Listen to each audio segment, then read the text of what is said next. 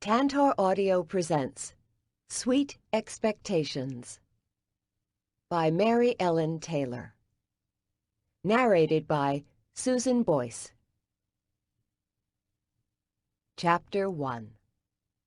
Saturday, 4 a.m. 14 days, 4 hours until grand reopening. Income lost, $0. Some disasters meander or stroll into our lives at an easy pace.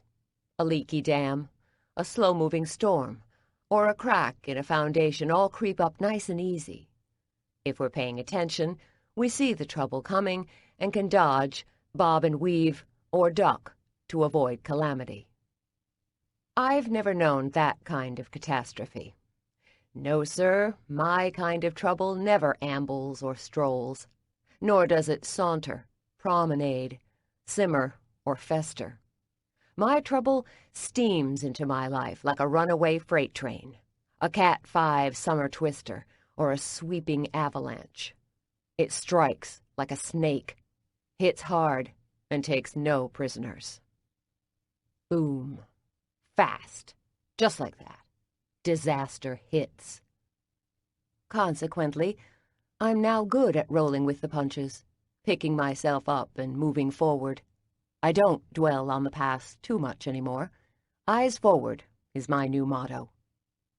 But as I clutched the little white pregnancy stick and stared at the test strip, willing a minus sign, I wasn't sure how I'd handle this jam. A baby wasn't like an expensive pair of shoes that needed returning, a bounced check, or a really bad hair perm. A baby was forever and ever. Threading fingers through my dark hair, I fought back the nausea and allowed a groan to rumble in my chest as I thought about my boyfriend, Gordon. We'd broken up last year. It had been a bitter, sad breakup, leaving me far more wounded than I could have imagined. I tried to move on with life, but regrets over Gordon always lingered. In the last month, we'd both landed back in Alexandria, trying to rebuild broken careers, and somehow we'd found our way back to each other. There were days when our rekindled love touched on miraculous. However, in a bid to be mature and thoughtful about our newfound love, we'd not reestablished relations, if you know what I mean. No nookie, no sex. We were going slow. Didn't want to upset the apple cart. Friends before lovers kind of situation, because the first time we'd been together, the sexual attraction had been hot and furious. Couldn't keep our hands off each other kind of sex. We were intimate by the second date, and had moved in together after a month. Gordon had asked me to marry him by week 6, and by week 9, I'd freaked out over the looming commitment and pushed the self-destruct button on us. So this time, the theme was slow and easy. Don't get me wrong. Since our reunion, sex had been on both our minds. Big, big time. Old sparks still flickered bright and hot. However, Gordon was the one staying strong, suggesting we nurture a friendship before we jumped into bed. I didn't like it, but I understood. Gordon wanted me to be sure about him enough as a friend as well as a lover. A simple concept, except for the fact I'd just peed on a pregnancy stick. Gordon and I had officially broken up last year, and officially gotten back together 4 weeks ago. A muddled middle filled the months we'd been apart, and halfway through our separation, exactly 4 months ago, I'd made a less-than-wise choice I thought was forgotten forever. I stared at the still white window of the stick. If it went nuclear pink, it meant I was 4 months pregnant. I didn't need a calendar or any fancy guesswork to know the day. March 21st. It was my last night in my Washington, D.C. apartment. The financial management company I'd worked for had gone under overnight, a casualty of the mortgage market. The job prospects were slim, so I'd yielded to pressure from my mother and agreed to come home for a few months and manage the family bakery. My newly widowed sister struggled with the job, and in Mom's mind, it could be a win-win for everyone. I was not thrilled about the move. I loved my family, but the bakery held bitter memories of a birth mother who had abandoned me at the shop when I was 3 years old. Needless to say, my last night in Washington wasn't happy. Self-pity brimmed as I pined for the past and dreaded the future. So, to cheer myself up, I'd invited friends over for a final goodbye. The 6 of us had gathered to mourn the demise of our beloved company and to toast my bright, albeit underemployed, future.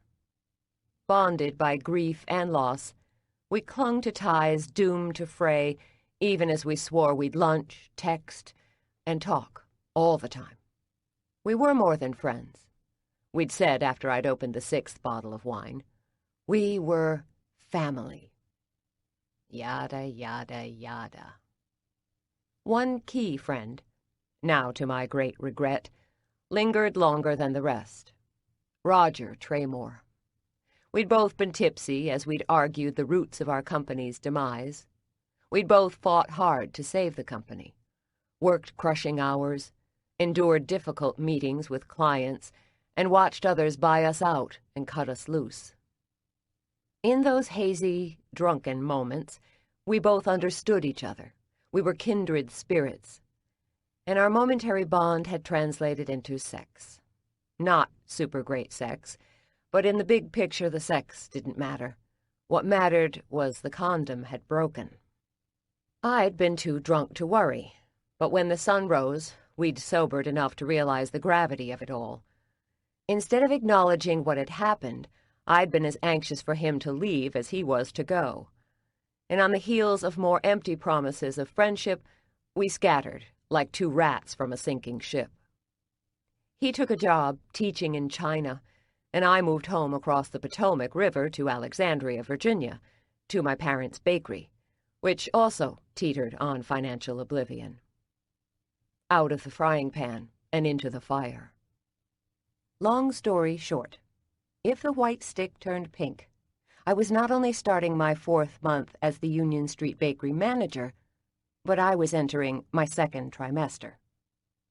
Pregnancy. Knocked up. Bun in the oven. Damn it. Clutching the stick, I walked across my attic apartment located atop the bakery and set it on my nightstand. Sitting on my squeaky bed, I buried my face in my hands. Don't borrow trouble. Don't borrow trouble. Glancing up, I surveyed my tiny attic apartment. My parents had converted the 3rd floor space into a room when I was a kid. They'd cleared out the junk, finished the walls, and added a bathroom. Not hugely spacious, but okay for me now. Since my return, I'd whitewashed the walls, added a desk for papers, and a chest of drawers to stow clothes. There wasn't a lot of storage space, but I didn't need much now. I'd saved one all-purpose black dress, but had sold my other DC clothes weeks ago for quick cash to pay the bakery's electric bill. There was a small television in the corner. It wasn't attached to cable, but I'd bought a digital converter, and on a good day it broadcast 4 channels. My red bike hung above my desk on twin hooks. A rag rug warmed the floor, and blue thrift store curtains covered the 2 dormer windows. In the corner, I'd also squeezed in another twin bed that doubled as a couch. No kitchen, but the bakery in the basement had all the cooking power I needed. My attic was not huge, but it worked fine for me. For me. Not me and a baby. I sat on my sofa bed, unmindful of the squeaky spring poking my backside, and switched on my nightstand light so I could stare at the strip under the bulb's glare. The white had turned a very faint pink tint, but it wasn't exactly dark pink. And I was pretty certain it was supposed to be a dark pink. The back of the box said, A pink plus sign indicated positive results. It didn't say faint pink or a little bit pink. No such circumstance as a little bit pregnant. How pink is pink enough? Damn. With a groan, I curled up on the side of the bed and stared at the stick, willing it to fade to white. It hadn't occurred to me until yesterday to buy a pregnancy test.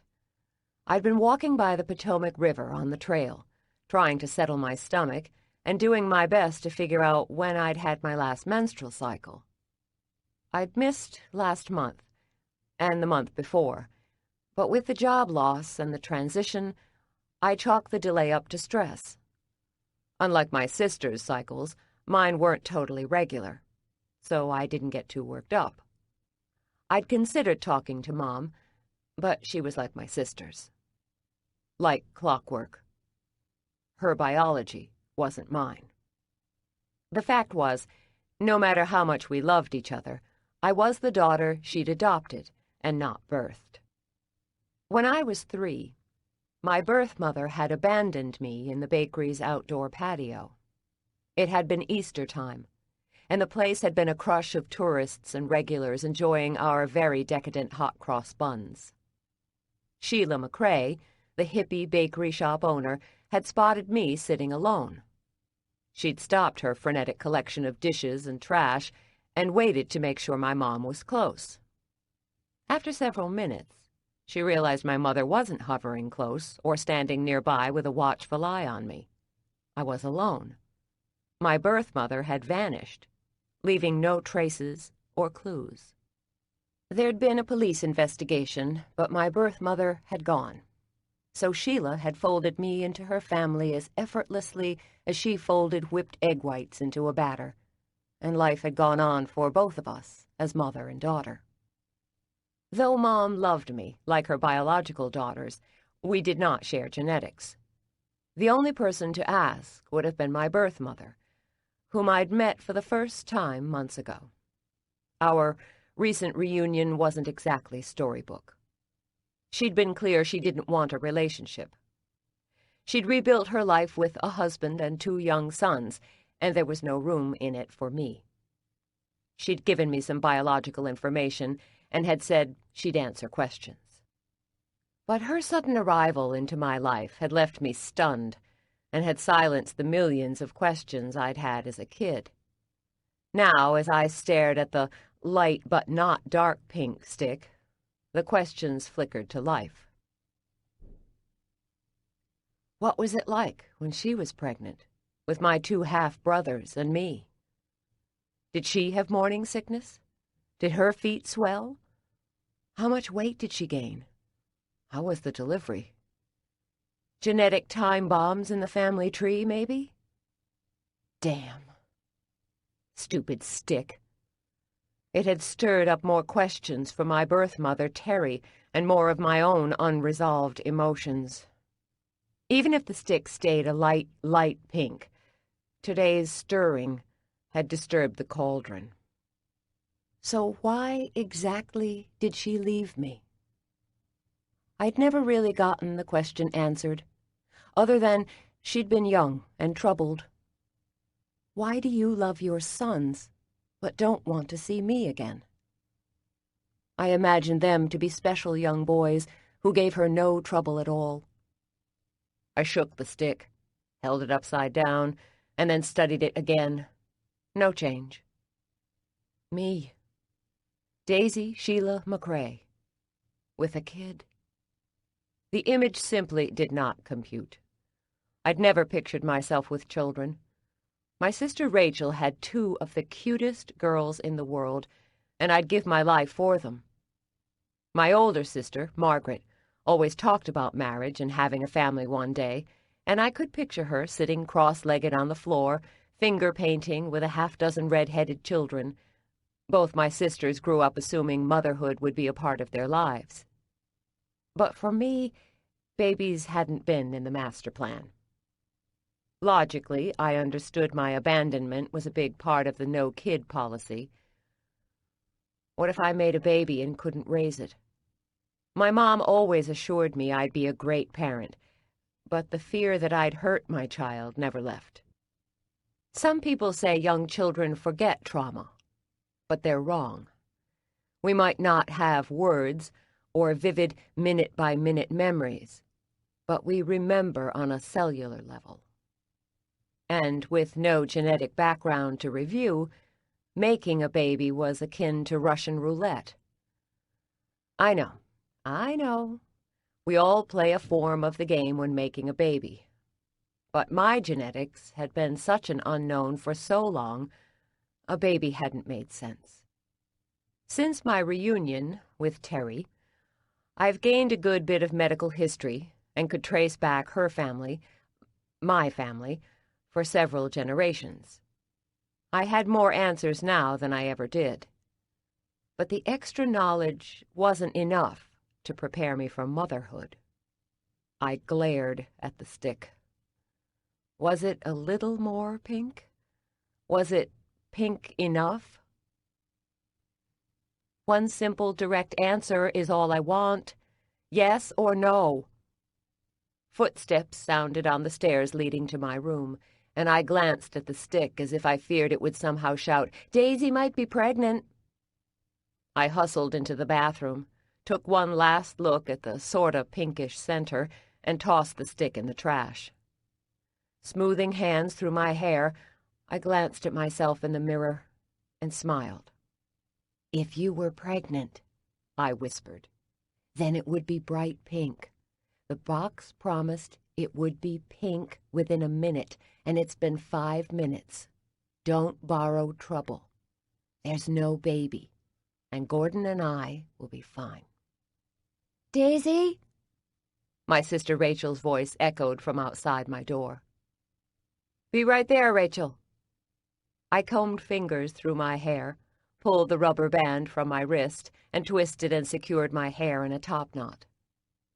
A strained smile plastered on my face. I opened the door. Rachel was 8 inches shorter than me, had strawberry blonde hair, and her skin was 5 shades lighter than mine. Hers was a peaches and cream complexion that easily burned in the sun, whereas my olive complexion soaked up the rays. She was our bakery's pastry chef, and was considered a talent in the restaurant circles, though she'd never been formally trained. She'd wanted to attend an upscale cooking academy in Maryland, but financially my parents couldn't swing it. So what she didn't learn from our father, she taught herself, with books and videos. Beyond her baking skills, Rachel also had an annoying knack for reading me like one of her recipes. Her smile faded. "What's wrong?" I cleared my throat and shrugged my shoulders. "Nothing's wrong, other than it's 4 o'clock in the morning." Blue eyes narrowed. "You're used to the hours."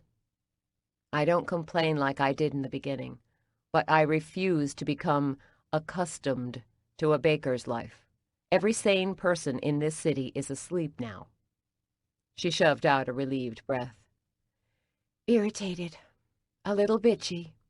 My Daisy." The smile was unexpected, and it scared me. As I stepped into the hallway, I pulled my apartment door closed. I'll try to remember smiling is bad. Not bad, but out of character for you. Duly noted. We descended the narrow staircase. The Union Street Bakery had been in business for over 150 years. The original building had been located on Alexandria's shoreline, along the large wharfs, but had burned in a fire in the 1880s. Our great-great-grandfather, Sean McCrae, and his wife, Sally, had rebuilt the business and moved it to the current location on Union Street. They raised 5 children here, and there'd been a McCrae in this locale ever since. Whereas 50 years ago, a bakery had been a daily stop for most, that wasn't the case anymore. Most folks these days did their shopping at grocery stores and rarely made a side trip to a mom-and-pop operation like the Union Street Bakery. We had our steady customers, and in the last couple of months had supplemented our income with several catering jobs. But the retail business had not really grown. People loved us, but they just didn't want to go out of their way for us. I'd come to realize that if we were going to survive, we had to reach out to some of the smaller grocery stores and get them to carry our goods. But to accomplish this, we had to correct logistical problems at the bakery first. The kitchen was located in the basement, a manageable obstacle if you had a strong guy like my late brother-in-law or my dad in his prime to carry the 100-pound sacks up and down the stairs. When Rachel had run the place alone, she'd gotten around the heavy lifting problem by ordering small bags of flour and sugar. But small translated into expensive. If we were going to show a higher profit, we needed to move the kitchen to the main level. We also needed a freezer. Until now, we made all our dough the day of or the night before. Fine for daily customers, but if we planned to expand, we needed a freezer to stockpile dough and cake. All this meant we needed a serious renovation, requiring that we close the shop for 2 weeks. It was a painful financial proposition, but necessary if we wanted to take the business to the next step. "You're looking a little rough this morning," Rachel said. "How do you look remotely human this time of day?" And she did. Rachel had a way of springing out of bed looking, well, perfect. Strawberry blonde hair in place, makeup on, and wearing T-shirts I'm pretty sure she ironed. "You make the rest of us look bad." She grinned. "I've made coffee." "Great." The idea of my favorite brew had my stomach flip-flopping as I moistened my dry lips. What I really craved was one of the ginger ales I'd hidden in the refrigerator downstairs. If I was lucky, I'd be able to stomach the ginger ale and a handful of saltines. I'd not been sick until just a couple of weeks ago, and the more I thought about my upset stomach, the more convinced I became it wasn't morning sickness but the flu. The good thing about my sickness was that it lasted all day, and I was fairly certain nausea associated with pregnancy was restricted not only to the mornings, but also the first trimester mornings. "Demo starts today," I said. Rachel somehow summoned a smile. "I bet it goes real smoothly." I held my index finger to my lips. "Shh. Don't speak so positively. You'll jinx us." She gently elbowed me. "You've got to learn to think positively." "Right." I shoved out a breath, already dreading the construction. To make room for the kitchen equipment in the basement, we needed to knock out my office wall. My office would move to my apartment, and the reclaimed square footage would hold the freezer and the basement ovens. One of the selling points of the Union Street Bakery was our brick oven. Located in the basement, it gave our breads a fine crust a conventional oven couldn't duplicate.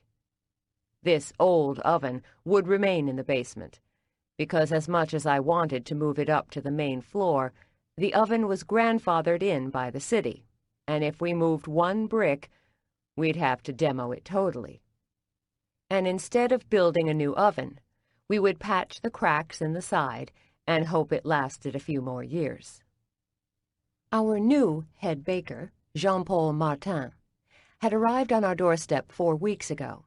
He had proven himself to be a talented baker, but when he'd assured us he could tackle the renovation, I'd been skeptical.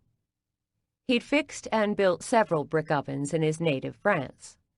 He'd also framed several kitchens. Our project should take 10 to 14 days, he had promised. We'd lose one selling Saturday and would be back in operation by the second Saturday. "Ne t'inquiète pas, tu es un ordre." Don't worry, everything is under control. I remained skeptical when he told me his fees, which were dirt cheap. He'd barely make a dime off the job. but a dime was all I had to spare, so I'd agreed. The bakery's accounts had tipped barely into the black, and this downtime would land us back in the red. But 10 to 14 days was a survivable delay. We could do 2 weeks, but not a day more.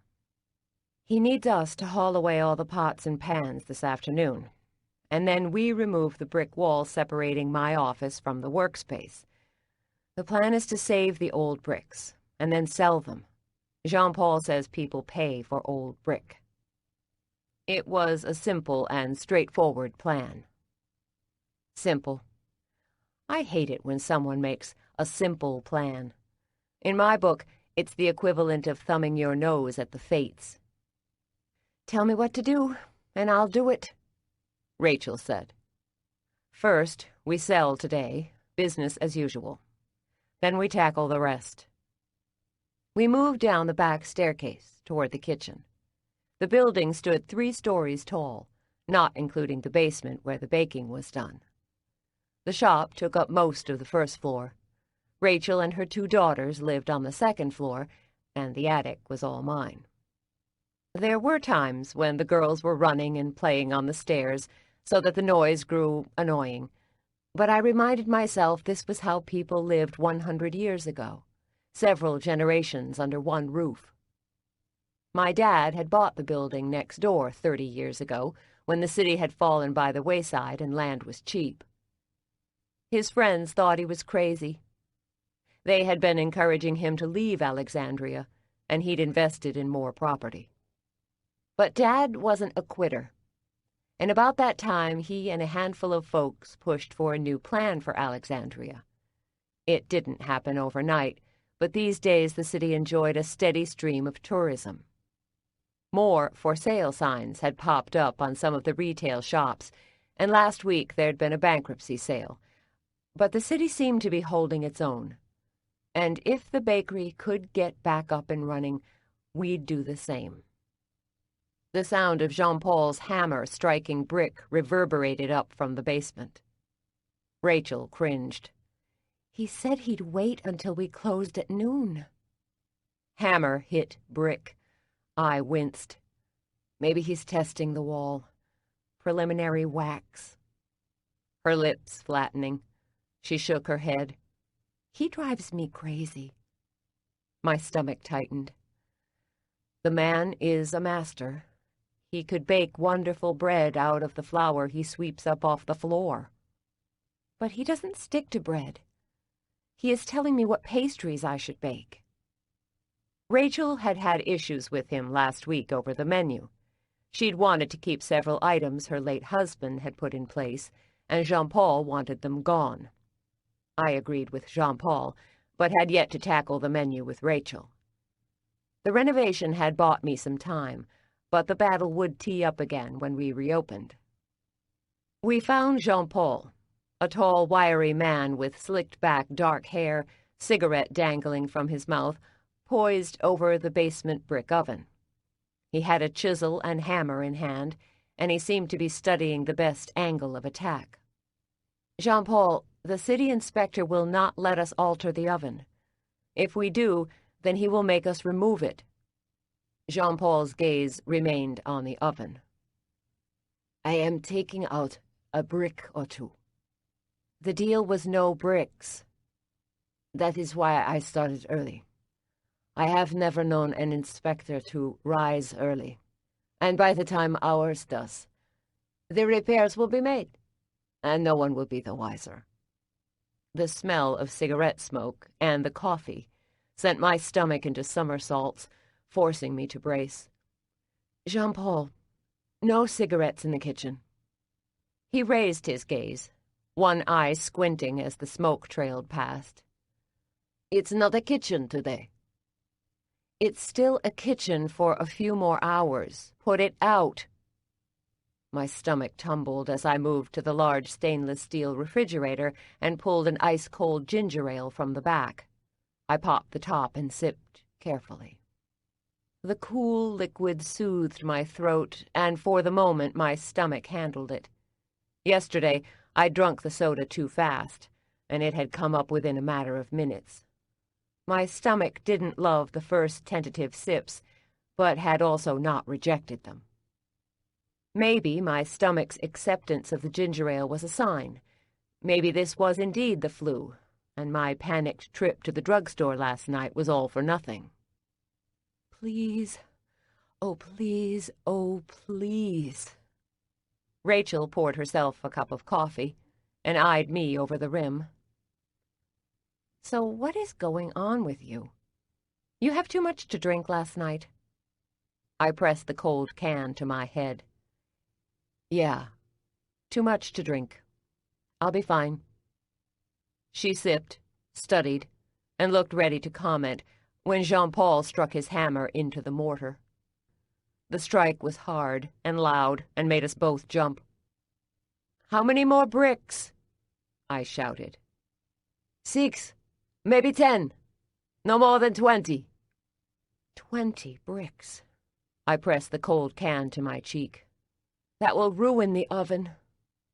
He shook his head. This is for me to worry about. You two must get ready for the day. A heavy weight pressed on me, and for a moment, unbearable worry tightened around me. The old oven had served this bakery so well for 60 years, and he was dismantling it bit by bit. Don't screw up my oven. He grunted, raised his hammer to a stone, and then seemed to think better of it before moving to another section. Since the spring, I'd had a lifetime worth of change. This might not be my dream life, but it was my life. I wanted this renovation done as fast as possible so that everything would settle. I wanted the bakery to keep growing and improving. I wanted numbers, once red, to stay black, and pink to remain white. Gordon to keep on loving me. I didn't want more change. Wanting could be as bad as planning. Both invited trouble. Chapter 2. Saturday, 7:45 a.m. 14 days until grand reopening. Income lost? $0. 4 hours later, the sun had risen, and the store was set to open in minutes. We'd baked extra yesterday, knowing Saturday would be our last sales day for a couple of weeks. We'd carefully carried all the baked goods upstairs and kept them in covered bins for freshness. We'd intentionally finished the breads and dozens of cookies this morning so the bakery smelled sweet and inviting. Jean-Paul finished removing his bricks and had spent the next hours mixing mortar and replacing bricks. While visions of surprise inspections had plagued me all morning, he'd not been the least bit worried. And as it turned out, I'd worried over nothing. By 7, Jean-Paul had completed the job. His smile had been smug and self-assured, and I'd wondered what other rules would get bent or broken over the next week and a half. My stomach had settled by the time we opened, and I was really feeling sure I had just gotten hold of a bug. Give it a day or two and I'd be my old self. The pregnancy test could be chalked up to a moment of hysteria. As Rachel arranged chocolate chip cookies on a tray, I hefted a tray of pies destined for the front display case. We were putting out 6 today, though we normally did 10. Is Margaret here yet? I asked. Our third sister, Margaret, was the oldest. She worked part-time at the bakery. On cue, I heard the front doorbells jangle and the door close. I glanced at the clock. 10 minutes to 8. Early. Margaret was never early. Margaret? That would be me, she called back. Rachel met my surprised gaze. Sounded like her. How can it be her? She's early. Rachel shook her head. You were smiling this morning, and she's early. This is all so wrong. I pushed through the double saloon doors, separating the work area from the sales area, and found Margaret putting her purse away. "Everything all right?" I asked as I raised the back of the display case and slid the pies inside. Margaret, like Rachel, had reddish hair, though hers was curly and wild and had to be tamed daily with a rubber band and bobby pins. "Life is great." I paused and glanced up at Margaret. Life was never good with my oldest sister. The glass always tipped at the half-empty mark. Red ringlets framed Margaret's round face, freckles peppered skin looking flushed with excitement. She wore a loose pale blue peasant top and a full black skirt that skimmed her calves. Birkenstocks. Margaret had a Ph.D. in history and a master's in forensics. If there was one industry that was tougher than the bakery business, it was forensic anthropology. Last year, she'd had an opportunity to take a job out west, but she had refused it so she could stay close to Rachel. Family loyalty had her helping in the bakery, but she didn't love it. The customers never saw her frustration. She reserved those gems for me. "What's wrong?" I said. She actually laughed. "Why does anything have to be wrong, Daisy? Do you have to be such a downer?" My stomach tightened, and for a moment I mentally traced the steps to the bathroom. "I'm a happy person." She laughed again. "Right." "I am happy." Carefully, I rearranged the pies in the case. I was happy. I had a lot to be thankful for. Bracelets jangled on her wrists. "You are as bad as I am. We are soul sisters when it comes to our innate unhappiness." I'd always known I had a bitter edge, but wasn't comfortable with having a reputation as perpetually sour. Suddenly, unsettling images of me as an old, wizened bakery woman flashed. "So why are you in such a good mood today?" She flicked away a lock of hair, away from her eyes. "It's summer. The air is warm, not hot." I rose, stretching the tight muscles in my back. "If you say the birds are singing, I'll hit you." "But they are." "Rachel!" I shouted. "Come here, quick!" Rachel quickly appeared above the saloon doors, a look of alarm on her face. "What's wrong?" I jabbed my thumb toward Margaret. "Margaret has been kidnapped. I don't know who this is, but it's not Margaret. She says the birds are freaking singing." Rachel's confused gaze danced between Margaret's smiling face and mine. "She looks like Margaret." I shook my head. "Look closer. There's a twinkle in her eye, and there's a grin on her face." Rachel's brow knotted. "You were smiling when I first saw you this morning."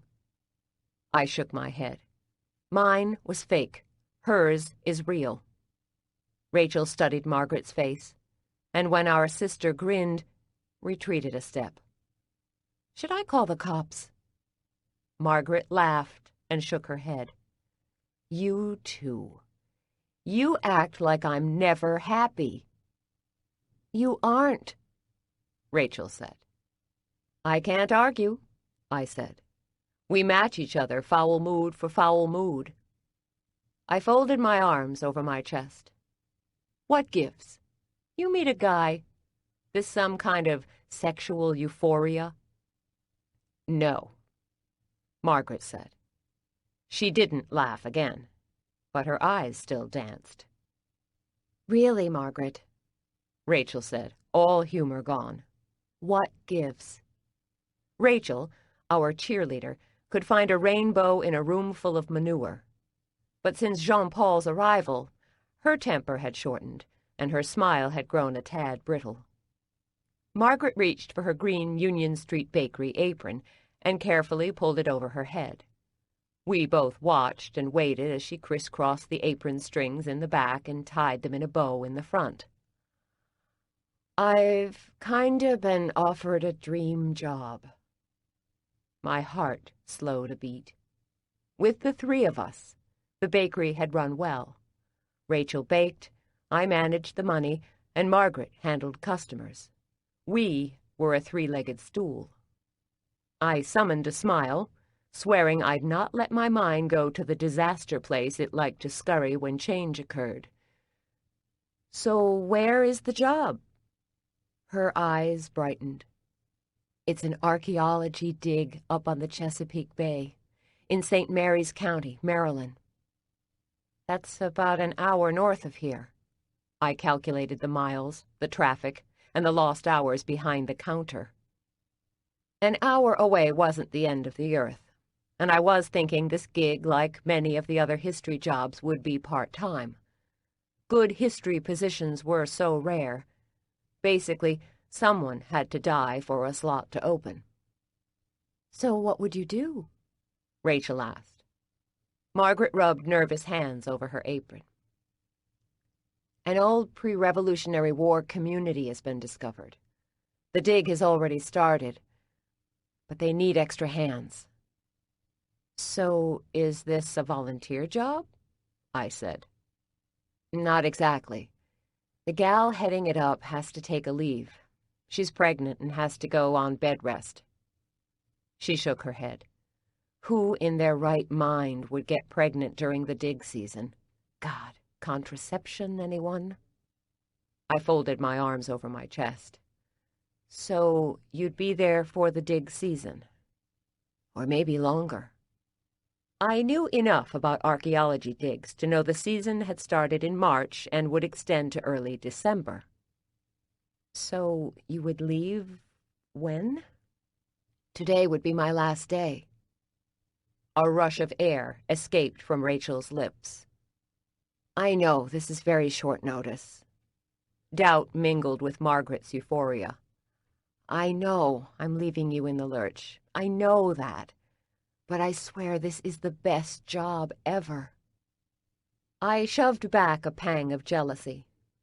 I'd had a great job until the financial company I'd worked for had blown up. I'd made great money, wore designer suits, people sat a little straighter when I entered a room. Now I worked 80-hour weeks, either in hot kitchens covered in flour and icing, ringing a register, or balancing a lopsided budget. Sarcastic comments danced in my head, but I refused to unleash them. As much as I wanted to bust Margaret for her lack of notice, I didn't. Couldn't. This was a dream for her. "So can we at least throw you a going-away party tomorrow?" Relief rushed past Margaret's lips in a rush. "I have to be on site Monday morning." "Then it will be tomorrow afternoon." I faced Rachel. "We can do a little something tomorrow afternoon, right?" Unshed tears glistened in Rachel's eyes. Her bottom lip quivered, but still she nodded and smiled. "Great." Margaret pursed her lips. "I wouldn't have taken this, Rachel, if Daisy wasn't here. I know the two of you can manage." Rachel cleared her throat. "Of course." She turned and vanished into the kitchen. Margaret moved to follow. I blocked her path. "It's okay. Let her go. She's been wound tight lately." Worry erased her happiness. What's going on with her? Jean-Paul is insisting on changes, and it's upsetting her, and the renovation is not helping. Silver bracelets jangled from Margaret's wrist as she tugged at a key-shaped earring. She's the boss. If she doesn't like it, then she should tell him so. That's not her style. Maybe it should be. I know. You know. But this is about more than changing menu items. The latest menu was Mike's. Margaret rolled her eyes. Doesn't mean it was great.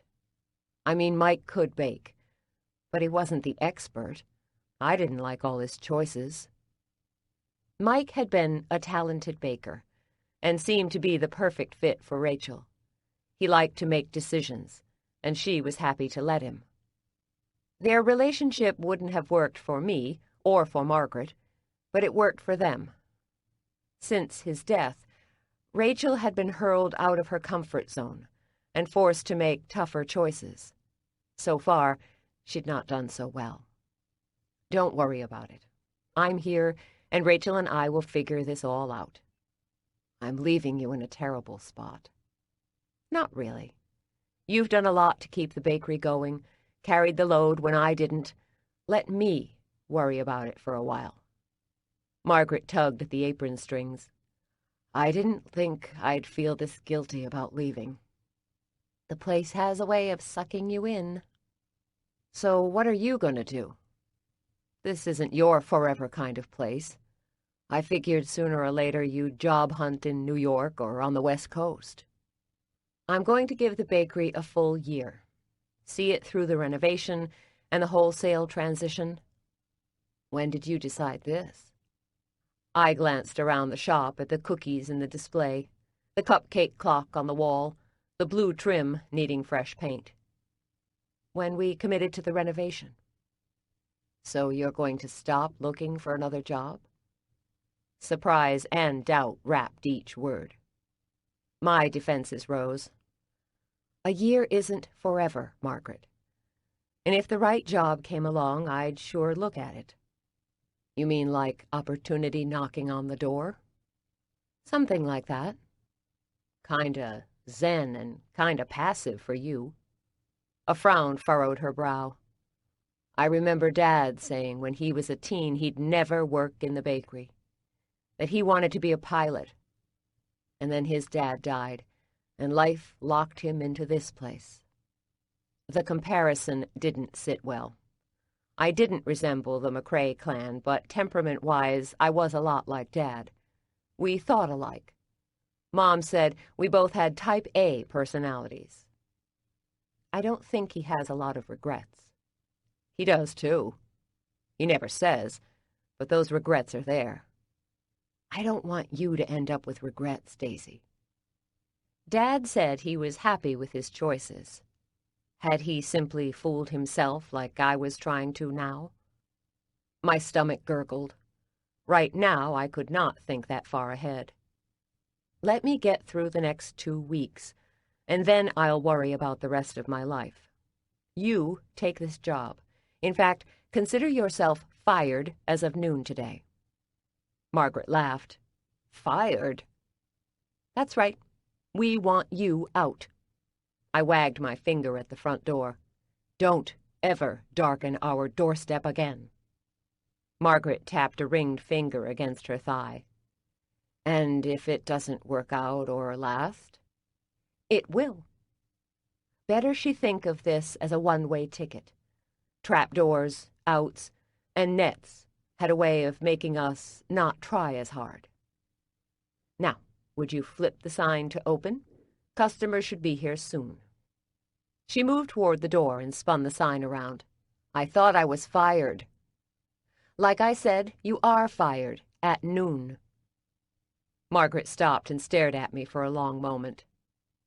What? I grumbled. Thanks. This time, my smile was real. You're welcome. I'd barely slipped on my apron before the first throng of customers arrived. Saturday was our busiest retail day. Folks who denied themselves sweets all week arrived ready to sin and enjoy. Some planned ahead for Sunday after church meals, and others were the random tourists who'd found us. Weeks ago, Rachel and I had visited all the area hotels within walking distance and handed out samples and offered a 10% discount to hotel guests.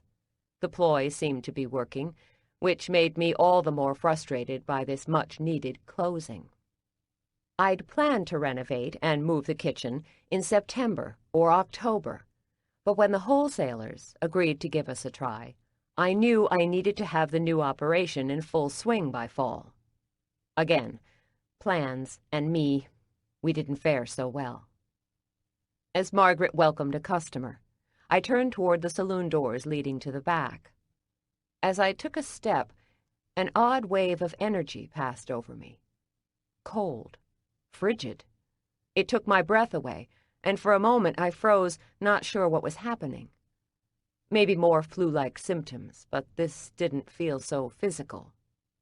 The sensation was dread, mixed with a jolt of energy. As my head spun, I imagined the floor under me shifting. The sounds of Margaret and the customer faded, and the loneliness enveloped me. Instinctively, my hand slid to my unsteady belly. I was going to be sick. Stumbling forward, I pushed through the saloon doors and hurried up the back staircase to my room. I made it to my bathroom seconds before I threw up. After the nausea had passed, I sat on the bathroom floor, my eyes watering and my head aching. I leaned my head back against the tiled wall. This is such bullshit. Such bullshit. Whatever was going on with me needed to stop. I did not have time to be sick. And I sure as hell did not have time to be pregnant. I'm not sure what drew my gaze to the trash can, but there it was, catching the edge of the pregnancy test strip. Absently, I reached for it so I could stare at the light pinkish window, which had refused to confirm a pregnancy this morning. When I looked at the strip, the color was no longer a light pink. It was dark pink, plus sign. A really dark pink plus sign. I blinked, shook the test strip as if a hard jolt would dilute the color, and then looked at it again. The plus remained as bright and pink as before. Weren't these tests no longer valid after 20 or 30 minutes? I fished out the box and read the back instructions, thinking maybe, just maybe, the plus meant something other than pregnant. Quickly I scanned the tiny type. I found in bolded letters, results. A negative sign meant no pregnancy. A plus indicated pregnancy. The instructions had the good sense to remain neutral and oddly calm, though it could have said, "Daisy, you dumbass, you are 34 years old, and you are by no stretch a virgin. So how the hell did you get pregnant? You know better." Clutching the strip in my hand, I leaned back against the wall and closed my eyes. Tests like this weren't perfect. There was at least a 10% margin of error. I was fairly certain. The definitive test, according to Rachel, was a blood test. Clutching the strip, I swore, "Why couldn't you have given me a straight answer in the time listed on the back of the box? Then I'd have a real answer. Not a maybe yes. Maybe this is a bad test, yes." Shit. I thought about another drugstore test, but I couldn't imagine doing this all over again tomorrow morning. No more dime store tests, which could have been left in the rain, heat, or cold by a hapless delivery truck driver. Yeah, the test was faulty. Yeah, faulty. The blood test would prove once and for all that I was not pregnant. Rachel's smile was as brittle and fragile as spun sugar, which was as easily admired as shattered. As she boxed up assorted cookies for a mother with 2 toddlers screaming to be let out of their double stroller, she tried to imagine herself at a beach. Soft sand, cool breeze, the sun on her skin. But as hard as she tried to summon the image, she could not.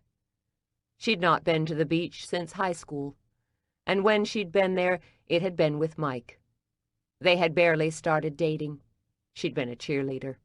He'd been on the football team. They'd not had much money, but there'd been no worries for either of them in those days. Their biggest concerns were getting a base tan before prom, which was weeks away. She'd been so worried her pale skin would all but glow in her new black dress. The lost, long-ago beach day had been magical. They'd had a beer or 2, soaked up the sun, laughed with friends, no worries. Perfect had ended during the car ride home, when she'd broken out in chills. She'd sunburned, badly. When they'd arrived home, her skin simmered with heat. Mike had laughed and reminded her he'd told her so. Her mother had coated her skin with aloe vera. Could you throw in another dozen sugar cookies?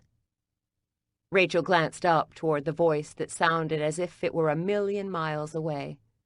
The woman wore her dark hair pulled back in a ponytail, sunglasses on her head and gold earrings dangling. She looked annoyed. Another dozen cookies? Rachel said. Sure. Sugar cookies, she repeated as Rachel reached for the lemon bars. Right, sure. She carefully stacked the dozen in the box before sealing it with a gold Union Street Bakery sticker. That'll be $21. The woman handed her a credit card. I saw the sign out front, so how long are you going to be closed? If the woman had seen and read the sign, she'd know. But Rachel summoned a smile as she swiped the card. 2 weeks. A manicured finger smoothed over a sleek eyebrow. My son's birthday is August 12. I'd like to order a cake. Rachel handed her back her card and receipt. I can take it now. You are sure you'll be open on time? I've never known construction to go as planned. We will be fine. We've built in extra days of cushion. It's been my experience when there's a remodel, days turn into weeks. We'll be fine. And they would. This was about knocking out one wall and moving kitchen equipment, not rebuilding the entire place. Would you like me to take the order? She opened the cookie box and handed one to each child. It needs to look like a ninja. A red ninja. Chocolate. Must feed 20 children. A ninja? You can do that, can't you? I don't see why not. And he has to be red. Billy likes the red ninja. He has a red ninja doll and is obsessed with it. I can do a ninja. And red. Vanilla icing. Chocolate cake. Yes, but not buttercream. I like the icing made from Crisco. I know it's not the fancy kind, but I like the taste better. Tastes like the canned icing. I know we shouldn't like it, but we do. So do the kids. As Rachel wrote up the order, she pressed so hard with the tip of her pencil it broke, and she had to fish another out of her apron. Ninja. Crisco. What else? Food coloring in the batter? Sounds good. You'll pick it up on the 11th? Yes. She recorded the woman's information and watched as she left. Why don't you go to a chain store and get your ninja cake? Why bother to come here? Margaret glanced up from the register. What are you mumbling about? People who come to a specialty bakery wanting their cake to taste like the ones in the grocery store. Margaret looked unworried. Money is money. Does it matter as long as they pay? Rachel glared at Margaret. I feel like a cake whore who mixes up whatever to keep the customer happy. Cake whore? Margaret cocked her head. That doesn't sound like you.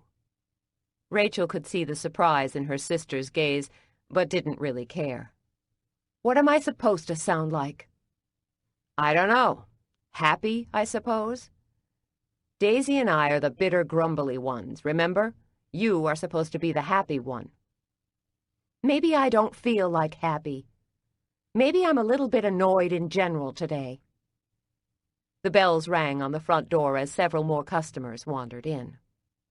Rachel watched as they absently searched the menu above for ideas, and she realized if she had to answer one more question about the difference between white chocolate and chocolate, she'd scream. Without a word, she left Margaret to deal. She considered escaping to the kitchen and baking to burn off stress, but remembered the ovens had been unplugged and Jean-Paul was downstairs dismantling them for the move. She smoothed her hands over her hips and rolled her head from side to side, trying to work the kinks out of her neck. Margaret was right. She was the happy one. She didn't get pissed and didn't do bitter well. And yet here she stood, annoyed and angry, living in skin tightening by the moment. Daisy reappeared, red-eyed and pale. "Where have you been?" The sharp edges on her words had Daisy raising a brow. "Bathroom. Are you hungover or something? Gordon's been gone since Thursday night on his bike trip, and you're not the type to sit in your room and drink alone." Daisy moistened her lips. "It's less like a hangover and more like something. A bit of a bug, I think." Immediately contrite, Rachel struggled with her anger as if she didn't have the right to express negative emotion with anyone, especially Daisy, who had damn near ridden to her rescue months ago. "You need to hang back when we pack and move equipment." "No, I'm good. I already feel like I'm on the mend." Daisy glanced at the clock on the wall. T-minus 15 minutes. And the bakery closes for 14 days. Margaret out front?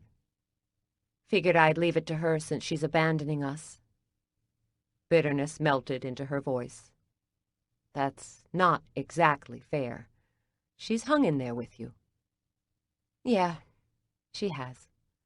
And Mom and Dad helped her with grad school, and last I checked, the bakery pays her for her time. She rubbed her hands over her arms, craving a beer.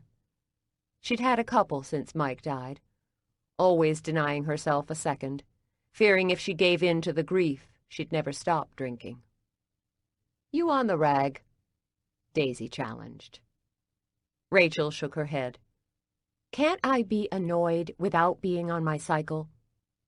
"You are only edgy during your period." "Well, today I'm annoyed, and I'm not on the rag." Daisy's gaze narrowed as she studied Rachel. "How was the girls' sleepover with Mom and Dad?" She huffed out a breath. "No one called, so all systems must be go." Mom and Dad had offered to take the girls on a beach vacation when Daisy had proposed the renovation. It had made sense to all, so her parents rented a cottage on the Outer Banks of North Carolina. The Sunday-to-Sunday rental began tomorrow, but Rachel had been worried about her aging parents chasing after very busy twin 5-year-olds. She'd suggested sleepovers as practice. So far, they'd gone well. The girls had been happy, and Mom and Dad hadn't died from exhaustion. "The acid test will be the beach vacation. Ellie and Anna are going to kick their asses." Rachel loved her girls more than life, but she needed this break. Needed a little time to reacquaint herself with Rachel. "They raised us," Daisy offered. "You lose the stamina real quick. If I had to go back to the infant stage now, I think I'd die. All those sleepless nights, I thought I'd go insane." Daisy's gaze sharpened. "Mike helped, didn't he?" "When he could, but he had to be up at 3 to bake, so for the most part I took care of the babies." "Yeah, but you had 2. "True, but all it takes is one with colic, and life as you know it is over. Gone, dead in the water." Daisy untied her apron and carefully hung it on the wall. "Good to know. What do you have to worry about? You're on the no-kid plan." "Right." The front doorbells jangled. Margaret wished the last customer good day, and then she pushed through the saloon doors. "Mission accomplished. We are now officially closed." "So we pack up equipment now, right?" Rachel said. "Sure," Margaret agreed. "I'm about all packed on the home front, so you have me all afternoon." Daisy's smile made her pale features look a little ghoulish. "Great." Seeing the finish line brought with it a kind of euphoria, and Margaret could see hers. Rachel had been robbing Peter to pay Paul time-wise for so long she'd forgotten what it felt like to be excited. Her finish line was so far off in the distance, she wondered if it existed. Chapter 3. Saturday, 2 p.m. 13 days, 22 hours until grand reopening.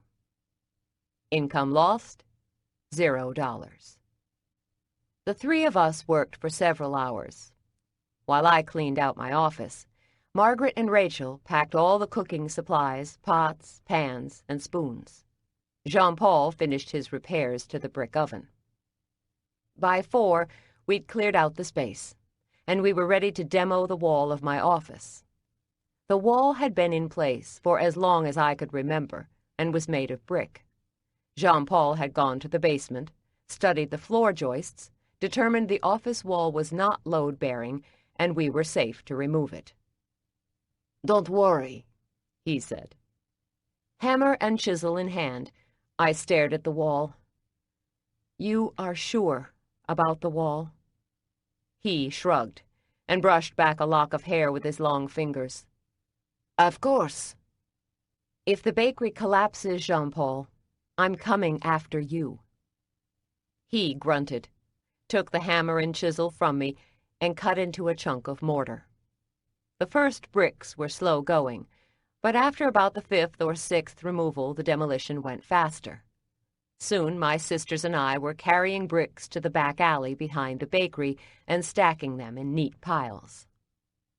Since Jean-Paul's arrival, I'd noticed whatever he did very well. However, he could only do one task at a time, and he could not be rushed. So when we had no bricks to move, I swept mortar from the floor, Margaret texted friends, and Rachel paced. It wasn't an efficient system, but like I said, Jean-Paul wasn't charging more than his baker's salary, and I didn't have the money to hire a real builder, and so we moved slowly and carefully. In a couple of hours, about 40% of the wall had been dismantled. We'd created a neat hole into the space that had been my domain for the last couple of months. I'm gonna miss this space. Closing the office door had been a treat in itself.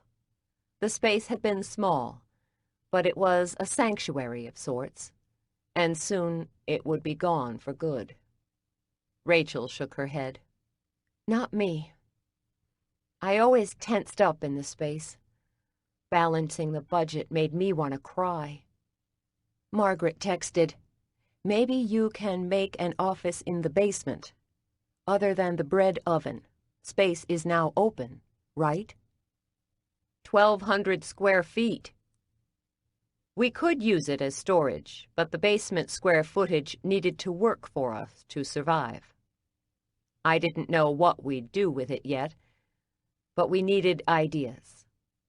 An unlit cigarette dangled from Jean-Paul's mouth as he studied his work. Hands rested casually on his lean hips. Make it a wine cellar. Wine? We are bakers, I said. Bread and wine are natural pairings, Margaret said. A loaf of bread, a bit of cheese, and a bottle of wine. Perfect for a day by the river. I don't know anything about wine. I know what I like, but I wouldn't know how to sell it. Jean-Paul shrugged as if this were a simple problem. I might know a guy. A guy? He is selling his restaurant. He has wine to sell. How much? Jean-Paul straightened, as lazy as a cat on a hot day. I will ask. With no further explanation, we returned to work. As the day went on, the heat outside rose, and the temperatures in the kitchen grew hotter. We had the back door propped open to allow a breeze because Jean-Paul had shut off the AC so the intake didn't suck up the dust. This is BS, Margaret said. Her good humor of the morning had faded. I can't believe we are doing this ourselves. Why don't you hire someone, Daisy? I swiped sweat from my brow. Can't afford a someone. We are it. We are bakers, not construction workers, she said as she accepted a brick. Rachel had been silent through the afternoon, but it was clear she didn't like this any better than Margaret or me. Normally she found positive topics to talk about, but not today. Something chipped at her good humor, as Jean-Paul chipped at the mortar. He set his chisel against a chunk of mortar and hit hard. The mortar fell free, and he wrestled another brick loose. This was a maddening process. My head pounded, and I considered calling it quits for the day, when Jean-Paul said, "That is unusual. No surprises, please." "What?" "There is a hole, where the side wall meets the main wall."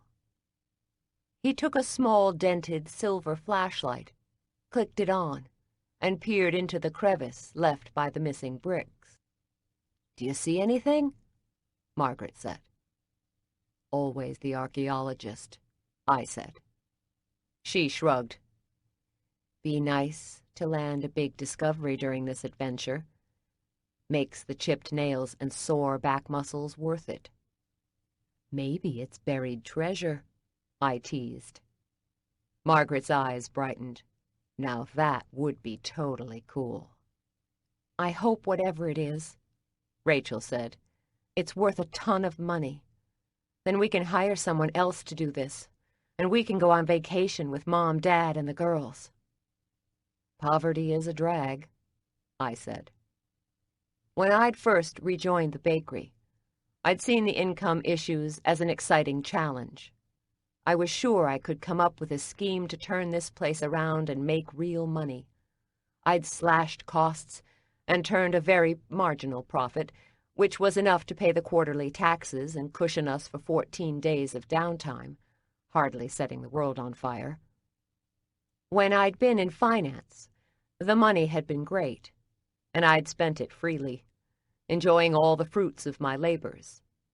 I'd assumed the job would always be there, and the money would keep rolling into my bank account. I cringe now when I think about how much I'd spent on shoes and eating out and trips. If I'd saved 20%, I'd have no worries now. But I'd pissed it all away on crap. And now the job had vanished, and I was here, schlepping bricks in the heat. Jean-Paul ignored us, as he always did, peering inside the hole. Finally he grunted, pushed up his sleeve, and put his arm in the opening. "Is that such a good idea?"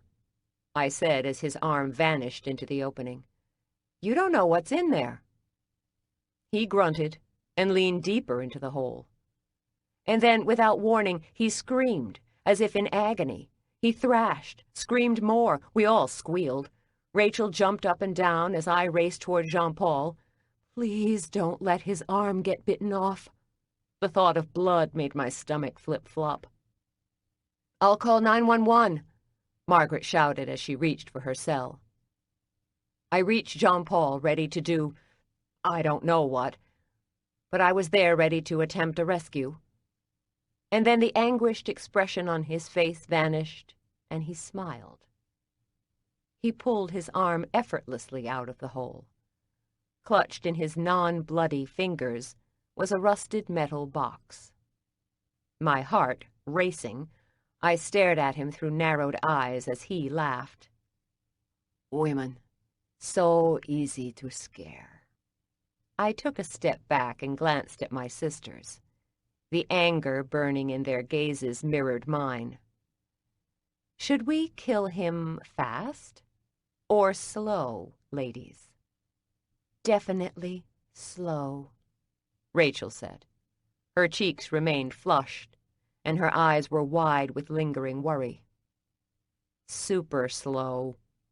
Margaret tucked her phone back in her rear pocket. Chuckling, Jean-Paul handed me the box and then glanced up at the clock on the wall. "It's 5.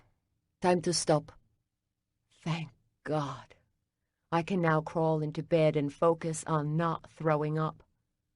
However, despite my first reaction, I said, "What do you mean, stop? We have hours of daylight." One of his thick brows arched. It's a beautiful day, and I've plans with friends. Friends? You moved here a month ago. I'd lived here my whole life and had, well, no friends other than my sisters and Gordon. I wasn't sure if my current circumstance was my fault or the bakery's. Another casual shrug lifted his shoulders. It is not so hard to make friends. Instead of summoning a rebuttal, I glanced at the box. What is it? A box, Jean-Paul said. Thanks. I did figure that much out. He reached in his pocket for his rumpled pack of cigarettes and headed toward the back door. Until tomorrow. As he vanished out the door, Margaret peered over my shoulder. Open it. Rachel pushed her hand through her hair. If we're knocking off, I'm headed upstairs. I want to make sure Mom packed everything the girls need. Don't you want to see what's in the box? Margaret said. Rachel waved a tired hand. Pass. Suit yourself, she said. As I went to the refrigerator, peeled back the plastic now covering it, and pulled out a ginger ale, she opened the box. Rusted hinges squeaked and groaned. I popped the top and savored several small sips. What's inside? Looks like recipes. Recipes? As the liquid hit my stomach, it lurched. I refused to get sick again today. No gold? She shook her head. No gold, silver, or precious gems. Old recipes and... She fished her fingers into the box. A set of dog tags. Dog tags? For who? Margaret squinted and studied the embossed lettering. For, Walter F. Jacob. Who would put a box of recipes in a wall with a set of dog tags? This wall must have been installed in the early 1940s, so this must have been put in as it was being built. Yeah, but why? A mystery. Margaret handed the box to me, which I do not have time to consider. I've friends to meet for drinks at 7, and it would be nice to take a shower before I meet up with them. I traced my fingers over the dust coating the top of the box. Sure, fine. Leave me alone. Margaret arched a brow. Is self-pity lingering under those words? Really, Daisy, that's beneath you. Wallowing wasn't my usual way, which meant I should be entitled to it once in a while. What if it is? Margaret rolled her eyes. Whining does not become you, Daisy. You love solitude. Not always. Where's Gordon? I traced my finger through the dust on the box. On a 100-mile bike ride in the Shenandoah Valley with a group of tourists from Japan. 100 miles? I know, crazy. But he loves to ride, and his adventure extreme tours are becoming popular. Margaret scrunched up her face as if she'd bitten into a lemon. Popular with who? Masochists? That's not exercise, it's torture. You're preaching to the choir. She shrugged off her apron and hung it on a peg by the door. So are you two getting kind of serious? My smile masked my panic. We're trying to be friends. A new and different approach for us. I mean, I have guy friends, and I know you've had one or two, but you were going to marry Gordon at one point. Yeah, but the engagement was rushed. We moved too fast. Gordon had never considered our pace fast. The speed had been my complaint. He is cute. I smiled as I sipped more ginger ale. Yes, he is. Better grab Gordon, Daisy. He strikes me as a keeper. Yeah. I thought about the dark pink plus sign on the pregnancy test buried deep in my bathroom trash can. How would I explain this to him? How could I tell a guy I really loved I was pregnant with another man's baby? He is. When will he be back? Monday. When he'd left a couple of days ago, I'd been sorry to see him go. Now I was glad for the break. I had to find a doctor and get a blood test, so by the time he returned, I knew one way or the other about the pregnancy. I tried to think good thoughts about flu and food poisoning. Well, if you two decide to take your relationship up a notch and tie the knot, call me. You getting hitched is an event I'd like to see. I imagined us standing by the Potomac, saying our vows. No one is getting hitched anytime soon. Never know. She gave me a quick salute. So, are we doing the going-away party tomorrow? We are. Mom and Dad shove off with the girls in the morning, so let's shoot for 5. You, me, and Rachel. We'll walk to a pub and drink like we did when we were teenagers. I offered a thumbs up, already knowing if I drank a drop of wine, I'd throw up. Right. See ya. Alone in the dusty kitchen, I stared at the hole and thought about the wall that had stood guard here all my life and provided a refuge office for my grandfather, my dad, and me. And now it was gone. The front doorbells of the bakery chimed, and I cursed Margaret for not locking the door. One fact I discovered about retail was that no matter what time of day or year, if the front door was unlocked, someone assumed we were open.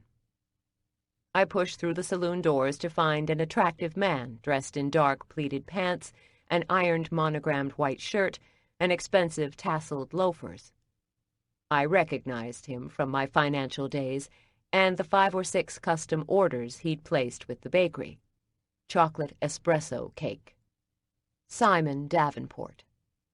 He was on the verge of launching a new development near the river, and the Union Street Bakery had done some catering for him in the last weeks. Nothing large yet, but the stream of business had been steady. And best of all, he paid on time, and his checks always cleared. Reaching for a towel behind the counter, I wiped my hands. Simon, what brings you to our neck of the woods today? He adjusted horn-rimmed glasses. I hoped to place an order, but I see you are closing for a couple of weeks. The party is week after next. My dad's heart for business beat strong in my chest, and I couldn't let potential income pass without at least asking. We're making minor renovations. What kind of party? Launch of the Waterside project. We're inviting key investors to walk the site. Always nice to have good food on hand when you're trying to make a sale. Fat and sugar do make the world go round. The last job we'd done for him had netted us $1,000. $1,000 would sure take the sting out of being closed for the next 13 days. We might be able to help you. I'm always willing to work with a good customer. How many people at the party? 40. A good number. Not so huge, but big enough for a decent payout. And you'd need this when? 9 days. I ticked through a mental calendar. It was a Monday. What would you like? I hoped Rachel would have suggestions. She has a knack for knowing what people like.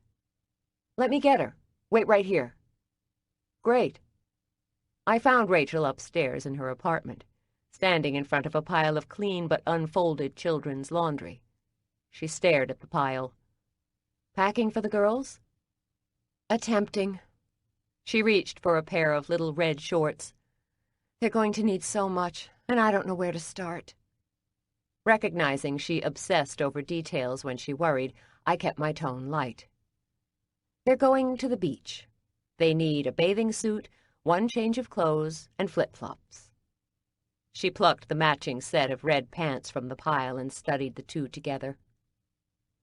I always rotate their outfits. Why? Because. Stress deepened normally non-existent lines on her forehead. I was stressed about closing the bakery, and so was Rachel. Love it or hate it, The bakery was the glue in her life. Don't worry about the clothes. Keep it simple. You know, Mom.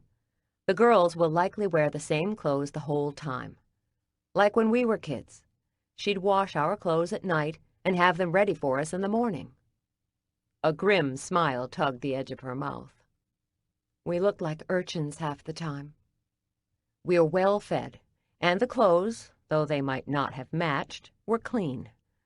And we survived, like the girls will survive a less-than-perfect fashionable week. I jabbed my thumb toward the door. Simon is downstairs, and he wants to place an order. We are closed. Not for a good client. He wants to talk to you. She clutched the red pants close to her chest. Where will I bake? Find out what he wants, and we'll take it from there. We can always bake in your apartment or Mom's kitchen. That's not right. Rachel, he's waiting. Let's go, now. She looked up at me, her expression so glum it took me aback. Hey, I thought you were Ms. Positive. I'm out of positive vibes right now. I raised my hand in a mock cheer pose, hoping to coax a smile. You can do it. Let's go see Simon. Without smiling, she nodded. I can do it. I didn't hear you. I can do it. Pitiful. I lowered my arms, wondering how the hell I ended up with the cheerleader job. He's out front. He wants your ideas. That bit of news had her lifting her gaze. Out front now? In the front of the store, as we speak. She tucked a stray curl behind her ear. A warm blush colored her cheeks. For a very split second, I considered teasing her about her reaction. She acted as if she liked the guy. But if I hinted about a sexual attraction, she'd retreat. Rachel had been a near saint since Mike's death, and the idea she might harbor an attraction for another male in her mind would be akin to a betrayal. You need to talk cookies with the man. Now, before he thinks we ran off or died. Okay, sure. She tossed the pants aside and followed me down the stairs. When she pushed through the saloon doors, he nodded when he saw her and then adjusted his glasses. Rachel, good to see you. She offered a shy smile. Simon, it's good to see you. I hope those eclairs worked out for your last gathering. They were perfect. I told your sister you seem to know what people like. I puttered behind the counter, pretending to straighten as they talked cookies, pies, and cream puffs. After 15 minutes, they came up with a menu of assorted cookies. Simon, his gaze still on Rachel, said, Daisy, you'll work up a price. I'll have it on your desk in the morning. And the construction won't be a problem? Piece of cake. As I headed in the back, my phone chirped, and I glanced at the text. Miss you. It was from Gordon. My fingers teetered over the keys. I missed him. My hand slid to my stomach. I prayed I'd not screwed it all up. Chapter 4. Sunday, 7:35 a.m. 13 days until grand reopening. Income lost? $0. 5-year-old twins Ellie and Anna, dressed in matching pink polka-dotted bikini bathing suits, squealed as they ran around Rachel's apartment. Anna was the fair-skinned child with a full blonde ponytail and peaches and cream complexion, whereas Ellie had olive skin and her ponytail was a deep, rich brown. Both wore blue sunglasses and flip-flops. Rachel's artist's eye allowed her to coordinate the colors of a cake as easily as her girls' swim apparel. As I leaned against the door jamb of their apartment, cradling another ginger ale, I watched the girls chanting, "Going to the beach," as they ran around the overstuffed sofa. Rachel's second-floor place was bigger than mine, though by most apartment standards it was small. However, she made the best of the space. The sofa was also a pull-out bed. Storage chests doubled as coffee and end tables. Shelves lined the entire north wall and exhibited a neatly organized collection of books, pictures, and knickknacks. The dining table was round and sat four, but there were leaves somewhere which extended the eating space. Off to the side was a small L-shaped kitchen, outfitted with a full pot rack, butcher block island, and narrow granite countertops. Her stove was electric and small, nothing special, but she'd baked delicacies in the oven. Dishes filled the sink, and a glance into hers and the girls' bedrooms revealed unmade beds. Any available wall space showcased pictures of the twins. It seemed every moment from birth until now had been documented. And of course, there were pictures of Mike. In one shot, he hugged Rachel and her very pregnant belly. In another, he looked bleary-eyed and tired as he cuddled his infant daughters. In another, he stood behind the counter of the bakery, grinning broadly. Rachel and Mike had met in high school. His home life had not been the best. I knew his parents were divorced, and his dad had moved away by the time he'd met Rachel. He'd fallen in love with her, and also with the entire McCrae clan, who offered a sense of security he'd never enjoyed. He and I had never gotten along. We could be polite, but he enjoyed making me the butt of jokes that weren't really funny. The jokes all had to do with my not being a real McCrae. I can look back now and recognize he was jealous of my spot in the family. He wanted to nudge me out and take the lone spot for the non-McCrae McCrae. But I've always said never cross words with an adoptee, especially if they have abandonment issues.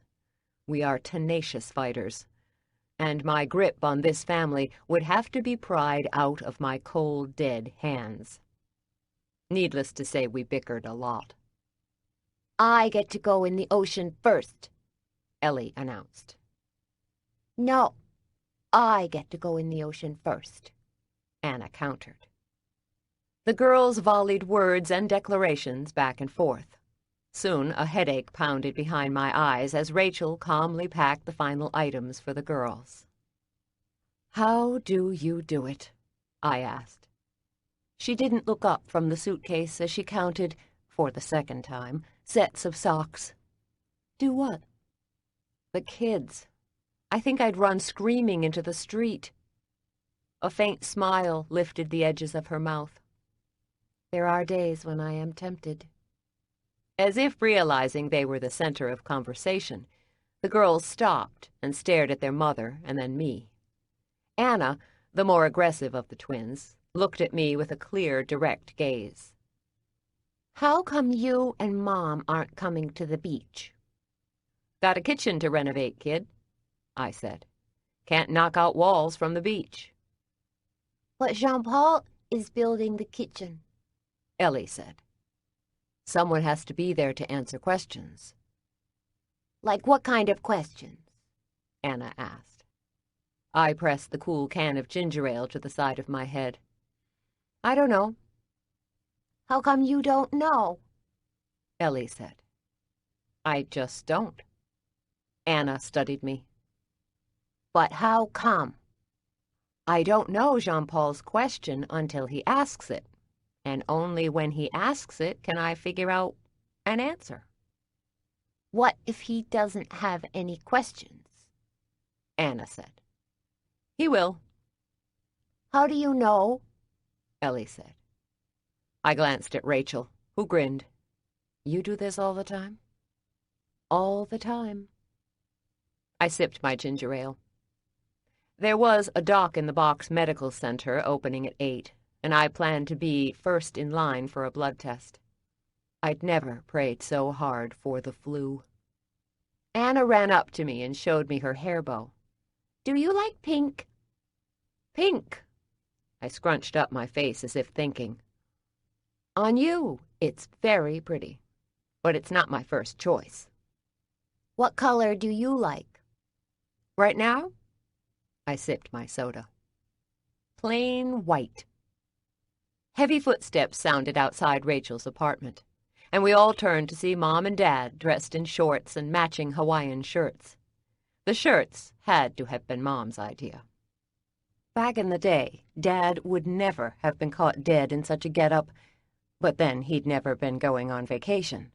He'd worked 7 days a week for 50-plus years, and not once had he closed the bakery outside of the few weeks after the holidays. Since he'd retired 2 years ago, they'd driven to a dozen different cities. I'd never figured my folks for the wandering traveler kind, but then 50 years was a long time to work on a bucket list. The girls squealed louder as they ran up to Mom and Dad. Both my parents laughed and hugged the girls close. No denying Ellie and Anna were getting the fun vacation energy my parents had never been able to lavish on their own children. Rachel zipped up the suitcase and hauled it off the couch. "So," Dad said, giving me a hug, "how goes the renovation?" "I'm surprised you haven't had a look." "Nope. You girls are running the show." His cheery tone had me wondering if he believed the words or practiced them so many times he could sound convincing. "I'm a bystander." Mom laughed. "I threatened to break his feet if he looked." Dad shrugged. "I wasn't going to look." "Yes, you were," Mom said. I'd been careful since taking over the bakery to minimize how much I told Dad about business problems. He'd carried the load of working and raising a family for a long time, and those old work habits, so deeply ingrained, could make tugging him back into the fray easy. After all he'd done for us, it would break my heart to see him working again. He and Mom really did deserve to savor their golden years. "It's good. We packed up all the equipment yesterday and demoed the office wall. A little slow going because we want to reuse the brick." His gaze grew wistful. "Spent many an hour in that office. Like an old friend, as far as I'm concerned." "Yeah, I'll miss her too. But she had to take one for the team. We need the space for the freezer. But no worries. We've talked about building a new office in the basement." Old Spice aftershave wafted around as he gave me a hug and kissed me on the cheek. "That's my girl. And you have Rachel and Margaret to help." "I'll have Rachel," I said. "Margaret has a great job up in St. Mary's County. A big dig." He frowned. "She didn't tell me." "Thanks, Margaret, you coward." "She's excited and rushed, and with the shop closed, there really isn't much for her to do." He nodded. "When she's not busy, she grumbles and complains." "You've noticed." He chuckled. "I have." "Frank," Mom said. "if we don't get on the road now, we're going to hit traffic. It'll take every bit of 6 hours to get to Nag's Head, and I don't want to waste a minute of beach time." The girls squealed. Dad clapped his hands together and laughed. "Then let's get this show on the road." The 6 of us proceeded down the stairs and out the back alley where Dad had parked his white Buick. The girls scrambled into car seats Rachel had installed this morning, and as Dad crammed the girls' bag in the trunk, Mom gave me a hug. "You look tired." She spoke softly so Dad couldn't hear. "You feeling all right, honey?" "Never better, Mom. Please, go and take your vacation." "Are you sure?" Her blue eyes darkened with mother's guilt and worry. "I can always stay and take care of you." A part of me wanted to pull her aside and ask, "What does pregnant feel like?" But that question would have sent both my parents into a hysterical tailspin. They'd cancel their vacation and spend the week hovering over me. No, this very explosive question, if I were lucky, would never, ever have to be asked. Rachel kissed her girls, Dad slid behind the wheel, and Mom hugged us both again. Finally, after a great deal of fanfare, my parents and nieces set off on the grand beach vacation. As the car turned the corner and vanished out of sight, Rachel and I stood there, savoring the silence. "Amazing how much noise two well-behaved little girls can make," I said. Rachel shook her head. "They weren't trying to be loud." "I can't imagine." "Any bets on how soon it'll take for the girls to break Mom and Dad?" I sipped my soda. 3 or 4 days? Rachel shook her head. "This time tomorrow, they'll be wondering what truck hit them. Mom swears this is going to be so much fun. Too much fun." I laughed. 2 days. They'll cut it short in 2 days. 3 days, Rachel said, extending her hand. "And the winner gets what?" "A free round of drinks at O'Malley's. You can name your poison." Drinks. If this Pink Plus problem didn't clear up, my poison was going to be milk. Making a lame excuse to Rachel about a drugstore run for peanut candy bars and a Diet Coke, I left the bakery for the doctor's office. Weekend office hours began at 8, and by the time I drove the 5 miles and parked, it was 8:20. Already, the waiting room was full. I signed in and spoke to the receptionist through the little glass partition. "What's the wait look like?" A young girl, not more than 20, with bleach blonde hair and darkly lined eyes, didn't spare a glance away from her computer screen. 30 or 40 minutes.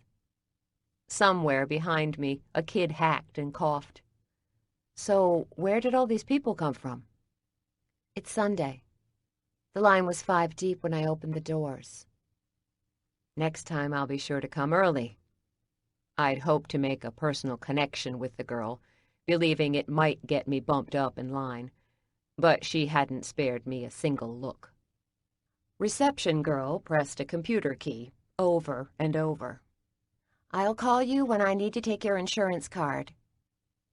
I sat in a corner as far away from everyone resembling sick and hugged my purse close to my chest. The magazines on the small table ranged from Good Housekeeping to Parenting to Time. I picked up Time. The issue was 6 weeks old and the pages fairly beaten up. I flipped through the pages, glancing at headlines and the occasional picture, but found concentration in short supply. "Ms. McCrae?" Grateful to have my name called, I tossed the magazine aside and hurried to the little cubicle room, where another young girl asked for my insurance card and a picture ID.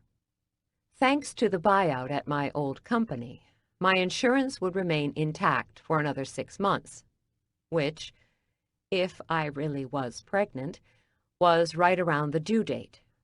I had visions of watching the insurance clock tick away as the baby stubbornly refused birthing. How much did it cost to have a baby? Ellie and Anna had been 6 weeks early and had cost a fortune, but I'd never gotten hard numbers. I wasn't sure if 2 babies earned a discount on each unit. I slid my card and ID across the desk. "Have you ever been here before?" "No." "And why are we here today?" This gal was dressed in light blue scrubs, as if she were in the medical field, but I suspected the scrubs were for show. I leaned forward, trying to make light of what could be a disaster. "We are here for a pregnancy test." My use of "we" earned me a raised eyebrow before the woman typed my info into the computer. After more moments of silent typing, she slid my cards back to me and rang a bell. Another nurse appeared and escorted me to a curtained room. The nurse snapped the curtain closed behind her and moved to a station equipped with a computer. I climbed up on the table, lined with white paper. "You are here for a pregnancy test, correct?" Her deep voice carried, and I envisioned a customer, or God forbid, a family member standing outside the curtain. Wishing for a door, I shifted my weight, causing the paper under my rear to crinkle. That is correct. Do you have any idea of how far along you might be? 16 weeks, 1 day. She glanced back at me, her gaze direct. You're sure? I folded my arms over my chest, grateful to give voice to the thoughts dogging me. March 21st at about 1 a.m. The nurse frowned. Did you take a home pregnancy test? I wished she'd stop saying the P word. I did. The pink plus didn't show up right away. Took a couple of hours. I have it in my purse in a Ziploc if you'd like to see it. I'd considered throwing it away, but had visions of Rachel finding it. My plan was to save it, then deposit it in a trash can far, far away from the bakery. That's not necessary. I leaned forward. These home tests, they are kind of bogus, right? They aren't really good. They're pretty accurate. But what do you mean by accurate? I mean, I would think a real positive would show up right away and not take its sweet time. She faced me with a needle and syringe. Let's get some blood. I rolled up my sleeve and looked away. After a small pinch, seconds passed, and she stuck a Band-Aid on my arm. Test results will be in this time tomorrow. You can't tell me now? The home test promises fast results, so it seems like you could match or best that time. You are a medical facility. She laid a hand on my shoulder. You want accurate or fast? Both. Her gaze softened. Sorry, hon, but either way, you'll have your answer this time tomorrow. You do understand, right now time has stopped for me, and in my world 24 hours is equal to an entire decade? She patted me on the shoulder. Keep busy. Don't think about it. Really? She typed into a computer screen and printed out a receipt for me. You feeling sick in the mornings? More like morning, noon, and night. Though I seem to get about an hour's break, a half hour before bedtime. Ginger ale and crackers. Have them both on your nightstand, and have both before your feet hit the ground in the morning. Right. Thanks. As she turned to leave, my phone buzzed. I fished it out of my purse and glanced at it. The text was from Gordon. Hey, babe. Everything all right? Didn't see a text back from you last night. See you tomorrow. G. I stared at the text for long, tense seconds. I should tell him it was all good. But it wasn't all good. I slid the phone back into my purse and left the doctor's office, wishing like hell the next 24 hours would pass fast. Rachel, Jean-Paul, and I spent the day clearing out the remainder of the wall. The next step was for Jean-Paul to install the electrical work, and once done, we could call the city inspector, get the all clear, and then put it all back together. By 5, I stopped working to take a hot shower. A grateful sigh escaped my lips as I stood under the hot spray while it washed away the sweat and grime clinging to my body. If only problems could wash away as easily as dirt, I'd be set. As I toweled off, I glanced toward the desk in my room and caught sight of the recipe box. I'd all but forgotten about it. Crossing the room, I carefully thumbed through the cards. I glanced at the neatly written cards, and for a moment was tempted to sit and look at each one. But I had barely 10 minutes to dress before Rachel and I met Margaret. Rachel and I arrived at O'Malley's after 6. I wanted a stiff drink, but knew I'd be settling for soda. My phone buzzed again, and I glanced at it. Gordon. Another text. Daisy. Call.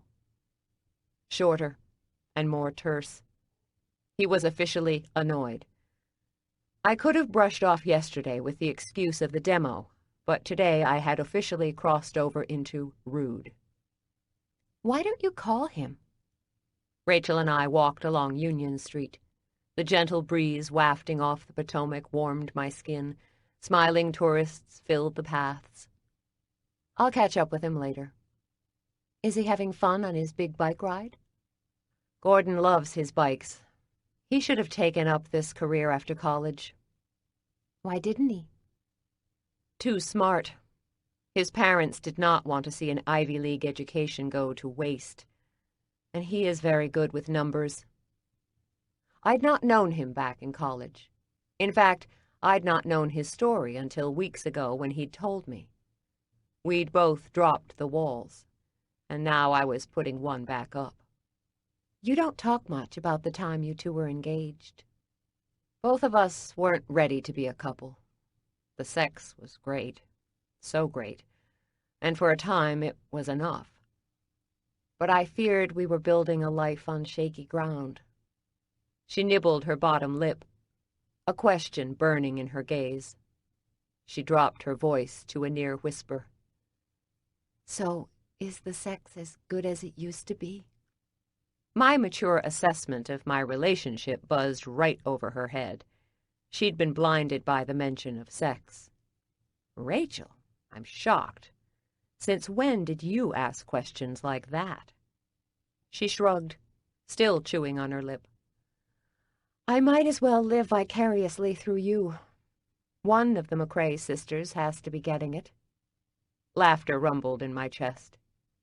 You never talk about sex. Yeah, well, I've changed. Death, kids, and a bakery will do that. She shoved her hands in her pockets. Motherhood changes you. We moms still like sex, but other things get in the way. My heart is now controlled by 2 little girls in bathing suits at the beach with parents who haven't had young kids underfoot in 30 years. I reached for the brass door of O'Malley's. You worried about Mom and Dad taking care of the girls? Music and laughter washed out from the bar. I worry about everything. It's my specialty. Have you called Mom? Twice. She forgot to turn her phone on again. You know Mom loves her landlines.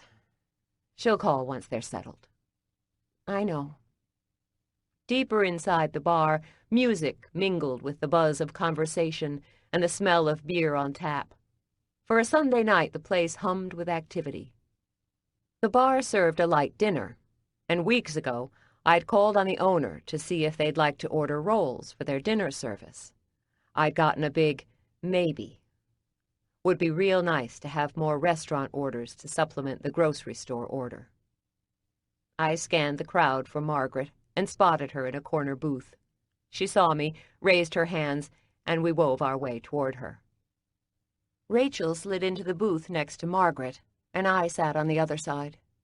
As we settled, a waitress appeared with 3 beers and set them on our table. I went ahead and ordered, Margaret said. Figured you could use a cold one after your day.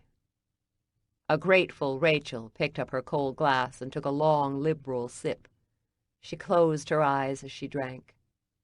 Margaret looked at me, amusement dancing in her gaze. Little sis, you looking to tie one on? Rachel nodded. Yes. It's been years since I had a full beer without worrying about the girls. I figure I've a day or 2 maximum before the girls break Mom and Dad and they all come rushing home. I need to make hay while the sun shines. Margaret chuckled as she raised her glass. Well, drinks are on me, babe. So as long as you can slam 'em down, I'll buy 'em. I raised my glass. A toast to Margaret, super history sleuth who loves to dig in the dirt and play with old bones. Margaret nodded. Amen. Rachel swiped the back of her hand over her mouth as if she were a sailor fresh in port. I hope you have lots of fun digging in the dirt. As I pretended to sip, Margaret took a long drink. I am going to make a huge discovery. I can feel it in my bones. I am going to be an archaeological rock star. Grinning, I couldn't help but enjoy her enthusiasm. And we will say we knew you when. Rachel finished her beer. As I swapped out my beer for her empty glass, the bandage from this morning's blood sample rubbed against my skin under my shirt. Still a bit of that bug. Take mine, and I'll get a soda. Must be serious, Margaret said. You never get sick. I caught the waitress's attention and ordered a soda. Bound to happen with all the customers we deal with. I'll be fine in a day or two. 18 years at the outside. So you demoed the wall today? We did. Monday is wiring and new studs. Rachel smiled. 2 studs? Margaret burst out laughing. Our little girl is growing up, I said. She's been asking about sex. Really? Rachel shrugged as she finished another half beer. It's been a long, long dry spell. I mean, you try being married to a guy who's stressing about a business while you were chasing twin girls. Not much been going on in Rachel's love life for a very, very long time. There's time for love, I said. Yeah, like when? I will be 35 in 2 months. I've slept with exactly 1 guy in my life. She held up her index finger as if we needed visual aids. I want to know what it feels like to have a man touch me again before I die. Margaret sat back in her booth. Okay. I take back what I said about buying you all the beer you want. I figured I was in for 1, maybe 2 beers, but I can see you could drink me out of my life savings tonight. The waitress delivered my soda, and I took a long sip. My stomach lurched but didn't buck. I'd arrived at the sweet spot in the evening, when I wasn't exhausted or sick. Most nights I turned in by 9, but tonight, with no store to open tomorrow, I could actually enjoy an adult bedtime. Did you 2 go over the recipe box? Margaret asked. Honestly, demolishing the wall didn't give us any time. I wish I had a little time to go through it, Margaret said. Like a mini time capsule. I glanced around the bar, hoping to spot the waitress, who could bring me bread to soothe my stomach. As I did, I spotted Simon Davenport by the bar, dressed in jeans, a V-neck sweater, and expensive loafers. He appeared to be alone. Rachel, I said. Don't look now, but Simon is at the bar. Who? Simon Davenport. Remember? He's the dude who hates sweets, but who has placed 5 big orders in the last couple of months. The dude who must have a little crush on you? Rachel moistened her lips. Beer had left her cheeks flushed. Do you really think he likes me? Margaret glanced in his direction, studying him as if he were an artifact found at a dig. Totally. Alone, we were articulate women in our 30s. Together, we reverted to middle school and might as well have been standing by hall lockers with our arms full of textbooks as we ogled the football quarterback. You should go over and talk to him, Margaret said. Yeah, I prodded. I mean, you do want another beer, and it would be so much easier to get it from the bar. Rachel nodded. I could get a beer from the bar. Margaret handed her a $10 bill. Go get a beer and say hi to the nice man. Rachel ran her fingers through her blonde hair. Do you really think he likes me? Yes. A frown furrowed her brow. How can you tell? Rachel, go, I said. Worst case scenario, you get a beer, say hi, and come back here. She nibbled her lip. That's not such a bad scenario. No, it is not. Rachel rose, swayed a little, and walked stiffly toward the bar. She's not had a date since high school, Margaret said. I know, but she might as well practice, or she'll spend the rest of her life in the bakery. Rachel stood at the bar, her $10 bill clutched in her hand. Simon leaned a fraction closer as he spoke to her. To Rachel's credit, she looked up at him with what looked like genuine surprise. Our little girl is a player, I said. I'm so proud. Margaret leaned forward, staring with open interest as Simon, head slightly tilted, spoke to Rachel. She tucked her hair behind her ear, rested her hand on her hip, and then slid it in her pocket as if she didn't know what to do with it. She was a fluttering butterfly, whereas he stood tall and strong, like 100-year-old oak. Rachel needed a guy who could be fun and make her laugh. Simon's fun meter didn't look like it registered high. But he was nice, and this wasn't a marriage or a date. It was a little practice flirtation. Rachel took her beer from the bartender and gave him the 10. He put 5 back on the bar as change, but she didn't seem to notice. She's not bothering to pick up the change. Margaret slid to the edge of the seat as if to rise. I should get $5 back. Don't you dare. $5 is a lot of money. But Margaret halted, clutching the edge of the booth, as if ready to sprint to get her 5.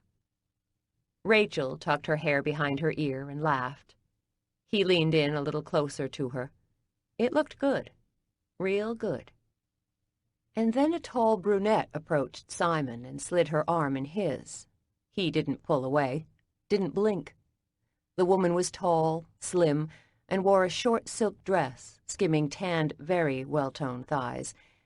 Tall metallic high heels matched gold bracelets and hoop earrings. Rachel's smile froze on her face. She raised her beer to her lips, but didn't take a sip. Shit. A she-devil has staked her claim, I said. Simon at least had the decency to stand a little straighter. He looked like he'd been caught with his hand in the cookie jar. Margaret's eyes narrowed. We can't leave her hanging.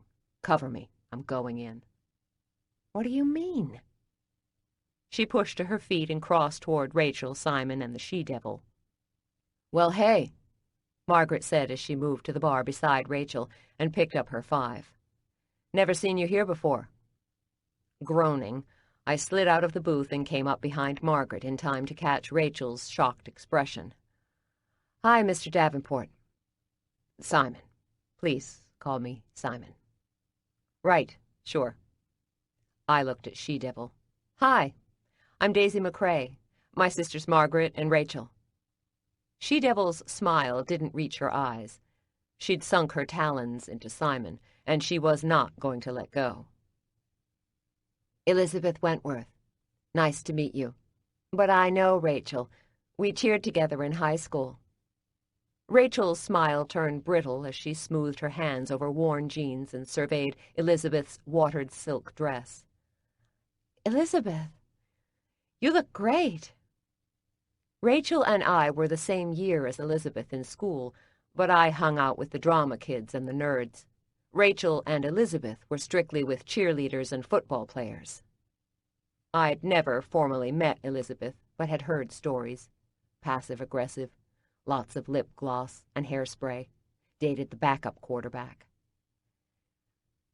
And you look, well, like you've been working hard. Simon's gaze sparked with interest. You two went to high school together? He asked. Elizabeth laughed. Hard to believe, right? Rachel, you still work in your parents' bakery?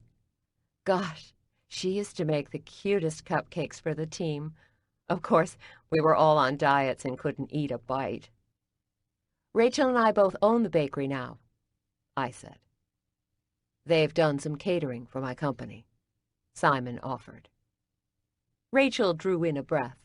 I kept waiting for the perky smile guaranteed to make everyone feel as if it would be okay.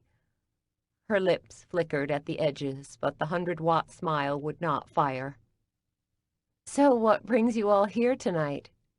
Elizabeth said as she glanced beyond us to see who else was here. My sisters are giving me a going-away party, Margaret said. I've a job working on an archaeological dig. Elizabeth looked bored. Awesome. Simon, to his credit, raised a brow. Where?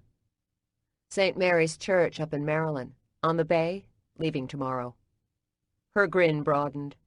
Old bones rock my world. Sounds like a great challenge, Simon said. I'm working for Simon's company, Elizabeth offered. She smoothed a manicured hand over perfect hair. Vice President of Sales. So far, breaking all quotas. Super. Margaret glanced at Rachel. We'd made fun of Elizabeth when we were in high school. If one of us were having a petulant moment, we were pulling an Elizabeth. Rachel seemed to have forgotten. Whatever had fired when she'd first spoken to Simon was extinguished, and now she had a hurt puppy vibe. As I scrambled for reasons to drag Rachel away, Margaret turned and wobbled, and her beer sloshed wildly in her hands. The beer splashed up all over her, Simon, and She-Devil. She-Devil arched back as if she'd been splashed with acid, but Simon remained calm. He reached for a napkin. She-Devil squawked, and Margaret apologized. I can be such a klutz, Margaret said. Gosh, I'm sorry. Gosh, I'm sorry? Margaret hadn't said gosh or sorry in a sentence, well, ever. She'd basically told Rachel and I in secret sister code, I wish I'd drenched She-Devil. Hey, good seeing you two. I hooked my arms into Rachel's and Margaret's. Another minute and Margaret would douse Elizabeth, and I might be tempted to help. I pulled my sisters toward our table and we sat. Margaret and Rachel drank heavily, and I was grateful my stomach was settled. What's it like to be Elizabeth's kind of successful? Rachel said to me. When you were in D.C., you had her kind of vibe. It was great. To know you were in a groove. Yeah, great. And life sucks for you now? Rachel said. Not exactly sucks. It's different. Margaret studied me. Would you go back if you could? In a heartbeat. I don't know. Margaret's gaze narrowed. Of course you know. You aren't saying. I'd go back in a snap, Rachel said. I wasn't Elizabeth, but I was in a great place. Hard work and crazy hours, but I really did love my life when Mike was alive. Margaret sipped her beer. I've lots of education and dozens of part-time jobs to look back on, but there's no great accomplishment. I'm 36 and can finally hold my head up when someone asks me what I do for a living. I understood. I held my head high, but it was a lot of bravado these days. I'm glad you have the job in St. Mary's. It was made for you. Enjoy it, Rachel said. Savor every moment. Margaret frowned. You make it sound like it's not going to last. I wished I could have said otherwise, but having a company shot out from under me had changed my worldview. I hope it lasts forever. Margaret held up her half-full beer mug, a statement loaded with enthusiasm. Rachel shook her head.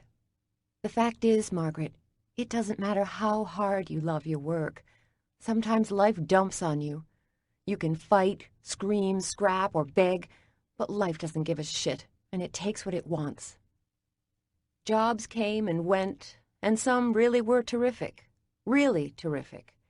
But losing family was a game changer. Adding family also changed the game. What had Mom always said in high school? For God's sake, whatever you do, don't get pregnant. Damn. I don't want you to leave. Crap, Margaret. We were getting into a groove. Rachel mumbled. I know you have to go, but I'm not going to like it. Margaret was silent, and I could see leaving wasn't going to be easy. When I'd left the bakery at 18, I'd been full of steam and had no intentions of looking back. But Margaret had stayed in Alexandria and had tried to help when she could. Yeah, she could be bitchy and grumpy, but she was loyal to the bone. I swear on Mom and Dad's lives, if you stay, I will kill you, I said. Rachel finished her beer. Ditto. Chapter 5. Sunday, 9 p.m. 12 days, 10 hours until grand reopening. Income lost, $0. By the time I climbed the stairs to my room, my limbs drooped as if each weighed thousands of pounds. My stomach was settled, but my head pounded. It had always seemed, if you were carrying life inside you, you'd feel good and full of energy. It never occurred to me you'd feel as if a truck had slammed into you. Mom and Rachel both had had great pregnancies, tons of energy and no morning sickness. But I didn't share their genetics. I shared my birth mother Terry's DNA. Terry and I had reunited a couple of months ago. It had not been a greeting card moment, but rather a tense and very trying meeting. She'd been more nervous than me, and she'd also feared I'd tell her husband and sons I existed.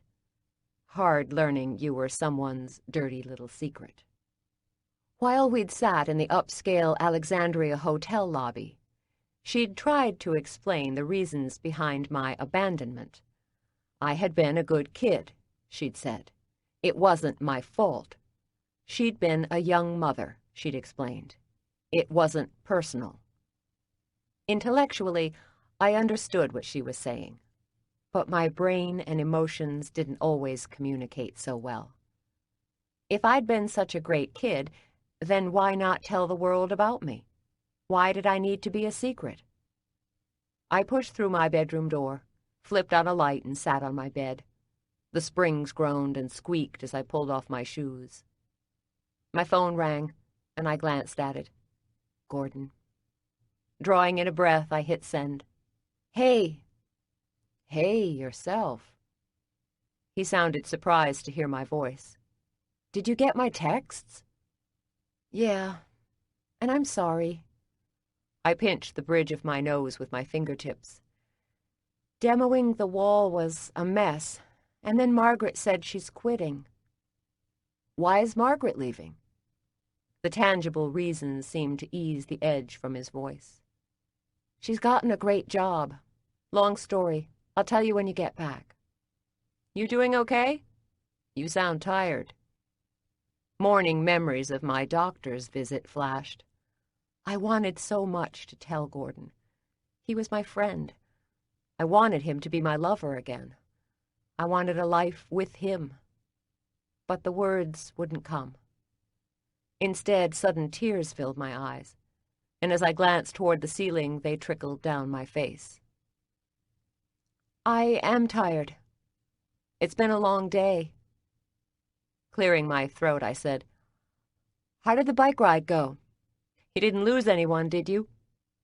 Nearly lost 1 or 2, but we had a head count of 12 when we reached the inn. Same 12? He chuckled. More or less. When do you get back? Tomorrow afternoon. Well, I'll be here protecting the home front as Jean-Paul rewires electrical outlets. I'll come by. I'd have the results by 10 tomorrow. I'll come by your place. It's insane here. I love you. I drew in a deep breath. I love you too. When I ended the call, I held the phone to my chest. Tears dampened my cheeks. I had been nudging my life back to a new sense of normal, and now it teetered on the edge. Setting the phone down, I rose and moved toward a small desk in the corner. I wanted to call Mom. I wanted her to take me in her arms and tell me I would be okay. But she was somewhere on a beach in North Carolina, likely exhausted after chasing 2 5-year-olds around all day. And right now, what did I have to tell her? I was afraid. I might have messed up. I slipped the phone on the charger and stripped off my clothes, letting them remain where they hit the ground. The air cooled my skin as I grabbed an extra large t-shirt hanging on the back of the door and slipped it on. I pulled my hair from a ponytail and ran my fingers over my scalp, letting my gaze land on the recipe box. I flipped open the lid and glanced at the browning, brittle cards. Gently, I thumbed through the cards. Moving back to my bed, I sat, pressed my back to the wall, and cradled the box in my lap. I chose a card from the center because it appeared more worn and tattered than the others. It was a recipe for pumpkin bread. Judging by the subtle stains and the frayed edges, it had been a favorite. The handwriting was delicate and precise. Clearly, whoever had copied the recipe had taken great care. 60 years ago, there had been cookbooks, of course, but many relied on recipes passed from generation to generation.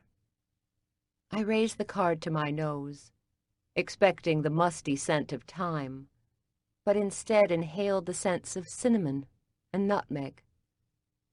Closing my eyes, I tried to imagine the bakery 70 years ago.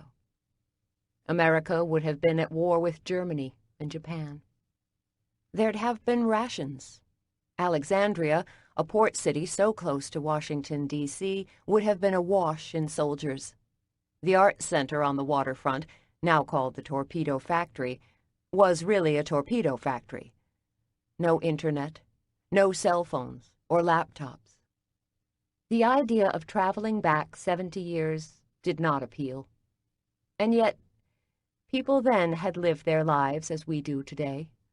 They'd loved, married, and had children. Every emotion lived before by another. The cadence of life had been slower before technology, but the experiences were the same. So why did you hide this box in the wall? What was so precious in this box? Flipping through the cards, I saw more entries written as neatly and carefully as the first. Pies, cakes, and cookies. All had been used, but not so worn as the pumpkin bread. Behind all the cards was a small photo featuring 3 people. A 20-something young woman dressed in a white bakery uniform stood in the center of 2 men, both dressed in military uniforms. The woman pinned her dark hair back in a bun, and though she wore no makeup, her vibrant smile made her beautiful. The men appeared to be a bit older. The one on the left was shorter and broader, and wore his cap cocked to the left. The other man was tall and lean, with fair hair, had set his cap straight, and though he also smiled, he seemed a bit more serious. Each wrapped their arms around the woman, but she leaned a little closer to the man on her right.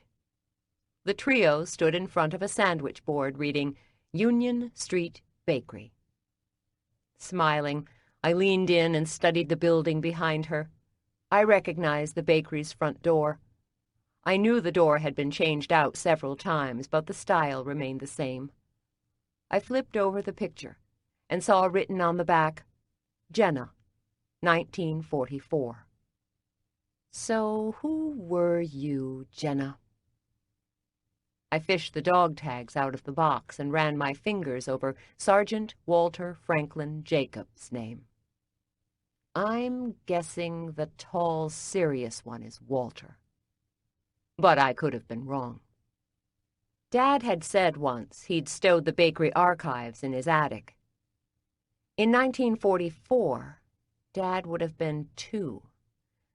So if he had crossed paths with Jenna, he wouldn't have remembered.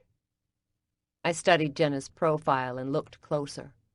Her smile, her brightness, and her zest captured my imagination. Gently, I traced her profile. I'd never thought much about the archives, but now I was curious about Jenna. She'd been young. She was clearly close to two different men, and she'd taken the time to hide a recipe collection in the walls of the bakery with Walter's dog tags. I searched the box for any other photos, but found none. I closed the lid, and then my eyes. Worries quickly crowded out Jenna's questions. In the morning, the doctor is going to tell me I have no worries. Gordon is going to come home, and I am going to tell him how much I love him, and this will all be forgotten. Chapter 6. Monday, 7:55 a.m. 12 days until grand reopening. Income lost, $300. The morning weatherman had rambled about temperatures reaching the upper 90s, but I wasn't feeling the heat. The clinic was scheduled to open at 8, and I'd arrived 10 minutes early, hoping to be first in line and avoiding any kind of wait. I'd hoped the receptionist would look through the glass doors, take pity on me, and let me in early. But the lady at reception did a fine job of avoiding eye contact with me. A car pulled up behind me, and a coughing woman got out. I nudged a little closer to the door, not wanting to lose my first-place slot or to catch her cold. She came to stand behind me and sneezed.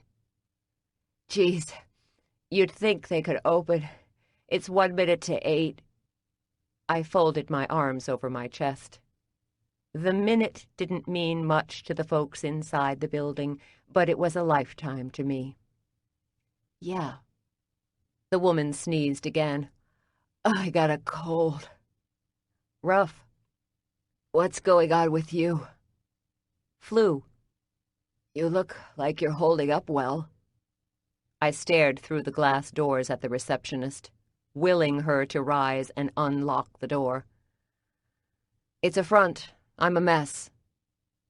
At exactly 8 o'clock, the receptionist did stand, cross to the door, and unlock it. She wasn't smiling, and her slumped shoulders suggested this was the last place she wanted to be. "Back at you, sister." Managing a smile, I moved toward the front desk sign-in sheet. Carefully, I signed Daisy McCrae and took a seat, not bothering with a magazine. Tapping my foot, I folded my arms over my chest. Don't borrow trouble. Mom had said it to me 1,000,000 times. I was the kid always ready with a detailed worst-case scenario in no time flat. Once, Mom was driving Rachel and me to a classmate's 6-year-old birthday party. She'd been running late because of work at the bakery, and so she'd been driving fast. Long story short, she'd gotten a speeding ticket. Rachel had been devilishly curious and calm when the officer had walked off with Mom's driver's license, because in Rachel's young world, life always worked out. I, however, did not know that. I'd been abandoned at age 3, and I understood on a cellular level the world could indeed crumble. "Mama, if you go to jail," I asked, "who will take care of me?" Mom glanced in the rearview mirror, her eyes sparking with annoyance. "I'm not going to jail, Daisy." My fingers drew into tight fists. "Yeah, but what if you do? Who is going to take care of me?" She'd squeezed her fingers on the steering wheel and studied the officer in her side mirror. "Dad would take care of you." I'd clung to the strap of my seatbelt. "What if Dad can't come?" Mom huffed out a breath as she watched the officer. "Dad will come." "But what if he can't?"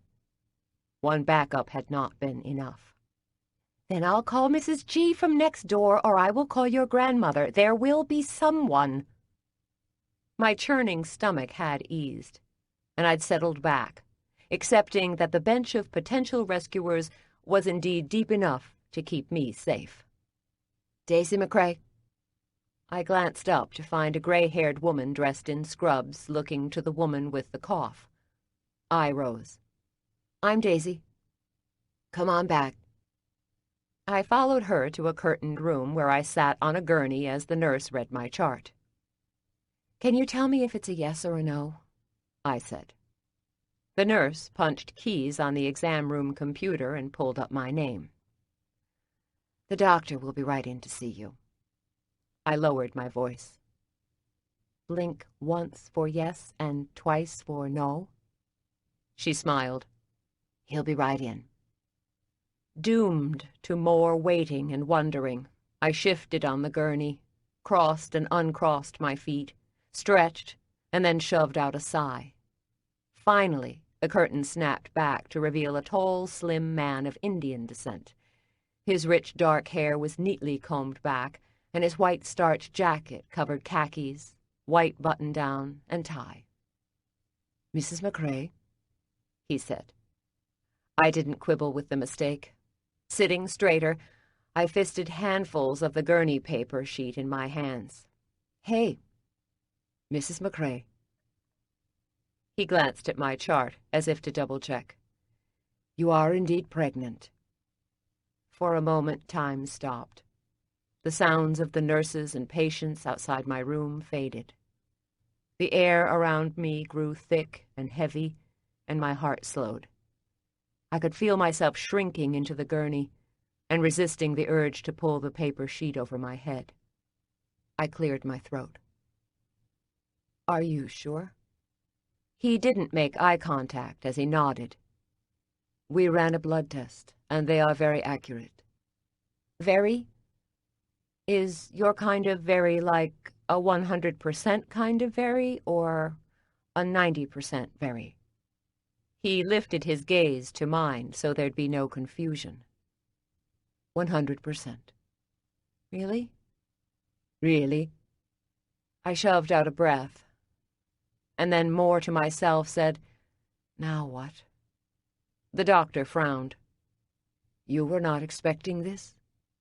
Threading my fingers together and resting them on my lap, I nodded. An understatement. There are options available to you. His voice sounded distant and far off. Options. The word sounded so neat, clean, and non-threatening, as if we were talking about removing tonsils or an appendectomy. I'd known women who'd exercised their options, but I'd never been faced with this choice before, because I'd always been so careful. I'd never wanted to make a baby I didn't want, because I'd been that baby. Mrs. McCrae? I glanced up. It's Miss, and I know the options. I hopped off the table. Thanks. That option is not for me. I had no idea what the hell I was going to do, but I was certain what I wouldn't do. Do you have an obstetrician? What? No, not yet. My sister likes hers. I'll get on with her. I was saying the right words, but I was so not feeling them. An obstetrician for me. Shit. Thanks. I'll take it from here. As I reached for the curtain, he said, Are you going to be okay? A 10-ton weight had settled on my shoulders, and he was asking me if I was going to be fine. I had no idea. Yeah, sure. I always find a way to bounce back. As I gave the receptionist my credit card and waited for her to process the payment, I fought a tremendous sense of loneliness. My support bench, the one Mom had relied on all those years ago when she'd gotten her speeding ticket, had thinned. Mrs. G and Grandma were dead. Mom and Dad were on vacation. Margaret had left. Rachel was struggling. And Gordon. Well, there was the minor detail that the baby was not his. There wasn't much I could do to help Jean-Paul with the electrical work, so Rachel and I focused on the front of the store, which needed a new coat of paint.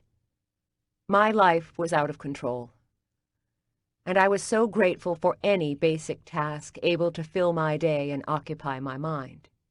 And so instead of thinking about the kid, Gordon, and the next 18 years of my life, I fixated on paint samples. Rachel, hidden behind dark sunglasses, climbed into the passenger seat as I slid behind the wheel of the bakery's delivery truck. Balancing my can of ginger ale, I clicked my seatbelt.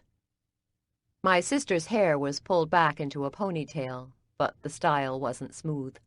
In fact, it looked like she'd simply combed her fingers through her hair and tied it back.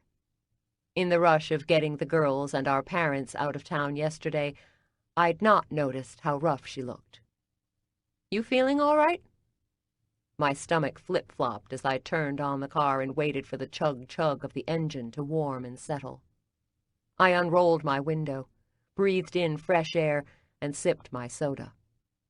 She also unrolled her window. "Great." A sideways glance in her direction didn't jive with the adjective. "You look a little upset. You can't be missing the girls already." She straightened and brushed a lock of blonde hair off her forehead with the back of her hand. "I'm not missing them yet."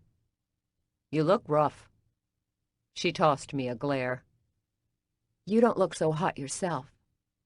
Thinking about not feeling well made me sicker. I put the gear in reverse and backed out of the alley.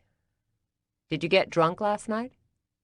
She reached for my ginger ale, which I reluctantly surrendered and sipped carefully. "And then some. I had a couple of bottles of champagne I found in the cabinet in my apartment. They were left over from a New Year's Eve party Mike and I had a couple of years ago. I polished them both off." "Warm champagne?" "I added ice."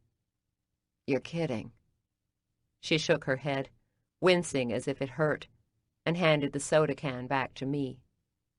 "I wish. Note to self. Ice and champagne are okay, but consuming 2 bottles of iced anything is begging for trouble." Duly noted. She moistened her lips as if the memory of the champagne was too much to tolerate. "So what was your poison?" "A broken condom 4 months ago." "Just under the weather." Rachel shook her head. "You never get sick." Tipping my head back, I commanded my stomach to calm as I turned onto King Street and headed west. My gut responded by constricting with nausea and then finally relaxing. "Never say never." Rachel rubbed the back of her neck with her hand. "I haven't gotten hammered since high school. After Mike died, there were many reasons to drink then, but I didn't. But I sure made up for lost time last night." "Why?" "If the girls had been at home, I wouldn't have. But they were gone and the house was so quiet. And then I thought about Margaret leaving and her life taking such a great turn." A half smile tugged at the edge of her lips. "I felt sorry for myself." "You are entitled." As I slowed for a yellow light, I offered her more ginger ale. She accepted it. "When I popped the first champagne bottle last night, I said to myself, you deserve this. After a glass, I was all warm and tingly, so I had another. Now I feel like an idiot. Life hasn't changed a bit, and my head throbs as if a Mack truck flattened it." I gripped the steering wheel, trying to minimize the movement of the car jostling my stomach. Gaze trained straight ahead, I took deep, even breaths. "Been there, done that. It will pass." "From your lips to God's ears." She sipped slowly, as if expecting her stomach to revolt. "So, do you have the flu? You've been drinking these for a couple of weeks." Though Rachel didn't often speak her mind, it was easy to forget she had keen powers of observation.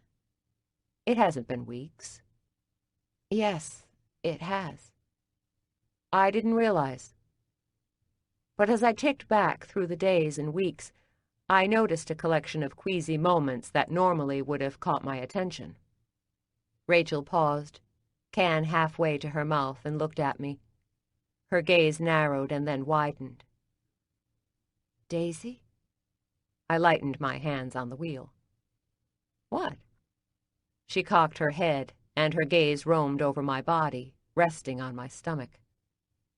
Daisy? Shit. What? The light changed, and a car behind us beeped when I delayed.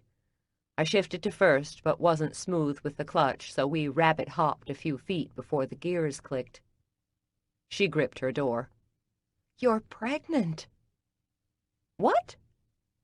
The word had a high-pitched quality. Daisy. Rachel, like our mom, had a way of saying my name with more underlying meaning than a 5-page speech. Was this a talent reserved for mothers? Would the secret of injecting censure into a name be revealed to me when I became a mother? Became a mother. Damn. A car beeped again, and I drove through the intersection. I pulled into a fast food restaurant parking lot. A lie would get me off the hook for a few days, but what was the point? The secret would come out sooner or later. The clinic doctor had talked about options, but this baby was going to be born. Don't tell anyone yet, I said. I've a lot of thinking to do. She yanked off her sunglasses and studied me with bloodshot eyes. You really are pregnant? Yup. Tension rippled through my muscles as I braced for her reaction. I wasn't used to the idea of a baby. Rachel pushed her sunglasses up on her head, grinned, and her wan face brightened as if she'd won $1 million. She hugged me, and though I'm not a hugger by nature, I hugged back, suddenly very grateful to feel as if I wasn't alone. Tears welled in my eyes, and one spilled free. I thought your breasts were getting bigger, she said as she drew back. I was a double D by the time the girls were born. I glanced at my slightly fuller breasts. I can't imagine these puppies making it past B. Boobs are definitely a McCrae trait. They are a pregnant woman's trait, and you've always wished for boobs. Yeah, well, Mom always said be careful what you wish for. Have you told Gordon? I received the confirmation this morning. A brow arching, a conspirator's smile curled the edges of her lips. The early morning appointment? Yeah. I had a blood test yesterday, and the results came in this morning. So you'll tell Gordon this afternoon when he gets back? Yeah. The smile faded, and blue eyes darkened. Where's the enthusiasm? Gordon seems like a nice guy.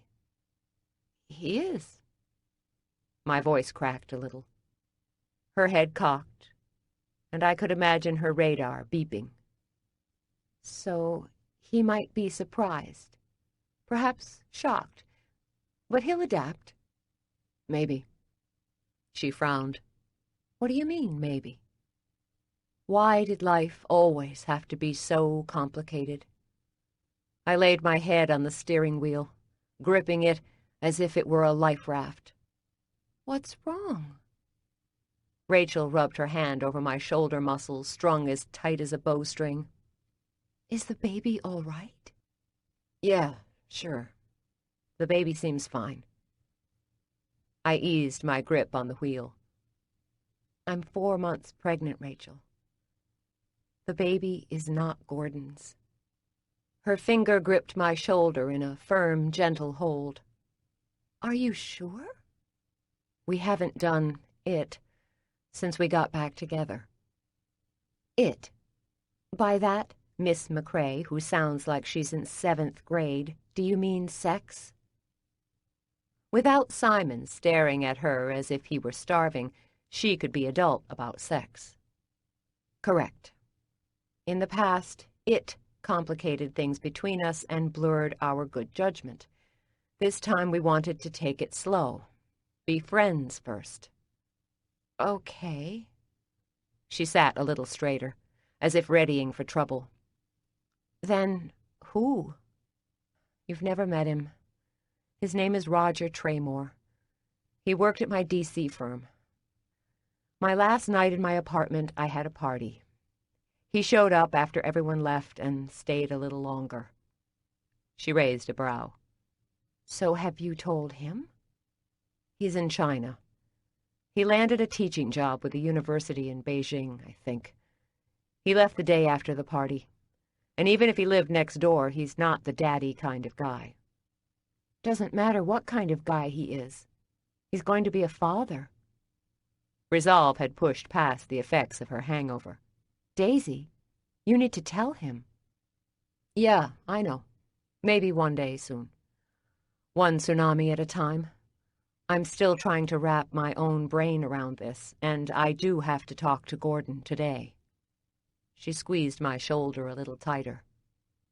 One way or another, it's going to be okay, Daisy. Her grin wasn't exactly happy, but more the stiff upper lip kind. You are going to have a baby. And it's really scary now, but it's going to be a blessing. Unshed tears clogged my throat. Oddly, the lion's share of my worries weren't for myself, but for the kid. Was having me as a mom going to be good or bad? Is it? Of course it is. Once you cradle your child, all the worries will fade. This will work, and you will be a great mother. Dark fears clawed and howled like a caged animal. It didn't work out so well for my birth mother. She kept me for 3 years, and then she bailed on me. What if I can't hack it as a mother? You may look like Terry, but you are not Terry. She was 17 when you were born, and you are 34. You have a deep sense of responsibility, and though she may now, she didn't when she was with you. You cannot make a comparison. I thought back to our awkward meeting at the Alexandria Hotel last month. We'd both been nervous at our reunion, and neither of us knew how to negotiate the tempestuous waters. When we met last month, she gave me a picture taken of us the day I was born. She held me close, my face touching hers. She was smiling, and she looked tired but happy. Later, I'd studied her face, searching for clues hinting of my eventual abandonment. There'd been none. Somewhere along the way, it went wrong. She was a single, isolated teenager. She didn't have family, and she had a drug problem. The choices she made had no bearing on you. Don't allow yourself to think like a lost child. You are a strong woman. I raised my chin. I'm not thinking like a lost child. I'm thinking like an expectant mother who fears she's going to screw up her kid if she bolts. You won't bolt. Steely certainty underscored the words. A sick feeling settled into the pit of my stomach. Terry did a number on me when she left. I know Mom and Dad are the best parents, but no amount of love will ever totally fix Terry's damage. I don't want to screw up the kid. Rachel shook her head. You can be odd, demanding, and a little bitchy at times, but I never thought of you as damaged. I arched a brow. Really? Remember all the meltdowns I had as a kid? Hide and go seek? Fine when I was hiding, but a mess when everyone hid from me. Or what about when we had to do the family tree in 6th grade? We had the same tree, but the teacher put an asterisk by my name and wrote, adopted. I didn't take the notation well. Rachel scrunched up her nose. That old biddy deserved it. And as I remember, Mom blew a fuse over that as well. I don't sweat my quirks and fears so much these days. Abandonment and rejection are kind of like my pals now. For the most part, they don't bother me. But I'd sure hate them to burden the kid. You won't. I'm not off to the best start, Rachel. I got knocked up during 20 minutes of goodbye feeling sorry for myself sex to a guy now living in China who is not my boyfriend. How messed up is that? Rachel smiled. I don't care who the father is. All I care about is that you are going to have a baby, and I think you are going to be fine. Nodding, I swallowed. Keep saying that. One day, I might halfway believe it. I can't tell you how many times I worried about screwing up my kids. Hell, I still worry about it. You do a great job with Ellie and Anna. Genuine doubt radiated in her gaze. I work crazy hours. I'm always tired. And now Mike's gone and it's just me. I really have the potential to mess up 2 people. So, being a paranoid mess is normal? Totally. If you weren't worried, then you'd be in trouble. Really? Really? A bit of the stress knotting my back eased. Thanks. You're welcome. We sat silent for a minute, watching people stream in and out of the hamburger joint. Hang on to those single mother tips for me, because I'm going to need them. She offered a bright, if not hungover, smile. You don't know how Gordon will react. He might be okay with this. Would you have been cool if Mike announced he'd gotten another girl pregnant before he dated you? She frowned. I might be okay with it. Nobody cheated on anybody. I shook my head. I've done a lot of emotional work for Gordon. I hurt him when I left him last year. Asking him to raise or accept another man's baby is asking too much. My phone buzzed and Gordon's name flashed on the display. He texted, I'm back. Can you come over? Rachel nibbled her lip. You better go. I don't want to do this. Talk to him. It might not be so bad. Laughing as tears pooled in my eyes, I shook my head. Right. Hang tough. Let's get the paint, and then you can drop me off at Gordon's. We can get the paint later. No, now is best. This is a delay tactic. You are very right. And so I texted Gordon and told him I'd be by as soon as we got the paint. Rachel and I spent the next hour wandering through the paint section at the hardware store. In the end, we'd settled on a buttercup yellow, which we both agreed was a happy color. Rachel and I unloaded the paint, and I promised to return after my talk with Gordon. I made a joke about seeing her in minutes, suggesting Gordon would toss me out. Neither of us laughed. The 1.5-block walk to Gordon's bike shop might as well have been 1,000 miles. It took effort and thought to put one foot in front of the other as I walked down the rough brick sidewalk. Ahead, Gordon's yellow bike shop looked so shiny and clean. He'd worked hard to rebuild his life after our breakup and then the demise of our company. I twisted the handle and pushed open the door. As bells jingled over my head, Gordon glanced up. He held on to his smile for a couple of beats until he sensed trouble. Hey, I said. Hey. He set down a bike part, which I now recognized as a derailleur, and stopped within inches of me. He didn't touch or hug me because he knew me well enough to know when I bore bad news. You're breaking up with me, aren't you? He shook his head. I've been getting a bad vibe off you for at least a week. I've been sick. His head cocked, asking, It's more than that, Daisy. I know you well enough to know when you're hiding. And you've been sinking deeper and deeper inside of yourself for at least a week. I'd not considered pregnancy until a couple of days ago. But on some level I must have known I carried a baby that was not Gordon's. I don't want to hurt you. I love you. His bitter, sad smile cut into me more than angry words. You didn't the last time, either. At least, I should be grateful you didn't write a note and run this time. When I'd left him last year, I'd scribbled a note. My hands had trembled, and I'd been crying when I'd been ready to tape it to the front door. He'd arrived home early and surprised me. He'd wanted to talk. But facing him had been too much.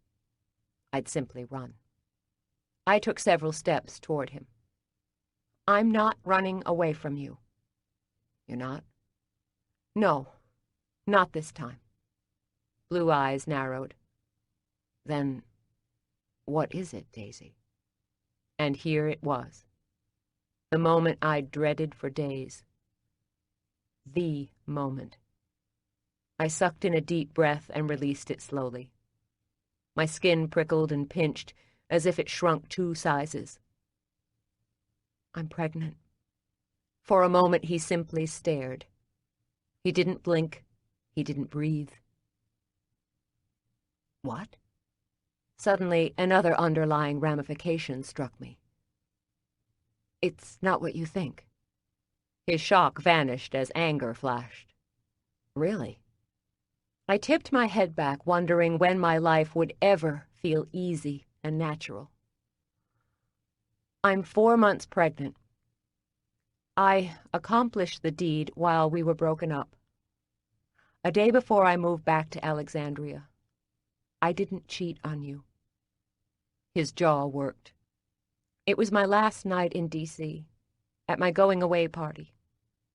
I got drunk." He rolled his eyes. The classic excuse. I lifted my chin. "No excuses. I screwed up." He shoved balled fists into the pockets of his khakis. "Who's the father?" "Roger Traymore." Roger had been one of the vice presidents at our company. Bad blood flowed between Gordon and Roger, but he'd never told me why. "Roger?" An attempted smile fell flat. "When I screw up, I go big." My very lame attempt at humor went unnoticed. "You're sure?" "Yeah, I'm sure." Cursing, he shook his head. "Roger is an ass." I agreed, but had to defend my kid's biological father. "I didn't come here to debate. I came here to tell you honestly what is going on. I owed you the truth." "Well, you've given it to me with both barrels." He shook his head and paced back and forth, before he stopped to face me again. "I can always count on you for the unexpected left hook." I could have marched off in a huff, but I had pulled the rug out from under Gordon, and I owed him a moment to say his piece. "This one clipped me, too." He shook his head. "When you didn't answer the first couple of texts, I assumed you were busy. By the 4th, I realized there was a problem, and I've spent the better part of the weekend trying to guess. I cataloged all your moods for the last weeks, searching for a clue. Moody, distant, quiet. With no way to soften the moment, I relied on the truth. Par for the course, with me. Blatant honesty didn't win me any points either. Disconnected. That was the new piece of the puzzle. You were disconnected. Shrugging my shoulders, I wrestled with tears. I kept telling myself it was stress, or the flu. "When did you find out for certain?" "This morning." The clinic doc gave me the results. His face, a still emotionless mask, mirrored the expression he'd worn after our breakup. He tracked me to my office and gently closed my door. He'd been quiet and logical as he'd asked me questions, but he'd not railed, begged, or ranted for my return. I remember wishing that he'd get mad. Yelling, screaming, or ranting would have been better than the wounded silence. I wished he'd get upset now. At least if he released his temper, I could hide behind a little righteous indignation and not feel so much like I'd kicked a puppy. "Have you told Roger?" His tone sharpened each word. "No." Honestly, that's the least of my worries right now. Challenge darkened his eyes. Shouldn't he have been your first call? Doesn't he have a right to know? I'd want to know. Roger isn't you. This is not the kind of info he'd like to read in a morning email, nor would he wish to receive it in any other form. Where is he these days? China, last I heard. All polite and all so controlled, and I wanted to scream. I wanted Gordon to get angry. I despised being shut out more than dealing with someone else's anger. Bad attention beat no attention every time. Hell, what I really wanted was for him to pull me in his arms and tell me it was all going to be fine. Rachel had said as much, but I wanted to hear it from Gordon. Instead, he turned and moved back behind his counter. Thanks for the honesty. His control kindled my anger, and I was glad. Anger was an old friend, and oddly gave me comfort. That's all you have to say? He faced my frustration and sadness, deepening the lines at the corners of his eyes.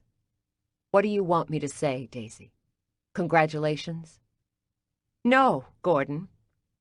My voice sounded louder than I'd intended.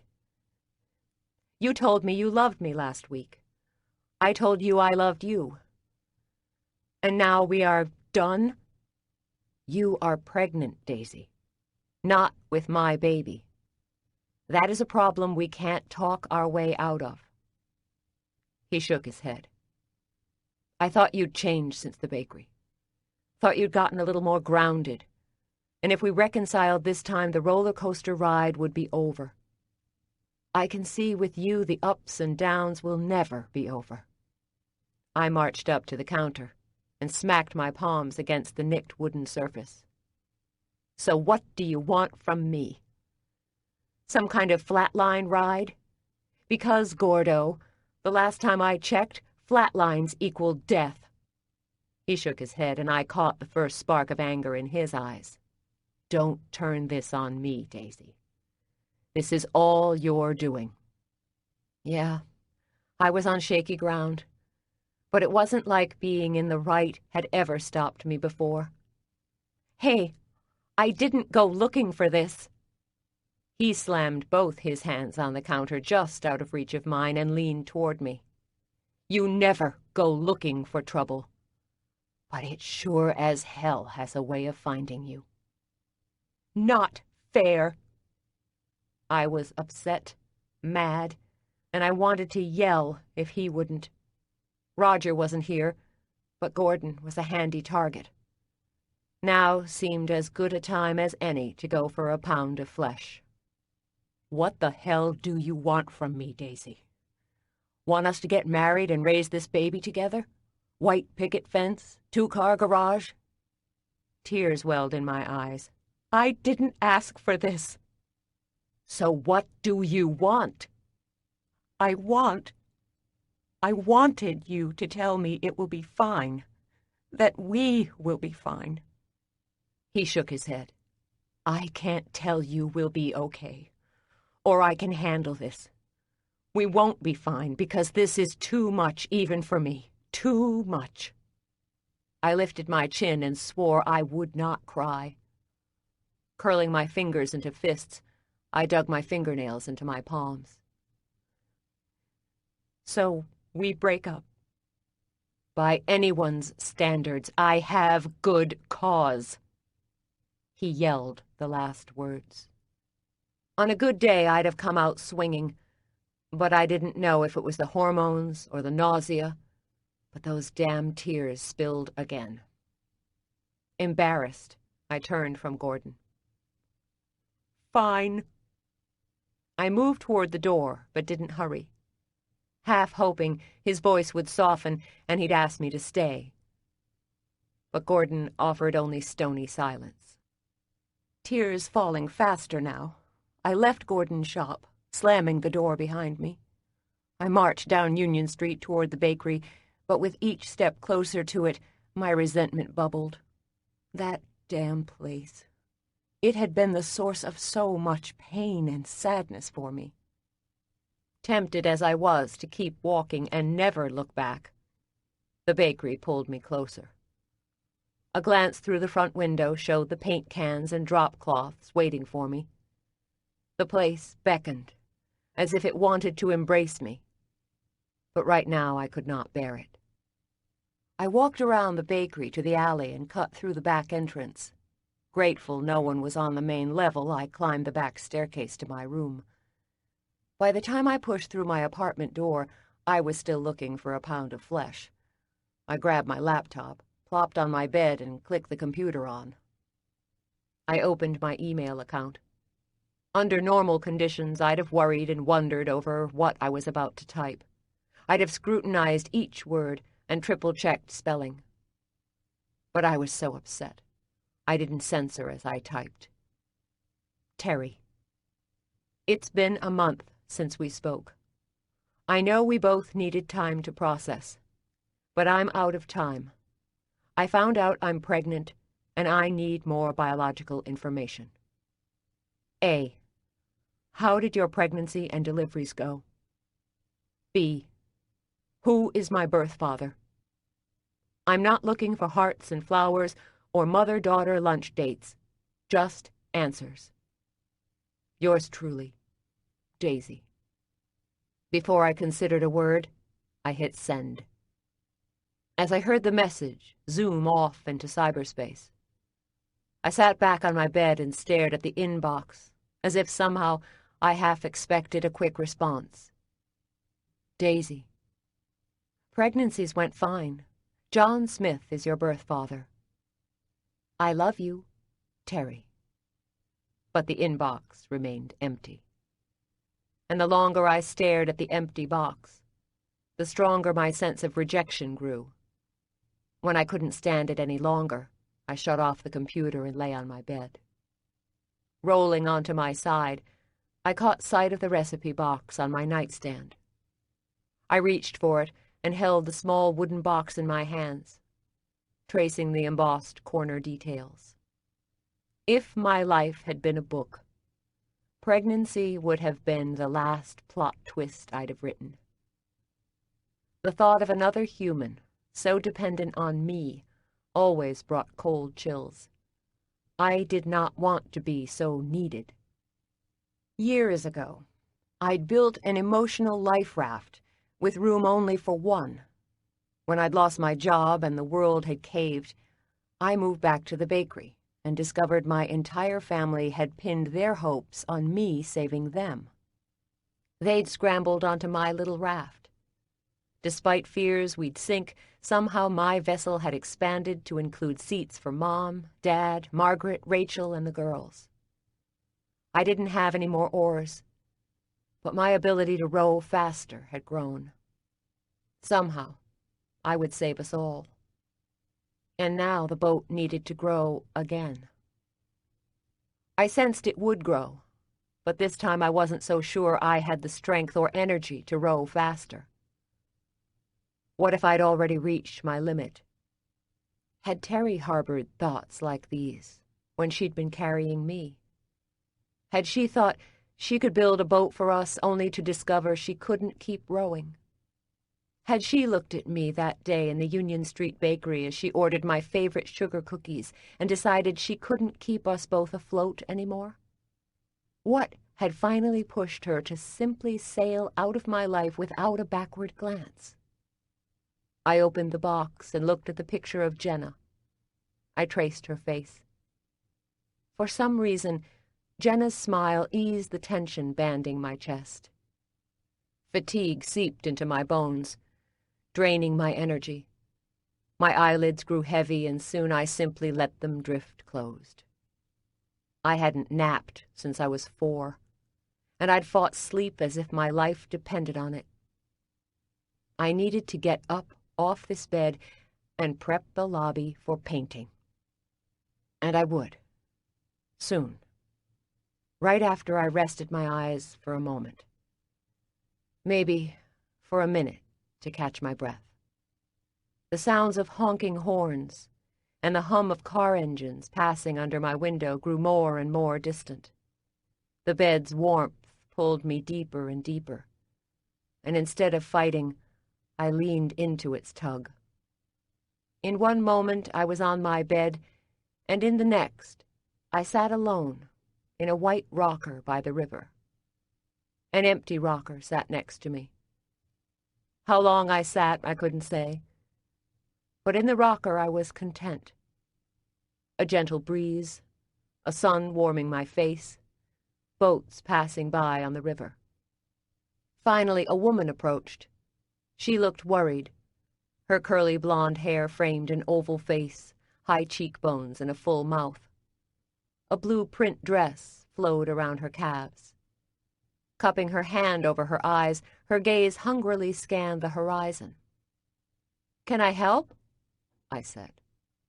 Her gaze still on the horizon, she shook her head. "My son. I am looking for my son." I rose, ready to help. "What does he look like?" "He is a baby. He has light hair, like his father, and peaches and cream skin like mine. He is a pretty baby. A good baby. Perfect." "How did you lose a baby?" Sadness tightened her button mouth. "He was in my arms, and then I closed my eyes for a moment. When I awoke, he was gone." "Did someone take him?" She shook her head, folding her arms over her flat belly. "I don't know. I don't know." She met my gaze, her blue eyes sharp and vivid. "Keep your baby close, or someone might take it too." In that moment, the wind rushed and swept me from the riverbank toward the cold, icy waters. I flew, helpless, so out of control. I wrapped my hands around my belly and braced for impact. I sat up in bed, heart racing, hands clutching my belly, and sweat dampening my brow. "Don't worry, kid. I'll figure this out." Chapter 7. Monday, 6 p.m. 11 days, 11 hours until grand reopening. Income lost, $500. Rachel sat in her apartment alone on the edge of her bed, wineglass teetering between her fingers. Hours ago she'd heard Daisy's panicked footsteps clicking past her apartment, but as much as Rachel had wanted to go to Daisy, she understood her sister needed time alone to process. And so she'd spent the afternoon prepping the front of the store for painting. She'd removed pictures, caulked holes, sanded rough spots, and wiped the dust from the walls. It was after 5 when she'd finished, and she'd gone to Daisy's room. To her surprise, her sister was sound asleep, looking more relaxed than she had in weeks. Rachel left Daisy sleeping and retreated to her apartment. Alone in the quiet, she'd poured herself a glass of warm wine and then dropped in a couple of ice cubes. She had 2 bottles of wine left from that long-ago party with Mike, and despite a lingering headache, she believed a glass of wine wouldn't hurt. This afternoon, when she'd taken a break, she'd considered putting these last 2 bottles in the refrigerator, but then that would have meant she planned to drink again. There was something about intending to drink that was far worse than just drinking, and so she left the bottles on the counter beside the refrigerator. She held the glass up to the light, swirled it, and studied the way the wine glided down the inside of the glass. Lord knows Mike would have frowned at the idea of her drinking on a weekday alone. He'd never been much of a drinker and grew annoyed if she had more than a glass of wine at a party. Rebellion stirring, she drained the glass in a gulp and refilled it before moving into her bedroom and opening Mike's closet, packed full of T-shirts, jeans, and white chef's jackets. She could imagine Mike coming in the door and kissing her on the cheek. He'd been gone a year and a half, and she'd still not cleaned out his closet. It seemed she should have tackled the task by now, but then she wasn't sure how to time the grieving mourning process. Should she have cleaned his clothes out within weeks of his death? Months? 18 months did seem excessive. But when did she cross the line between normal and weird widow lady at the bakery? She gulped a mouthful of wine and set down her glass. Today was as good a day as any. She desperately needed more storage space as the girls grew. Saving Mike's clothes was a space luxury she could no longer afford. Intent on cleaning the closet out, she'd reached for the first shirt. Her hand skimmed the rough white cotton, and her fingers trembled. Pulling back, she retreated to the edge of the bed and her wineglass. Swigging again, she stared at the collection of dark trousers, white coats, and dozens of white tennis shoes. Mike had loved tennis shoes and socks. In all the years she'd known the guy, she'd only seen him barefooted when he was in the shower or in bed. Mike didn't like his shoes to appear dirty or worn. Pristine white had been so important to him. His shoes lasted 3 months, max, before he replaced them. When she'd gone to meet with a funeral director about his final outfit, she'd brought his newest pair of white sneakers. In fact, she doubted he'd ever even worn them, because she'd pulled them right out of the box. The funeral director had not raised an eyebrow as he'd taken the shoes, jeans, and white Union Street Bakery t-shirt. Mike had loved the bakery, lived and died at the bakery, and it had made sense he'd take a piece with him. Rachel glanced at the empty bottom of her wineglass. She could fill up or clean out the closet. She rose and grabbed a box of large green garbage bags from the kitchen. She jerked a bag free, snapped it open, and snatched her first handful of clothes from their hangers. The clothes weighed heavy in her hands, as if they resisted her efforts. "Don't send me away, Rachel." Her chest tightened, and she hesitated. Again she glanced at the wineglass. No. Fearing she'd stop to think, she shoved the first jacket in the trash bag and kept stuffing until it was full. Less than a half-hour later, the closet was empty, and 5 trash bags bulged with clothes and shoes. She dropped to her knees and reached for the last remaining pairs of shoes. The clothes and newer shoes had been easy, but the remaining collection of white sneakers, they were special, and Mike had saved them despite their state of disrepair. They told the story of Mike. The chocolate cake stains on one pair spoke to the signature cake he loved to bake. Red and green dye on another pair reminded her of their last holiday rush. Yellow and green triggered memories of Easter and their last Mother's Day all-night bake-a-thon. Gently she skimmed her fingers over the shoes. The shoes, like the memories, had been valued treasures over the last year. But somewhere along the way they'd wrapped around her and had secured her in the past. Carefully she collected the shoes and put them into a garbage bag, hoping the Goodwill would find some use for them. She moved at a steady pace until she reached the last pair. They caught her short, slicing through her like a knife. Stained with blood, they'd been the shoes he'd worn the day he had suffered his aneurysm. Hands shaking, she'd clutched the shoes to her heart. She'd been upstairs with the girls that day. Both had had colds, and she'd not been able to work in the bakery. Mike had been double-timing it to get the orders filled. They'd both had so little sleep the night before because the girls had been restless. She and Mike had been cross with each other their very last morning as a married couple. Neither had wished each other a good day. Neither had said, "I love you." He'd grunted to her as he'd left, and she'd not bothered to respond because she'd thought if he'd really wanted to speak to her, he'd have turned around and made eye contact.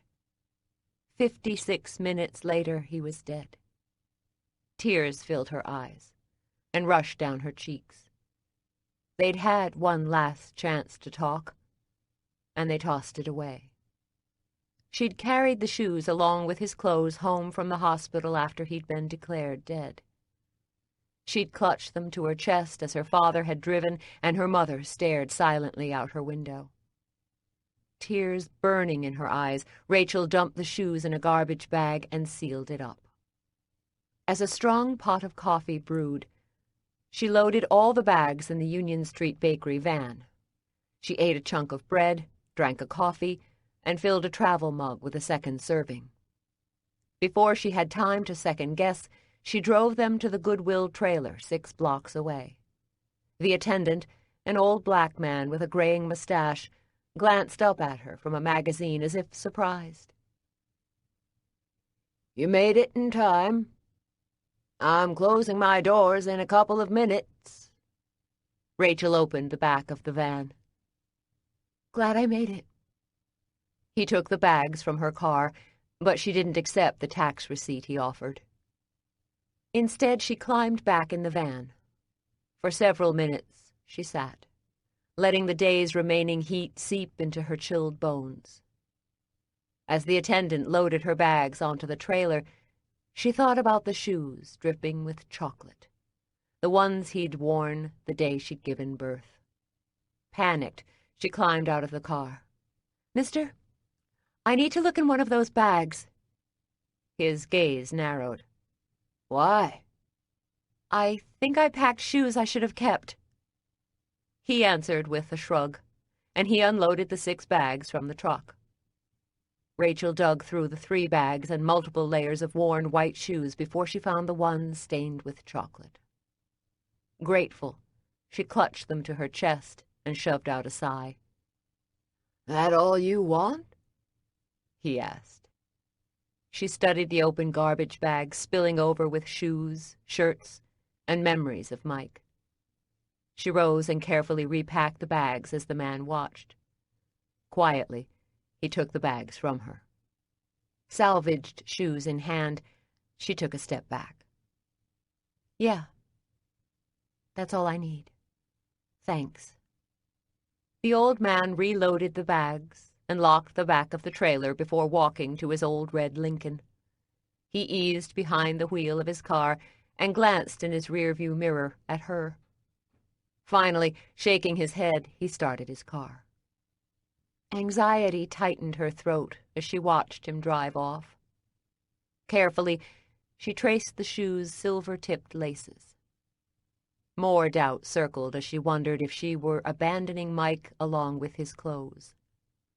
Gripping the shoes, she entertained ideas of waiting here all night and in the morning when the attendant returned, begging for her bags back. Tears dampening her cheeks, she didn't know how long she sat, until finally she put the car in gear.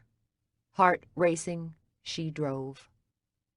10 minutes later, she parked in the alley spot behind the bakery's back entrance. As she got out of the van, a large green delivery truck pulled in behind her. Painted on the side of the truck was Holder Brothers Wholesalers. The driver set the brake and climbed out. He was a short man, with a belly that overflowed a tight leather belt and stretched the limits of a dark blue Holder Brothers Wholesalers t-shirt. Jeans and worn boots finished the look. Rachel knew the guy, Jeb. She didn't like him, and had left the delivery side of the business to Mike, and then Daisy. "I got your delivery," he said. "Jeb, Daisy sent you an email. We are closed this week for renovations." Jeb glanced at his clipboard. "It don't say closed on my clipboard." Of course it didn't. "We are closed this week. We can't take deliveries." "So what am I supposed to do with all this flour, eggs, and sugar? Where's Daisy?" "She's not working today." He sniffed and tugged at the waistband of his green pants. Yeah, well, I want to talk to her. I don't believe she sent me the email. Was she invisible? Did he not understand? She's not here. What about Margaret? Just me. Great, a creative one. She straightened, shoving aside feelings of blame, as if this was somehow her fault. I'm sorry, Jeb. We can't take the order. Sorry, don't cut it with me today. This is my last delivery, and I'm tired. If she'd had the money to pay for the order, she'd have taken it just to end this. But she didn't have the money. Daisy had made it clear it was expenses to the bone during the renovation.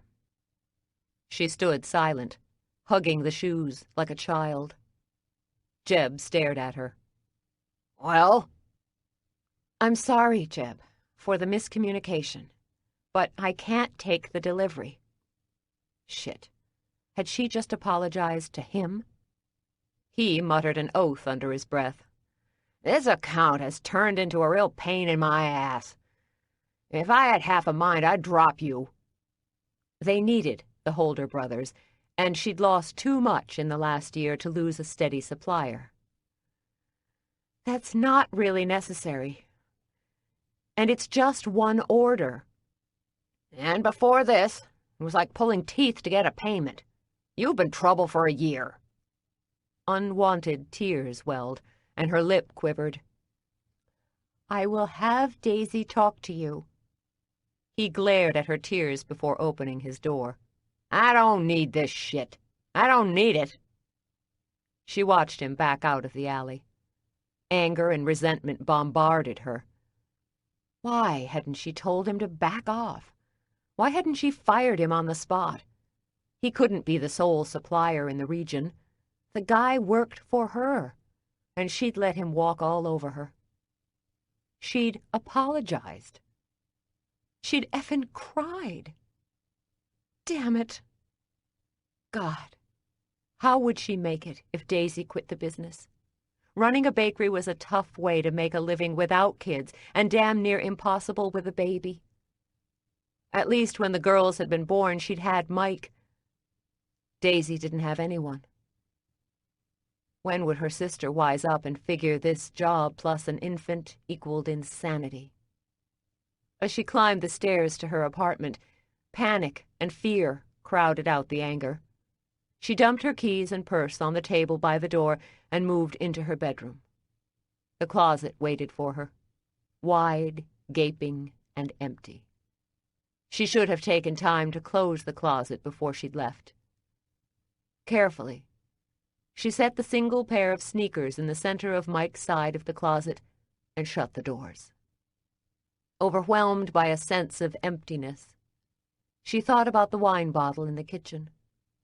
If she drank it all, she'd be drunk, numb, and would fall into a heavy, dreamless sleep like last night, when the house had been far too quiet.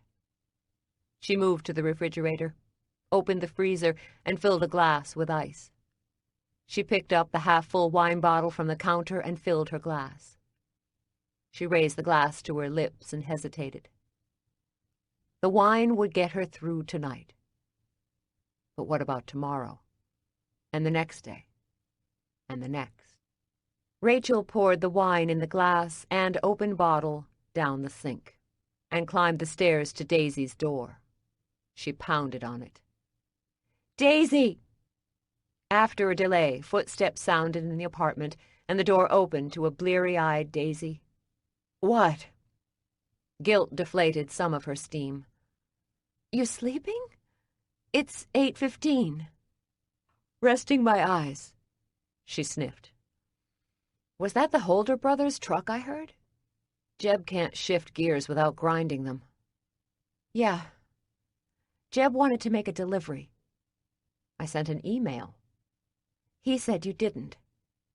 Irritation widened her tired eyes. I'll deal with him. And Rachel knew she would.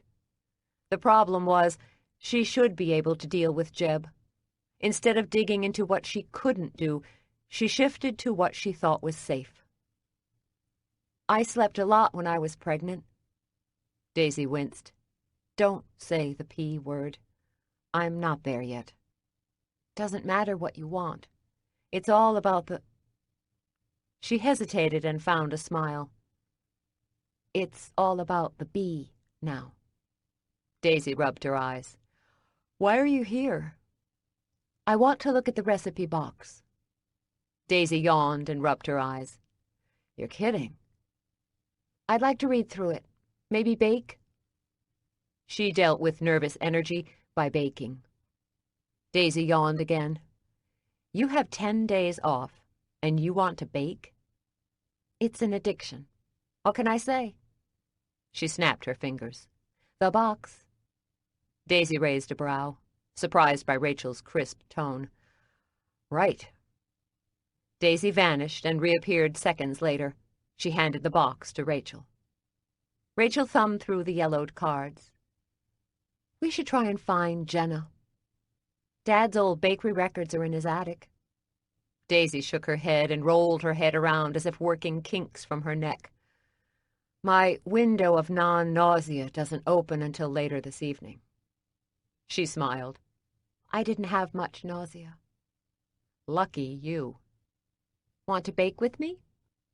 Daisy's bloodshot gaze narrowed. I'll drink a ginger ale, eat crackers, and talk to you while you do. Deal. She wrote lots of notes in the margins. Daisy nibbled a saltine and followed Rachel down the flight of stairs to her apartment. You've scribbled notes on every cookbook you've owned. While Daisy dug a soda from the back of the refrigerator, Rachel thumbed through the cards in the box. There are times when the recipe comes out right, and other times when it won't, and it doesn't gel no matter what. It's my way of keeping track. And then sometimes I try different flavor combinations. Rachel squinted as she studied one card. This is a recipe for simple cake. Yum. Rachel pulled bowls out of the cabinet and banged them hard on the stainless workspace. She grabbed ingredients, slamming all on the counter. So, what's eating you? Daisy said. I'm fine. Daisy sipped her ginger ale. It sounded like you were dragging dead bodies out of your apartment earlier. Thump, thump, thump. What was it? For a moment, Rachel didn't answer, as she unwrapped a pound square of butter. I cleaned out Mike's closet. Daisy sat silent, as if knowing there wasn't much she could say. I was fine until I saw his shoes. A half-smile quirked the edge of her lips as sadness simmered like a pot of sugar water reaching the hardball stage. All those crazy tennis shoes? Doubt amplified her sadness. I saved one pair. She frowned. I chucked all his belongings into garbage bags. Daisy offered no signs of judgment. I love garbage bags. It's the suitcase for the girl on the go. Her easy words softened the sadness. I hauled them all downstairs and into the van.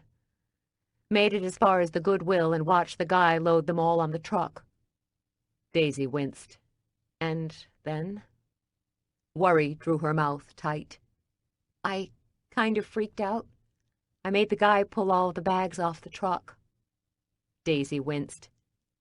You didn't bring all Mike's stuff back, did you? No, not that bad. But I dug through every bag, looking for the shoes he wore when the girls were born, the ones stained with chocolate. She dumped the butter into the stainless bowl. Yeah, I wanted to hold on to one memento. Reasonable. She pulled a hand mixer from a drawer, popped 2 beaters into the sockets, plugged it in and switched it on low. The mixer strained against the hard butter, chewing at the edges of the brick. Rachel revved the speed of the beaters, shoving and pushing the butter until it lost its hard angles and dissolved into a creamy mixture. She shut off the mixer. Mike never would have wished death so young. and he'd never have left us. I know. Daisy glanced toward her can of ginger ale. But you still feel abandoned. Rachel nodded. Yeah. In the days and weeks after he died, I was so busy running around trying to keep it all together. I didn't have a lot of time to feel much. I mean, I read about the stages of grief and kept thinking, well, I'm at acceptance. I must have skipped the anger stage. Daisy flicked her thumb against the can's tab. Anger can be very tricky. It's good at hiding and lurking, but it always rears its head. In fact, I've seen it enough times that I think I can draw a picture of it. Rachel smiled as she shoved a measuring cup into a white canister filled with sugar and scooped out 2 cups, which she dumped onto the creamed butter. It was a complete stranger to me until the last couple of months. About time it arrived. Shows you are alive. Rachel shrugged a shoulder. When you came in the spring, I thought the cavalry had arrived. For the first time since Mike died, the panic in my chest eased, and I could breathe. Panic actually has its pluses. No time for much else when you are a little panicked. Definitely keeps you in the moment. She frowned. I thought I'd feel better without fear always chasing me. But the extra time gives me a chance to really miss Mike. And then in the last couple of weeks, I've somehow stumbled from sadness to anger. I've been so pissed lately. Welcome to my world. I could never understand why you were always so angry. I thought, yeah, her birth mother left, but she has Mom and Dad, and we all love her. She should be fine. Now, I realize all the love in the world doesn't soften a terrible loss. Daisy swallowed. It's also easy to be angry, Rachel. It's easy to shake your fist and search for the next person to blame. But since I arrived here, I realized I'd gotten a little tired of being angry. It's kind of like carrying a big heavy rock. You're so focused on the rock, you miss the scenery. Rachel nodded. It's all about the rock for me now. Sooner rather than later, you need to put it down. And you have? Most days. And then I send an email to Terry, and she doesn't respond right away, and I find myself picking it up again. But at least now I know when I'm carrying it. Rachel mixed a splash of vanilla into the batter and blended it in. Have you talked to Gordon? Oh, yeah. How did it go? Daisy shook her head. Not well. I did a number on him. You didn't ask for this. If you could have chosen a different outcome, you would have chosen it. Terry said the same to me when I asked her about leaving me. Woulda, shoulda, coulda doesn't really count. She sighed. At least this time I was honest with Gordon. I didn't try to hide my feelings. He needs time to cool off. You didn't see the look in his eyes. Rachel came around the counter and wrapped her arms around Daisy. For the record, I'm excited about the baby. Daisy's questioning gaze met Rachel's. Really? Yeah, really. And if it's a girl, she will be dressed to the nines. I've all the girls' clothes, in 2 sets. She traced her finger around the rim of her soda can. Given my luck, it'll be a boy. Dad will be thrilled with the first male McCrae in the house. I know he loves us, but he'd kill for another guy on the premises. Mom and Dad, Daisy groaned. That's going to be an interesting conversation. They'll be a little surprised, but they'll adapt. Daisy squeezed Rachel's arm. Thanks. Rachel returned to her mixing bowl. We make a fine pair. Call us knocked up and hacked off. Rachel laughed. Using the recipe card, Rachel finished mixing the cake. Soon she had the batter arranged in 2 parchment-lined cake pans. She popped them in the oven, the apartment filled with the sweet smells of vanilla and cinnamon. As they inhaled the scents of the baking cake, the room chilled, making them both shiver. Rachel rubbed her hands over her arms and moved toward the stove. Daisy set her soda down. "I think I finally feel human." Rachel held her chilled fingers toward the oven. "No nausea? Aren't you a little ahead of schedule today? Shouldn't it be 2 or 3 more hours before the non-nausea time?" "I'm not looking a gift horse in the mouth. The kid is giving me a reprieve, and I'm taking it. When are those cakes going to be ready? I'm starving." At that moment, the buzzer dinged. "Ask, and you shall receive." Slipping a red oven mitt on her hand, she opened the oven door and pulled out the cakes. "God, they smell great." Daisy inhaled deeply. "And they don't make me sick to my stomach." Smiling, Rachel dumped a cake on a white plate. Steam rose, and normally she would have waited for it to cool before she cut it. Tonight, she cut it immediately and plated a piece for Daisy. "Here you go." Daisy blew on the hot cake and then bit into it. She closed her eyes, chewing slowly. "I have died and gone to heaven." Rachel picked up a hot cake wedge and bit into it. "Not bad. Looks like Jenna knew how to bake." "I'll say. And no eggs, no small feet." She shuddered as a cool blast of air blew. "I think the AC kicked into overdrive." "What do you mean?" Daisy finished the first piece of cake. "I'm freezing." "Really? I'm kind of warm. It must be 90 outside." "It's 12 in here." Daisy bit into the cake. "Maybe you're getting sick." "I feel fine. But it turned cold in here." Daisy shook her head. "This cake is amazing. It feels like I haven't eaten in weeks." The chill settled deeper in her bones, and suddenly all the loneliness of the last 18 months rose up. Tears threatened, but she swallowed, forcing them back. "Times like this I really miss Mike. He'd have loved discovering a new recipe like this." Daisy reached for a second piece of cake, and as if she hadn't heard, Rachel said, "I really hope I don't screw this kid up. I don't have a clue how I'm going to pull motherhood off." Rachel swiped away a tear. "Mike's birthday is next week. He'd have been 35.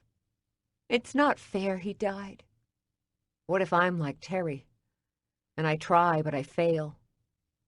As she nibbled the cake, her frown deepened. "I don't want to fail my child." The 2 sisters, each lost in a web of fear and worry, stood in the kitchen for several minutes. And then outside, a car backfired. Both sisters blinked at the intrusion and then stared at each other as if they'd forgotten the other was there.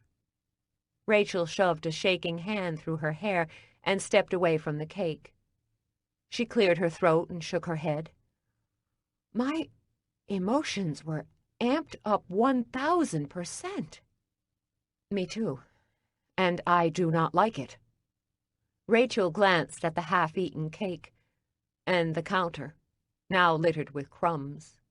"It's like the cake cast a spell." Daisy's gaze trailed hers. "It wasn't the cake." "How do you know?" "It was hormonal." "You maybe, but I went through my cycle last week." Daisy pushed her cake plate away. "It was the cake, Rachel. How could it make us feel so much?" "I don't know. But we were fine until we bit into the first piece." "It wasn't the cake." She reached for her ginger ale and sipped slowly. "We are both just on edge." Rachel stretched her arms over her head. "Do you feel pretty good? Because I feel like $1,000,000. Daisy rose. "My feel-good window has passed. I think I might go rest. You okay here? Rachel nodded. Yeah, I'm good. Real good. Thanks. Good, Daisy said. I still feel like I've been hit by a truck. What can I do? This time I don't think I'll be able to muscle my way through the problem.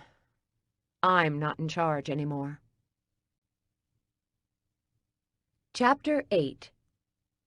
Tuesday, 7 a.m. 11 days until grand reopening.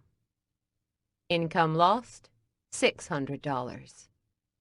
From my attic desk, the sound of Jean-Paul's drill grinding through wood rose up through the floors and snaked right up my spine. Normally, noise and chaos didn't bother me, but lately it drove me mad. At my desk, I buried my face in my hands, wishing I could call Gordon. I am going insane. I'd worked with an older woman years ago.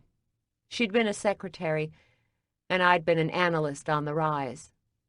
When life got tough and I thought I'd go crazy, she'd always smile and say, "This too shall pass." I'm not sure what had made me think of her, but I repeated the words, "This too shall pass." I breathed in and out, hoping it passed before I grabbed the hammer from Jean-Paul's toolbox and hit him with it.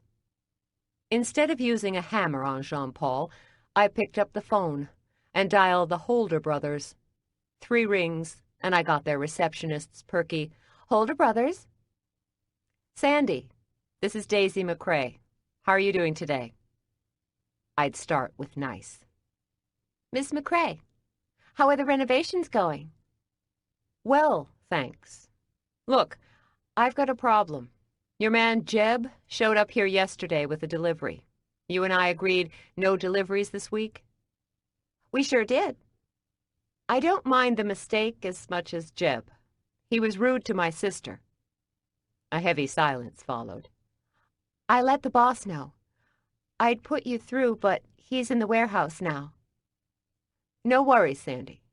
But if Jeb gives us trouble, especially Rachel, I'm firing Holder Brothers."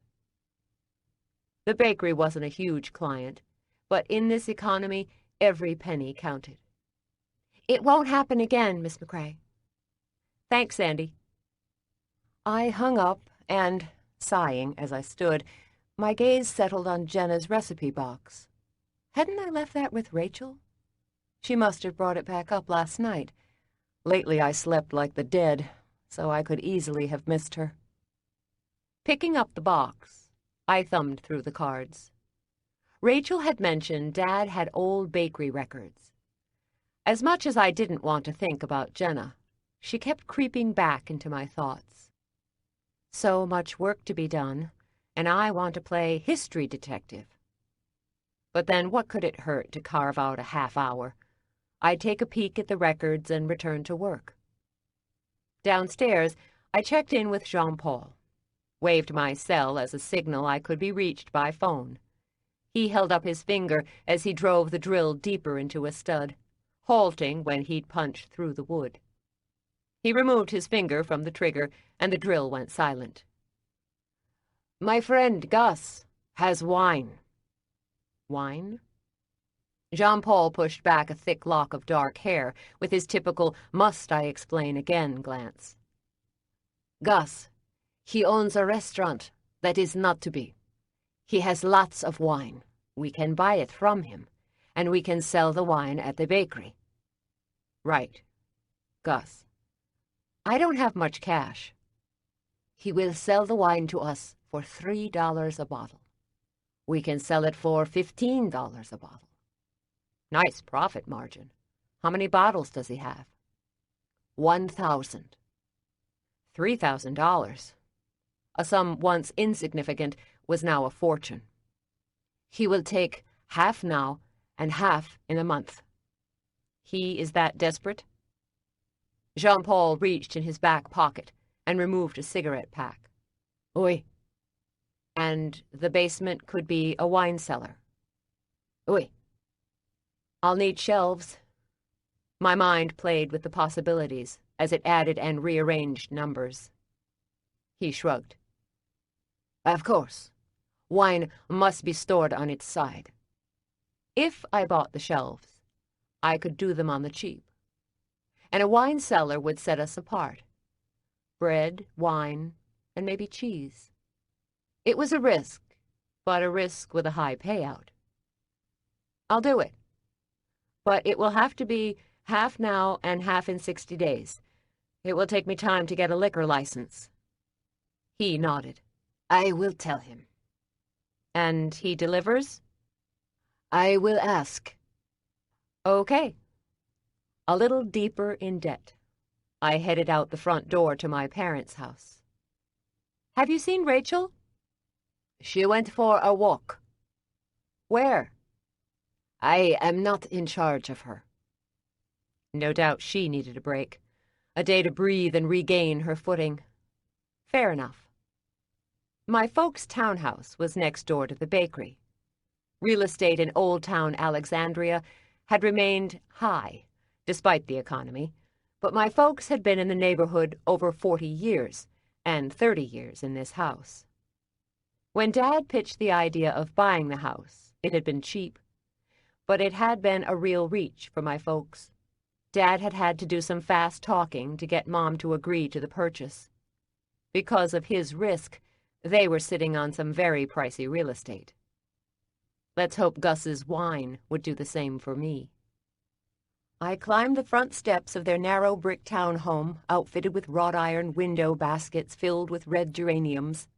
The house had been built in the 1820s by a sea captain who'd made his money trading spices and slaves. The windows, original to the house, had a beveled, wavy look that added a misty, watery quality. I dug my keys out of my pocket and opened the front door. Quickly, I moved to the alarm and punched in the year of Margaret's birth, my parents' universal security code. I'd tried to get them to vary the code, but the times we'd tried, they'd forgotten the code and had to call me to help them reset it. I'd given up and reset them all back to Margaret's birthday. The entryway was long and narrow and cut through the center of the house. Immediately in front of the door, a slender, tall staircase climbed to the second and third floors. The walls, trimmed with waist-high wainscoting, were painted a creamy white and extended a good 12 feet. Pocket doors separated the hall from the first parlor. With an eye always on resale, Dad and Mom had chosen simple, classic colors and finishes. However, when it came to furniture, they chose what they liked. So the fireplace had been restored with a sleek marble, and the floors were a light pine. But the furniture was a couple of decades-old lazy-boys, end tables piled high with magazines, and a very wide-screened television. I climbed the stairs to the second floor and glanced in my parents' room. Mom and Dad slept in a 4-poster bed that had belonged to my dad's parents. Mom rarely made her bed, the exception being when they had company or she was on vacation. Mom had a fear of dying on the road, and the idea of everyone tromping through her house and seeing an unmade bed was too much for her. She wanted her last impression to be a good one. I moved to the end of the hallway and opened the door leading to the attic. Thankfully, it was a walk-up attic, so no pull-down rickety stairs. I switched on the light and climbed the roughly hewn stairs. Dad had relocated the old bakery files to his attic about 20 years ago, so that he had more room in his bakery office, which I was now having removed so we could add freezer space. Halloween and Christmas decorations crowded the right side of the attic. My mother's favorite holiday adornments included a light-up snowman with a bad right arm, a dozen careworn wreaths with red bows, assorted lights, and electric white candles for each of the townhouse's windows.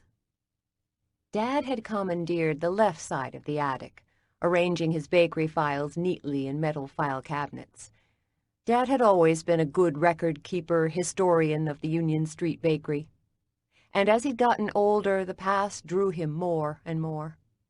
He'd talked about writing a book about the bakery's history, but so far had not been able to sit still long enough to write the first page. This early in the day, the attic temperatures were bearable, but by noon, the heat would be unmanageable.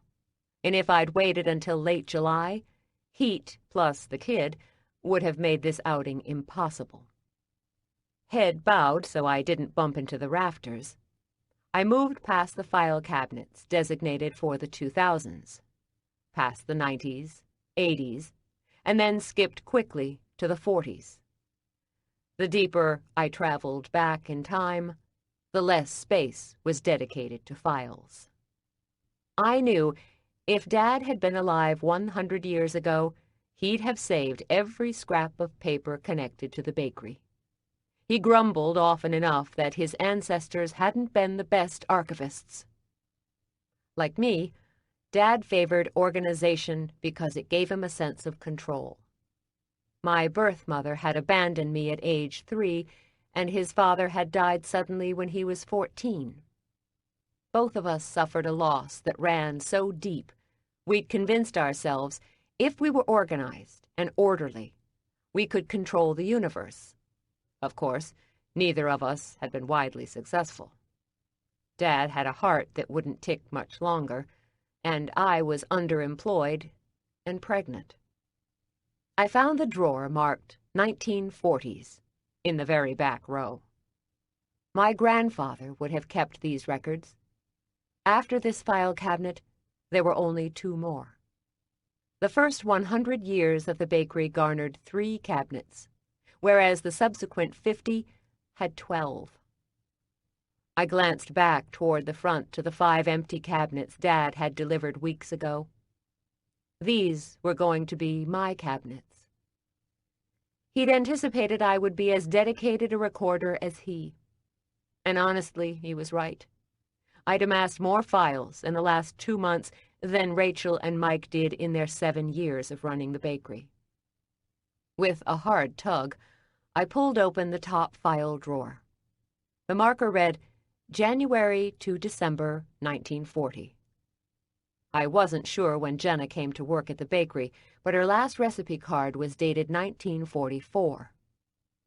These files, kept by my grandfather, were dusty and brittle. The handwriting on the tabs was bold, thick, and impatient. I understand impatient. Seems a baker is always stealing time.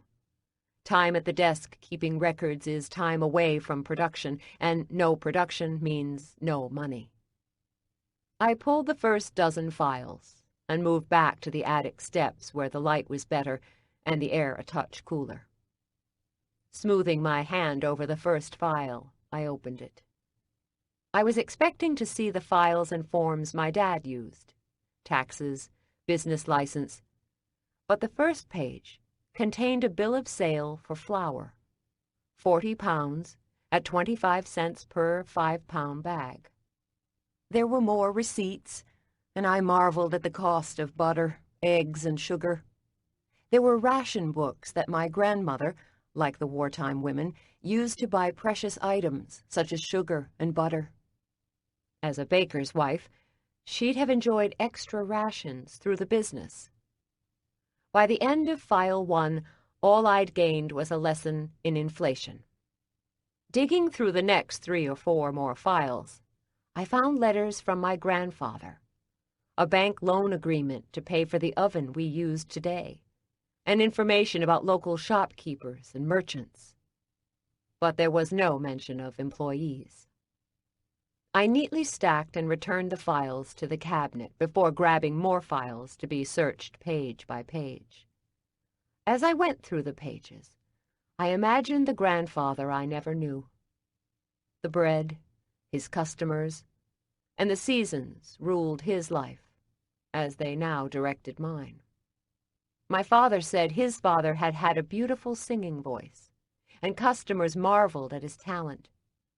Grandfather McCrae had dreamed of singing in New York on a grand stage. My father had a tin ear, and his dreams were of joining the army and flying planes. Both had surrendered dreams for the bakery. My dreams had changed over the years. First, it had been college, and then a master's, then a top job, then to make big bucks. And then, well, since my return to Alexandria, my dreams had ceased to matter. Maybe one day I'd make new ones. Maybe. Or was I going to be like my father and sacrifice the rest of my life for the bakery? And what about the kid? Was he going to grow up here with a mom frazzled by lack of sleep, shaky finances, and long hours behind the retail counter? I didn't exactly yearn for a return to finance. The money was good, but lately the idea of getting on a plane in a suit didn't thrill me so much. But the bakery wasn't enough. Damn. I opened the last set of files, dated 1943, and discovered the first set of employee files. My grandfather notes he's advertising for new employees, a clerk to run the front counter. Clean, reliable, good with people. There were no applications, only names with notes on a blank page. Christopher is too brash. Rosa is too short. Willa, my wife doesn't like her. And finally, Jenna, a pleasant girl, nice smile, can bake. There is a check beside her name. This was my first bit of information on Jenna. Pleasant, nice smile, and can bake. I kept digging through the papers and found a black and white picture of 6 women and my grandfather. My grandfather's hair is dark, and his body lean and fit. He's holding a plate of cookies and smiling at the camera. All smiling, young and slim, each girl wears a skirt dipping below the knees, a sweater, socks, and dark shoes. The girls have their arms linked together. A USO banner hangs in the Union Street bakery window, and snow on the ground suggests it's winter. I leaned in and studied the smiling faces. It wasn't hard to spot Jenna. She is the third from the left. In this image, her uniform hugs a narrow waist. Her face is slimmer than I remembered, so I pulled the other picture of Jenna from my pocket. The first image, from the recipe box, appears to have been taken after this newly discovered image. The group photo of the girls taken in January and the picture of Jenna and the soldiers snapped later in spring. In the spring photo, Jenna's face has definitely filled out. Working in a bakery is hard on your waistline. For the first time, I moved my hand to my belly, which now strained the snaps of my pants. Weeks of telling myself I'd put on weight because of the bakery seemed absurd. For a moment, I kept my hand there, still wondering if I'd feel a flutter or a kick. But the kid was still, definitely not going to move until he was good and ready. Stubborn, a chip off the old block, I thought with a bit of pride. Gordon had admired my stubborn streak. Pushing aside a jolt of sadness, I focused on the photo's discovery. I returned to the cabinet, hoping to find some other scrap of the woman who'd hidden her recipes in the wall. But a search of the entire decade reveals no more details. Jenna appeared twice.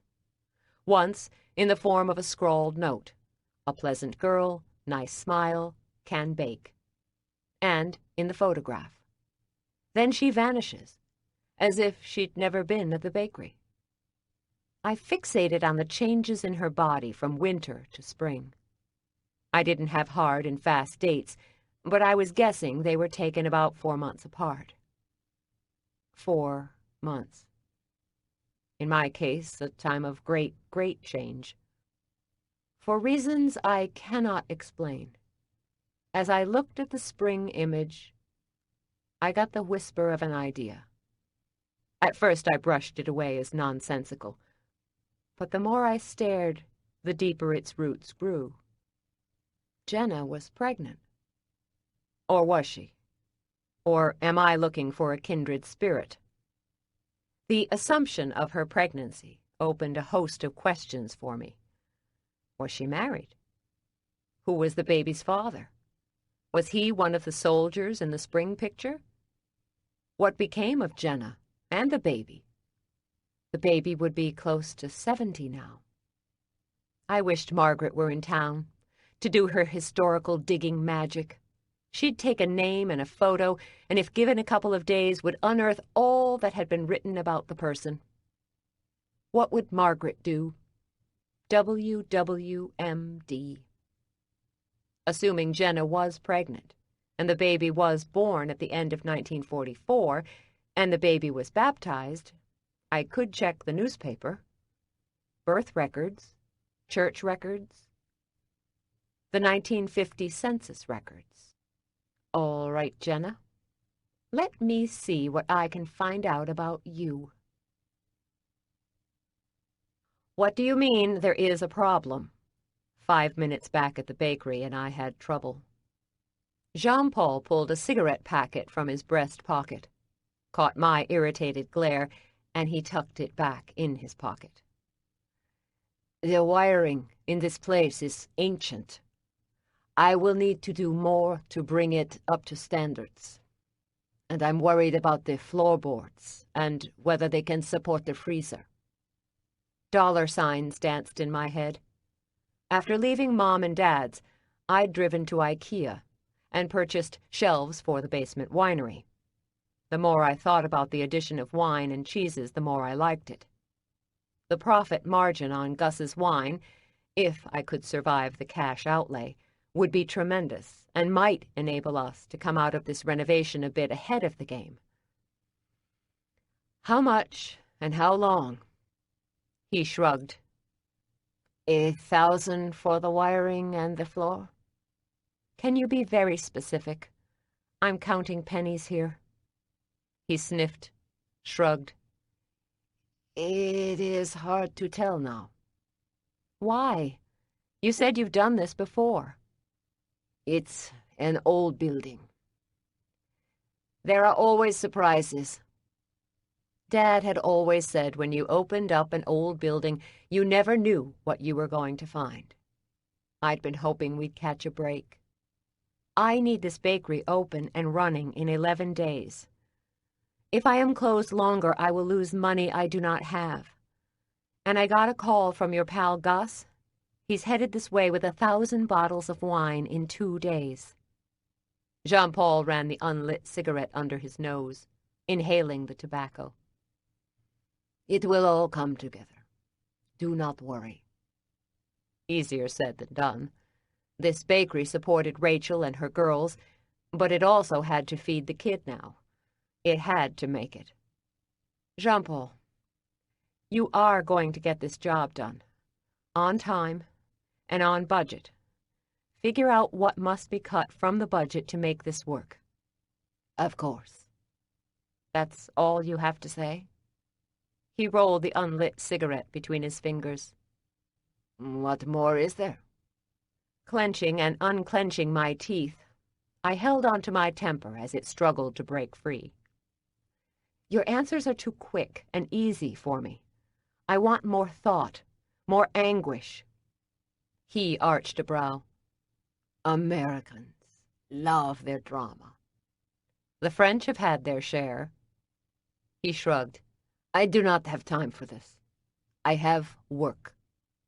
Right. Jean-Paul was a mystery to me. Not much riled him.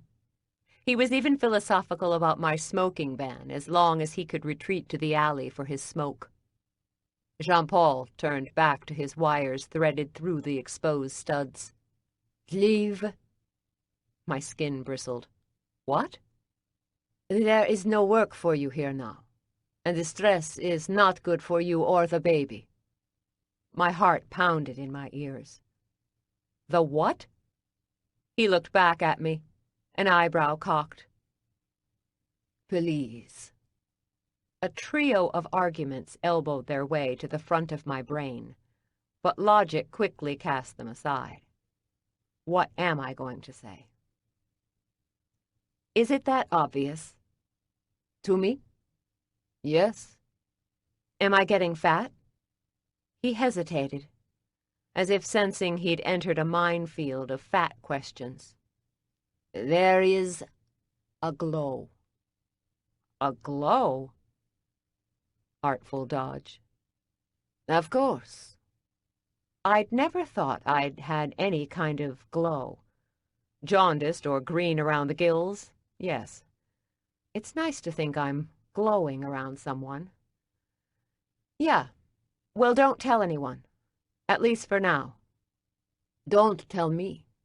Tell your belly. I am getting fat. Again, he weaved out of the loaded questions path. No. Now go. He mumbled in French and waved me away. Fine. Outside the bakery, the warm afternoon air greeted me with a soft breeze. With a queasy stomach refusing to let me paint or assemble shelves, I cut across Union Street toward the meandering waters of the Potomac River. The waters were offset by the clear blue sky stippled with clouds. The tourism season was in full swing, and the bike and walking paths along the river were growing congested.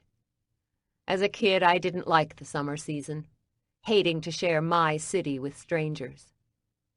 But now when I saw the buzzing streets, I thought of income for the bakery. The more, the merrier. My regret was that the bakery wasn't open.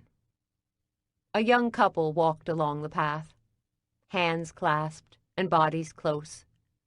As the woman spoke, the man listened with the eagerness of a new lover. Occasionally he smiled as she raised her other hand to punctuate her story. My thoughts went immediately to Gordon. We had been that couple in the very beginning, when we'd met 2 years ago. We'd barely been able to keep our hands off each other, and when one talked, the other listened with rapt interest. And then life happened. He'd become closed off and consumed by work, and I'd taken his disinterest as rejection. We got caught in a riptide of emotions and unspoken words as we'd been pulled apart. As much as we wanted to return to the other, neither of us had the strength to fight the current. After the breakup, both of us had gone on with our lives, never realizing the same tides that pulled us apart had brought us back together, here in Alexandria. We both had new lives, new challenges, and it seemed a new chance with each other. And then the wave I'd never seen coming crashed on me and separated us again. Alone now, I worried how I would pull off motherhood. I could manage any business, but a baby? There were so many ways I could screw this kid up, and it scared me. My mom had taught me how to be a mother. Mom never ran, and no matter how hard I pushed or tested, she'd stood steadfast. I prayed her training was enough to overcome the runaway genetics I'd inherited from Terry. I walked for another half hour, and then suddenly my energy plummeted. This was my new pattern. Nausea all day, feel human for an hour, and then the exhaustion. All but dragging myself back to the bakery, I pushed through the front door, anxious to collapse on my bed. The place was eerily quiet. No hammers, no customers, no nieces or sisters. The emptiness should have unsettled me, but I was too tired to care. I climbed the stairs and made it to my apartment. A glance toward the clock told me it was minutes after 7. When had I turned into a woman craving bedtime at 7? And then, uncaring for the answer, I collapsed onto my bed, my body aching with fatigue. Sunlight still burned bright outside, and I could hear children giggling on the street below. People from my old life would have laughed at me if they'd spotted me pulling the blanket over my head. I'd regularly burned the candle late into the night, and laughed at those who said they needed 8 hours sleep. I'd had the nerve to call them old. Geez, my old life was less than 6 months gone, but it might as well have been a lifetime. I worked harder than I ever had and made 1/10 of what I had before. And to add a cherry on top of this bitter dessert, I was knocked up. If I'd had more energy, I'd have been freaking out right now.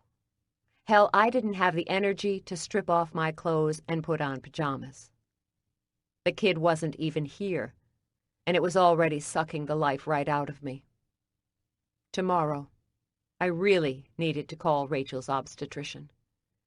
Maybe those supercharged vitamins they gave pregnant women would help. A gentle breeze blew into my room.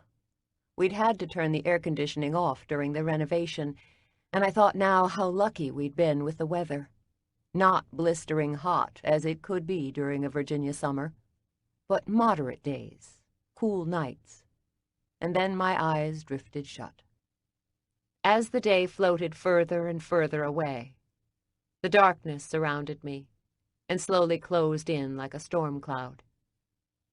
Fear and panic rose up, and as much as I wanted to run, my feet felt stuck to the ground, trapped. And then out of the darkness, I saw a woman.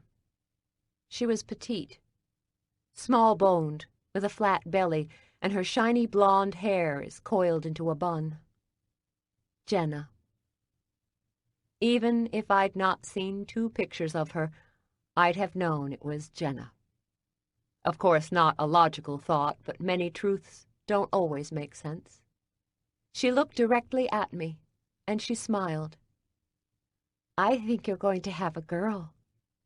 My hand slid to my gently rounded stomach. "How can you tell?" "I just can." Mom had raised me never to ask a woman if she were pregnant. Unless the baby's head is crowning, do not ask. But that didn't stop me from glancing at her belly. She smiled. "His name is Walt." "Who?" "My son. His name is Walt. He looks like his father." "Where is your son?" The light in her eyes faded. "I don't know." "Did you give him away for adoption?" She shook her head. "They took him." A terrible sadness welled as I thought of her child being taken. "Who took him?" "I don't know. But I hear him crying all the time, and I know I need to find him. Why would they take him?" She shook her head.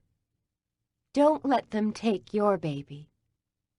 Startling awake, my hand slid to my stomach. My breathing was hard and fast. My heart rammed against my chest. For an instant, I feared the baby was gone. The baby I didn't plan or want was gone, and my heart broke. And then the very most delicate sensation fluttered below my fingers, below my skin.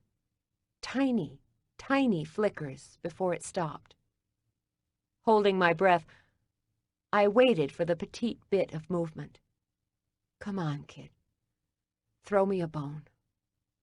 But the kid was mutinously silent. She wanted me to know she was there, but she wasn't taking requests. The room was dark, the sun long since set. The streets were quiet, and the moon full and bright. I laid back on my bed, my hands on my belly. In another life, Gordon would have loved this moment. He'd always wanted children, and I'd been the one to shy away from children. He'd have coaxed the kid to move. He'd have nestled his head against my belly and spoken to her as if they'd been old friends. Tears filled my eyes, and I was struck with a bone-deep loneliness. I wanted Gordon to wrap his arms around me and whisper words of love in my ear. I wanted him to tell me we were going to be fine. But yesterday's memories of Gordon's stony features sent the fantasy skittering away. I had cut him so deep and inflicted so much pain. He'd never forgive me. Chapter 9. Wednesday, 6 a.m. 10 days until grand reopening. Income lost, $1,000. The next morning I rose early and settled into the office corner of my apartment. The small desk was overflowing with stacks of invoices and order forms, and I realized working in my apartment wouldn't work. I needed to move the office to the basement. Granted, my commute would only be 3 flights of stairs, but it created some separation from the attic, and a little was better than none. But for now, I'd suck it up and work in my room. Today my plan was to dive into work and keep my mind busy until 8, when I could call the OB's office and make an appointment. And then I really needed to paint or work on the basement. Sick or no, the clock was ticking, and I had no time left to waste. When 8 a.m. rolled around, I'd finished the last of the day's paperwork, and I dialed the doctor's office. The phone rang 3 times before I heard a brisk, "Westlake Obstetrics." I cleared my throat and resisted the urge to hang up. "This is Daisy McCrae. My sister, Rachel Evans, is a client of Dr. Westlake's." "Right, preemie twins." "She's the one. She suggested I give you a call. I had a—" Saying the P word was not getting any easier. "I had a pregnancy test and it was positive. I think I'm 16 weeks along and I need to connect with a doctor." "You're sure you're that far along?" "Yes. I know to the day, hour, and second. It's been a crazy month or 2 and I didn't notice all the changes." "Okay. Let me check the schedule." I heard the tap of computer keys in the background. "Can you come in today at 5? She has a cancellation." "Today?" "If you're 16 weeks, the sooner the better." "No, I totally get it. I do." I combed agitated fingers through my hair. "I'll be there." "You know where our offices are?" "Still on King?" "That's right." I spent the next few minutes giving her my basic info, and then rang off. I leaned back in the chair, nervous energy swirling through me. An appointment with an OB made all this a little too official for my tastes. I was going public with my pregnancy. With no more paperwork to distract me, I made my bed and cleaned my room, which took all of about 10 minutes, and then my thoughts turned to the front of the bakery. Rachel had cleaned and prepped it, and now it was time to paint. My stomach roiled. 10 minutes later, I was in the shop, glass of ginger ale close, as I opened the first can of paint. It's a butter yellow, cheery without trying, and I was certain it was going to brighten up the place.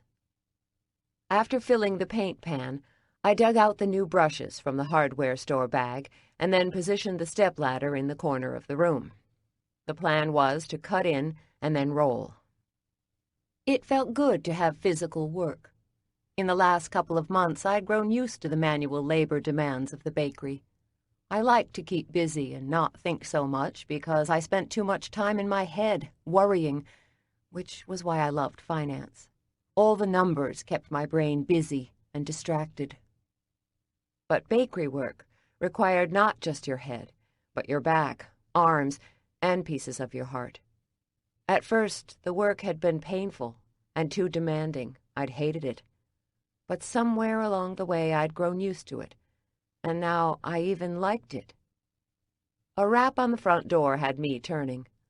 A regular bakery customer, Mrs. Abley, smiled and waved me over to the door.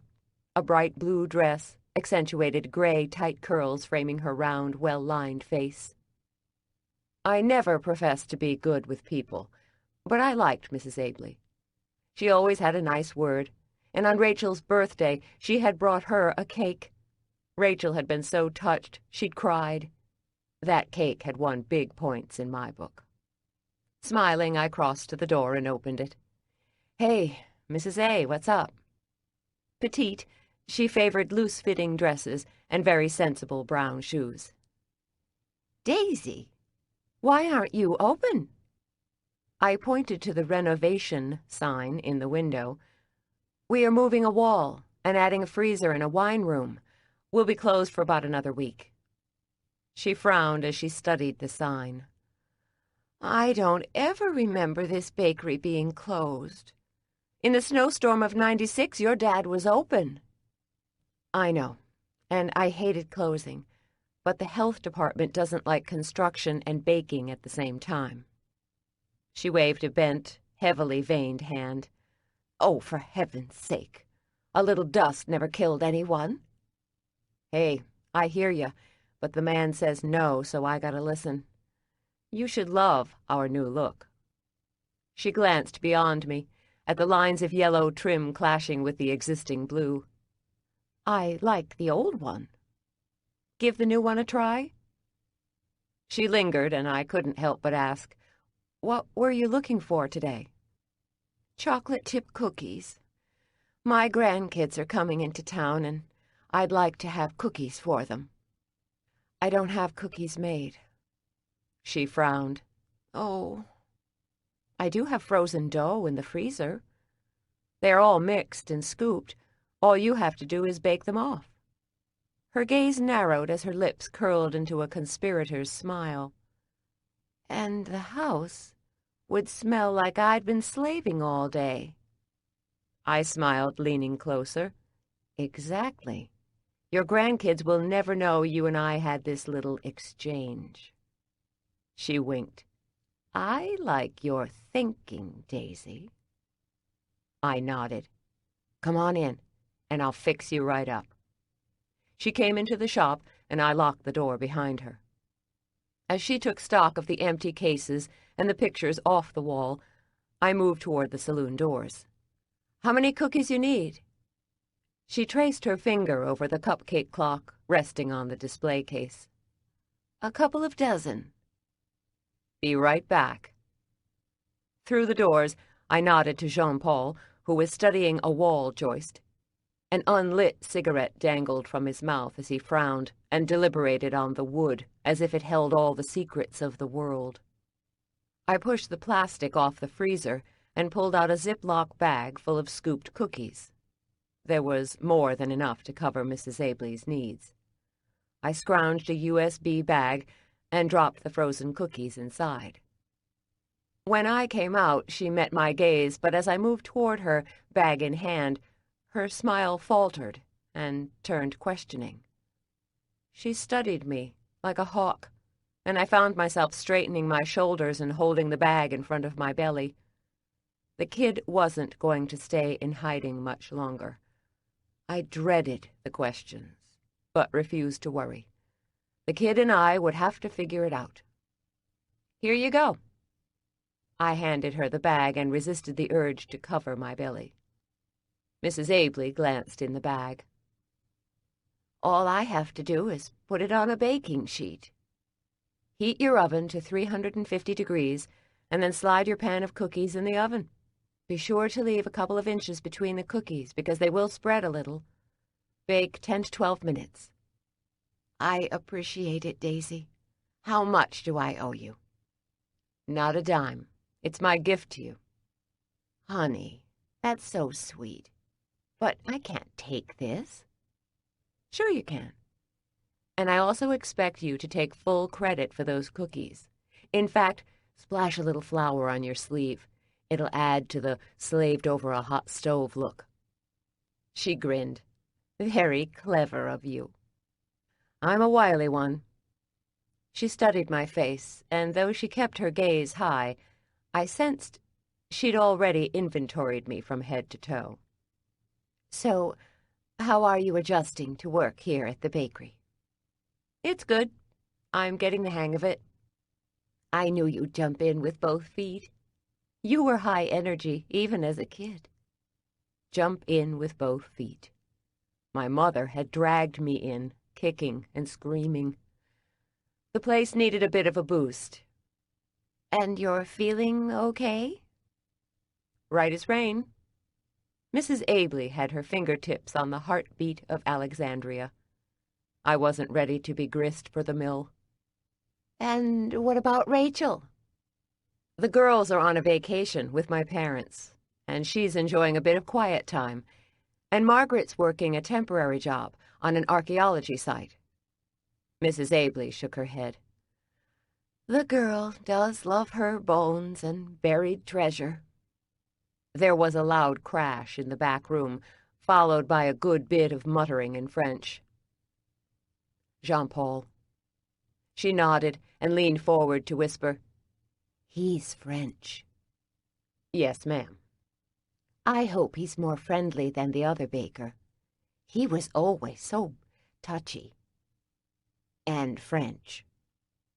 Henri, Jean-Paul's uncle, had been with the Union Street Bakery for nearly 20 years.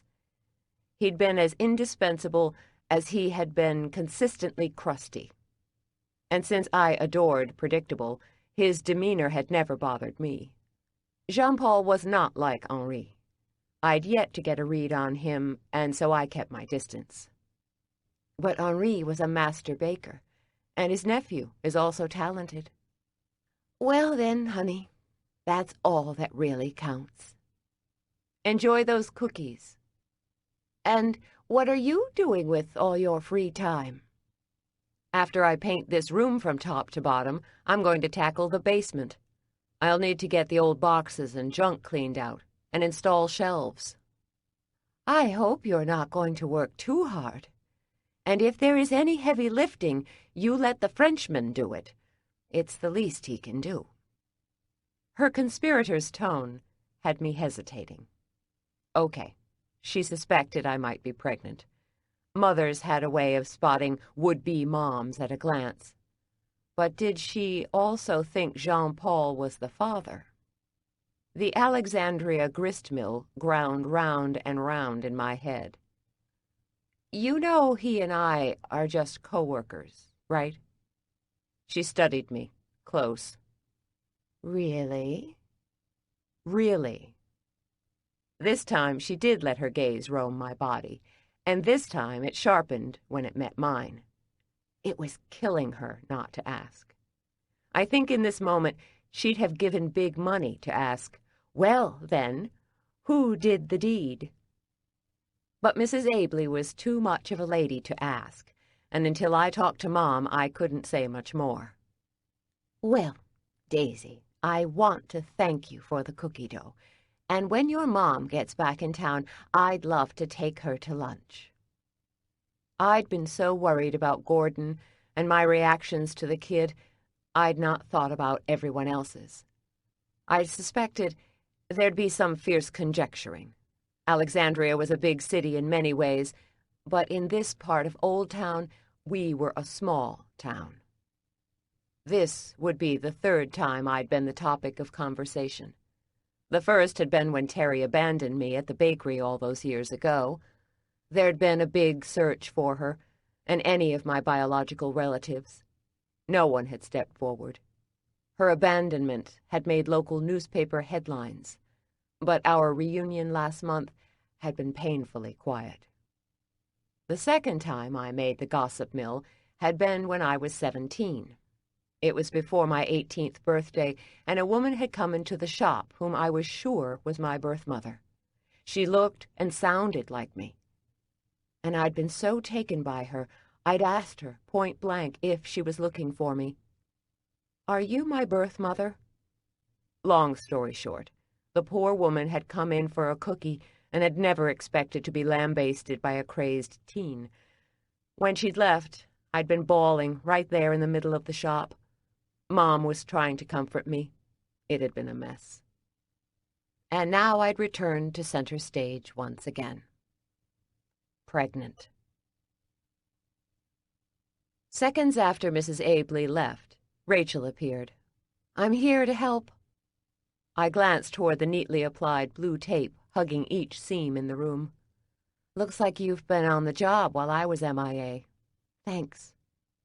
With the girls gone, I'm a little at loose ends. No more clothes to toss? None, but I spent yesterday cleaning. I feel caught up. How does that feel? Good. I picked up my tray of yellow paint and my paintbrush, ready to climb back up on the ladder and cut corners. Paint fumes aren't good for the baby, Rachel said. I glanced around, half expecting to see Mrs. Abley. Don't say the B word. She arched a brow. Not talking about it doesn't mean the bee isn't smelling fumes. We'll keep the windows and doors open. And remember, we bought the non-toxic paint that doesn't smell. She picked up a can and read the back label. Seems like any smell would be bad for the baby. I'll get a fan. This is our only time to paint. So what do? I took the can, opened it, and poured it into the paint pan. I cut corners and you roll. Rachel shook her head and reached for the brush. I'm a master at edging cakes. I'll cut in at the corners. I handed her the brush. Have at it. And so she cut neat, precise lines, while I rolled the long strokes that connected her edgings. We worked in silence for several hours. Painting was a simple, mindless task for the most part, and right now I craved simple. The smell was a little strong, but with the door open and a breeze blowing, I managed. After a good 4 hours, both of us were tired of the work and ready for a break. Rachel made us ham sandwiches, and I grabbed a couple of sodas from the refrigerator in her apartment. We sat, picnic-style, on a blanket in the center of the newly painted room. It looks bigger, without all the pictures on the walls, I said. I like it less cluttered. She pulled the crust off her bread. It definitely looks different. You want the pictures back? Not all of them, but it would be nice to have some. Our history is important. We'll sift through them later. Sure. As she said it, Rachel sounded broken and sad. I thought about the pictures of Mike that had been on the wall. One more reminder he was gone. I know it's different, Rachel. I wish I could give you your old life back. Thanks. But we're here now, and we've got to make the best of it. I know, and I'm trying. Me too. My cell rang, and I glanced at it. It's Dad. She frowned. Wonder why he's calling you. Let's find out. I hit send. Dad, how goes it? We're hanging tough. His voice sounded rough and tired. Chuckling, I said, Let me put you on speakerphone. I'm here with Rachel. Sure. I hit the speaker button and immediately could hear the girls hollering in the background. I glanced toward Rachel, but she didn't seem worried, as if she'd heard the sound 1,000 times. Dad, she said, are they driving you insane? They are little angels, he said. But they are loud little angels. Where's Mom? I said. She's making sandwiches in the kitchen. Can you put your phone on speaker, Dad? What button do I push? The green one, on the top right. I'd gotten them new phones for Christmas. They had all the bells and whistles, but so far all they'd done was call in and out. Dad sighed into the phone. If I lose you, then call me back. You won't cut me off. I could hear him muttering oaths mixed in with, life was simpler when each house had one phone attached to a wall. Dad? Green button, I shouted. Hello? Hello? He said. Do I still have you? We're here, Dad, Rachel said. Mom, can you hear me? Oh, I sure can, dear, she shouted. How are you doing? That's my question to you. Surviving the girls? At the sound of their mother's voice, the girls stopped singing and squealed, Mom! Her eyes brightened. Hey, girls, are you being nice to Grandma and Grandpa? Yes! Rachel shook her head. Are you sure? Are you taking quiet time each day like we talked about? Silence. Mom cleared her throat. We've been on the go so much there hasn't been much time for sitting, Rachel. Rachel leaned toward the phone. Mom, my angels turn into devils when they are sleep-deprived. They've been a delight. This was not the woman who raised me. That woman had never sounded calm in the face of chaos. "How's the bakery, Daisy?" Dad said. "The renovations coming along?" "We're getting it done one brick at a time. Jean-Paul is finishing up wiring today, and the new freezer will be here by Friday or Saturday. And, with luck, we wouldn't run into major wiring problems, and the floor wouldn't collapse.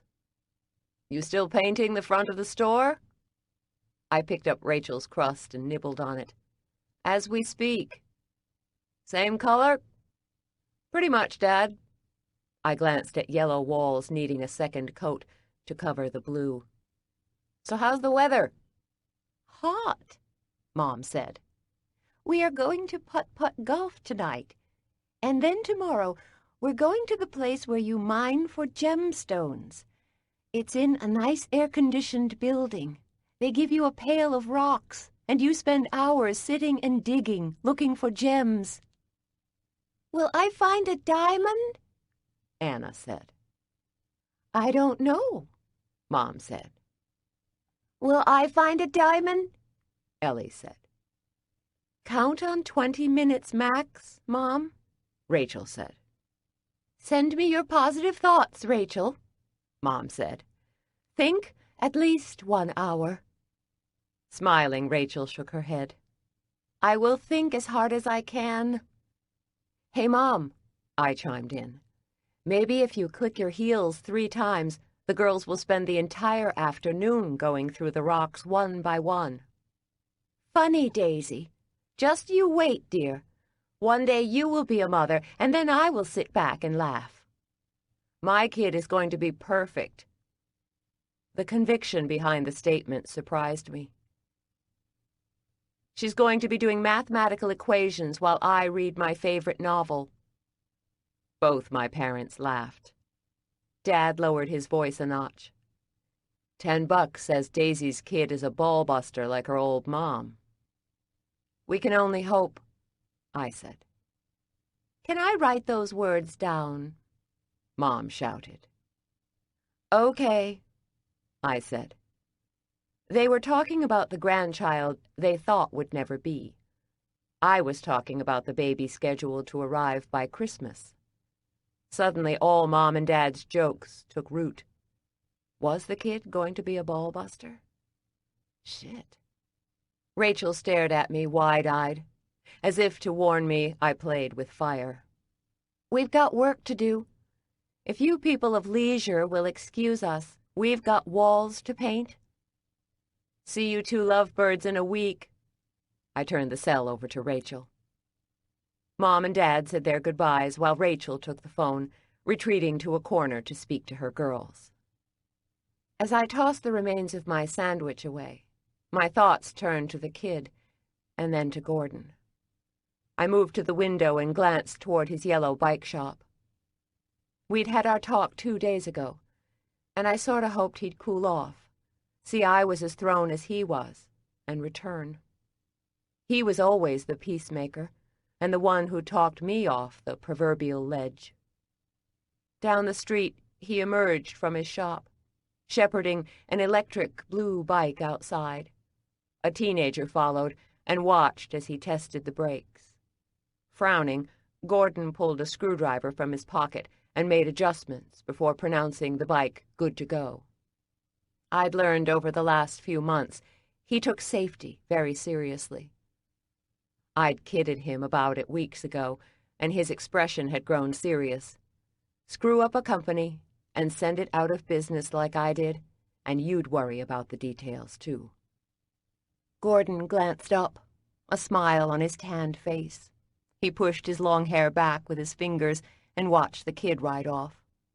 He turned, and for an instant his gaze captured mine.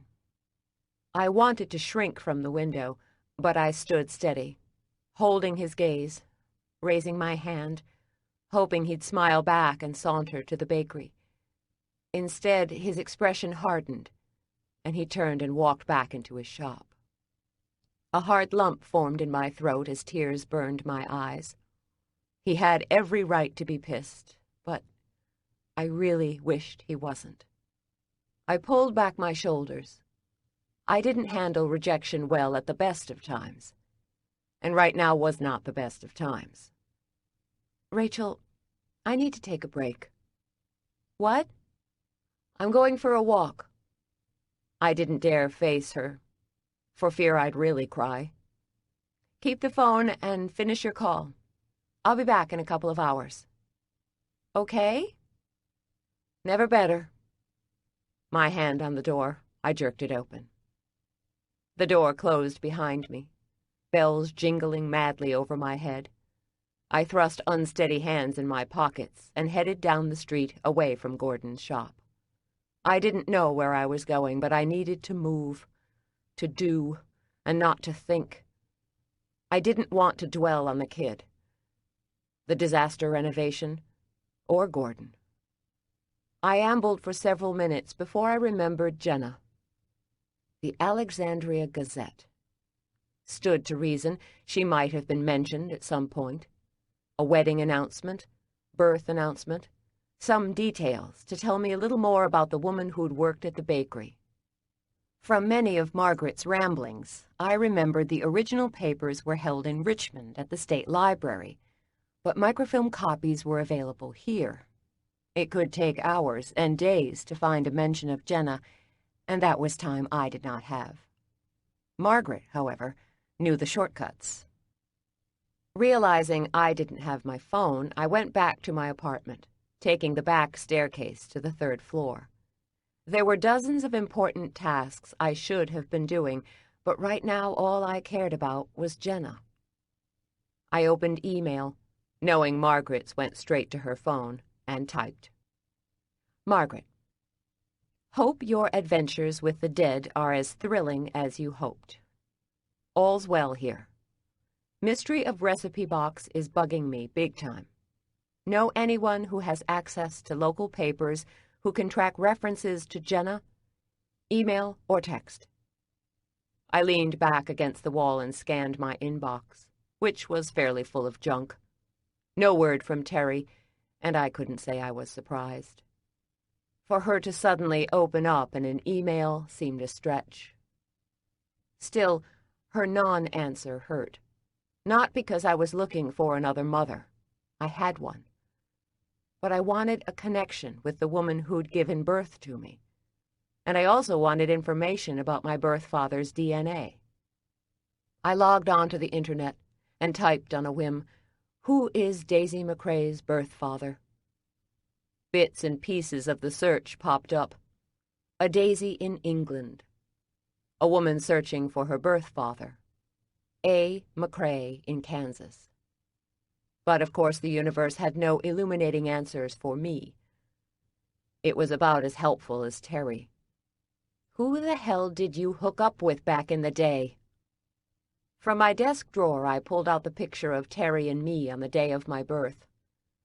She'd been pretty, with her long, sleek black hair, and her smile was vivid. She looked happy when she'd been holding me. She looked like she was willing to give it her best shot. Had she gone to my birth father? Had he been at the hospital when I was born, or had he taken this picture? Had he rejected her and me? Had she told him, or worse, did she not know who he was? As a kid, I'd never given him much thought. All my musings had been for the woman who'd raised me for 3 years and then left me on the bakery steps. I'd developed long and complicated stories about her, but he'd barely registered.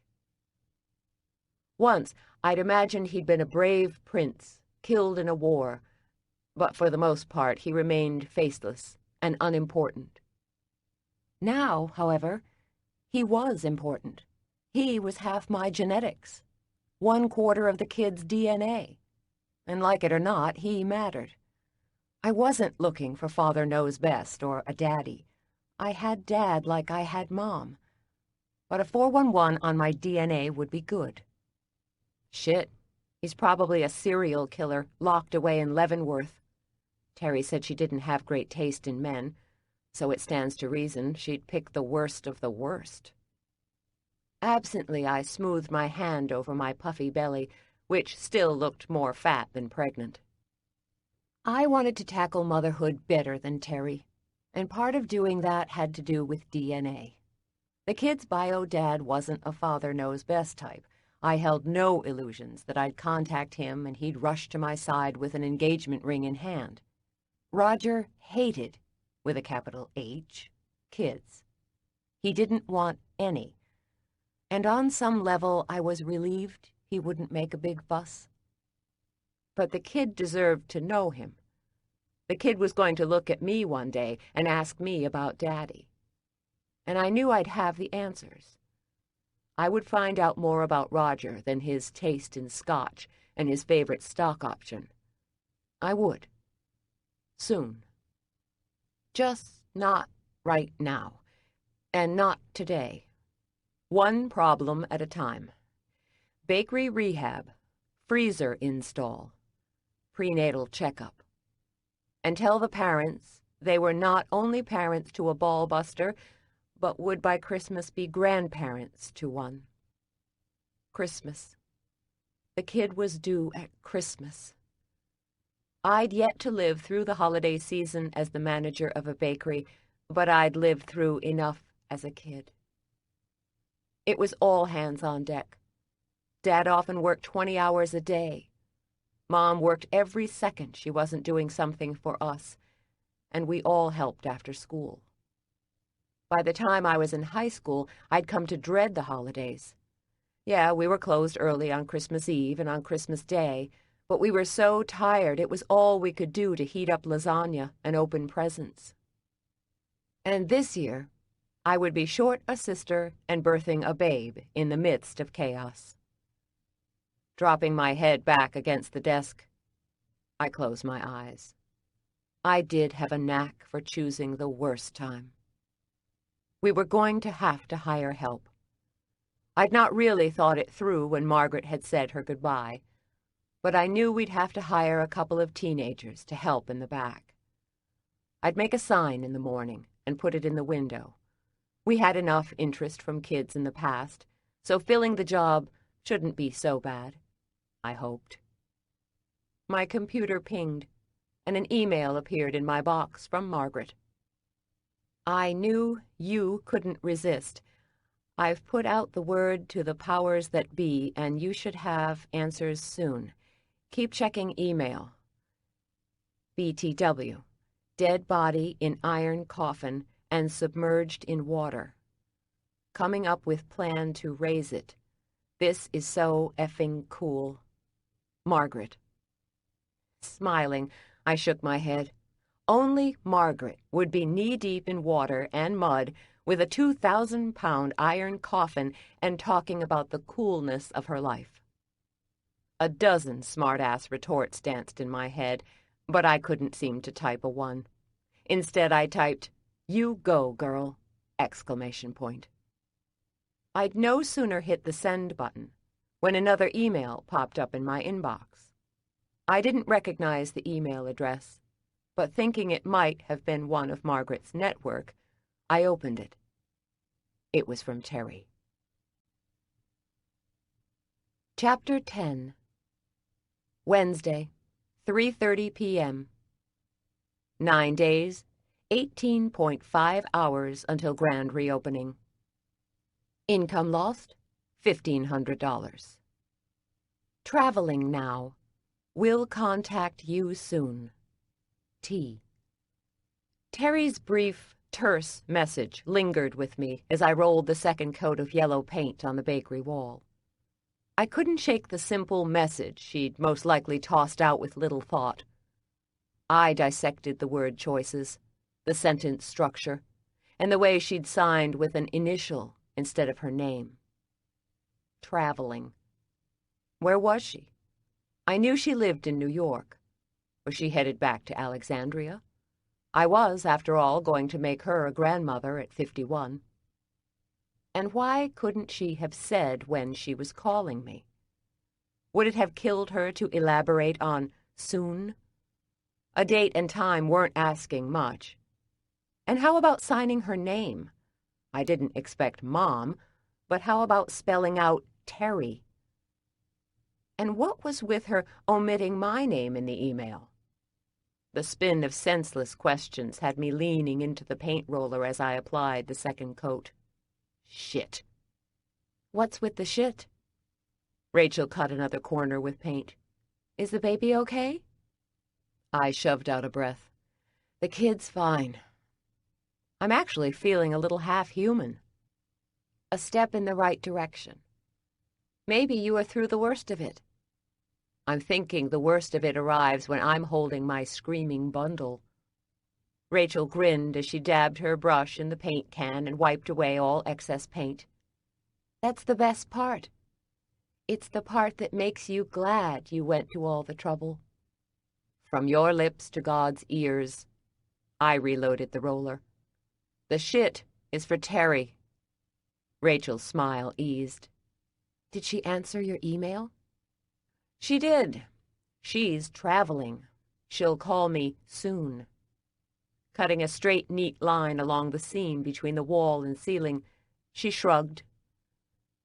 That's a good email, Daisy, for her. What are you moping about? I don't know. Why can't she answer a simple question? Who is my birth father? Maybe that's what she's going to do when she contacts you. Might not be an easy conversation or email to send. Yeah, because I'm still her dirty little secret. She still hasn't told her husband and sons about me. Rachel pursed her lips. You don't know for sure. I know. Rushing to get paint on the wall, I overloaded the roller, and a huge dollop fell on my shoe. Damn it. Look, Daisy, slow down. I know you've a lot on your plate right now. I know. Take it one step at a time. Shoving out a breath, I grabbed a cloth rag and wiped the paint from my shoe. I know. I know. A knock on the front door had us both turning to find a slender 30-something man with short dark hair. He wore a white-collared shirt and khakis and carried a clipboard. I smiled but said without moving my lips, "Clipboards never bode well." Rachel stood and also grinned. Health inspector. I laid my roller in the paint pan and wiped my hands. Or building inspector. Place a bet? $2 million. You are on. Rachel moved to the door and opened it. Can I help you? He nodded, glancing past her to me. I'm with the building inspector's office. I'm here to check the progress of your electrical wiring. Our builder is on a break, I said. He frowned. I smiled. Builders are a tough bunch to wrangle. He nodded. No sign of humor. Is there someone who can answer questions for him? I can. I'm Daisy McCrae, and this is my sister, Rachel. We own the bakery. Grant Fraser. I'm with the city. Nice to meet you. I grinned, as if I were meeting a billion-dollar client at the investment firm, and shook his hand. Mr. Fraser's hand was dry, but his grip tentative.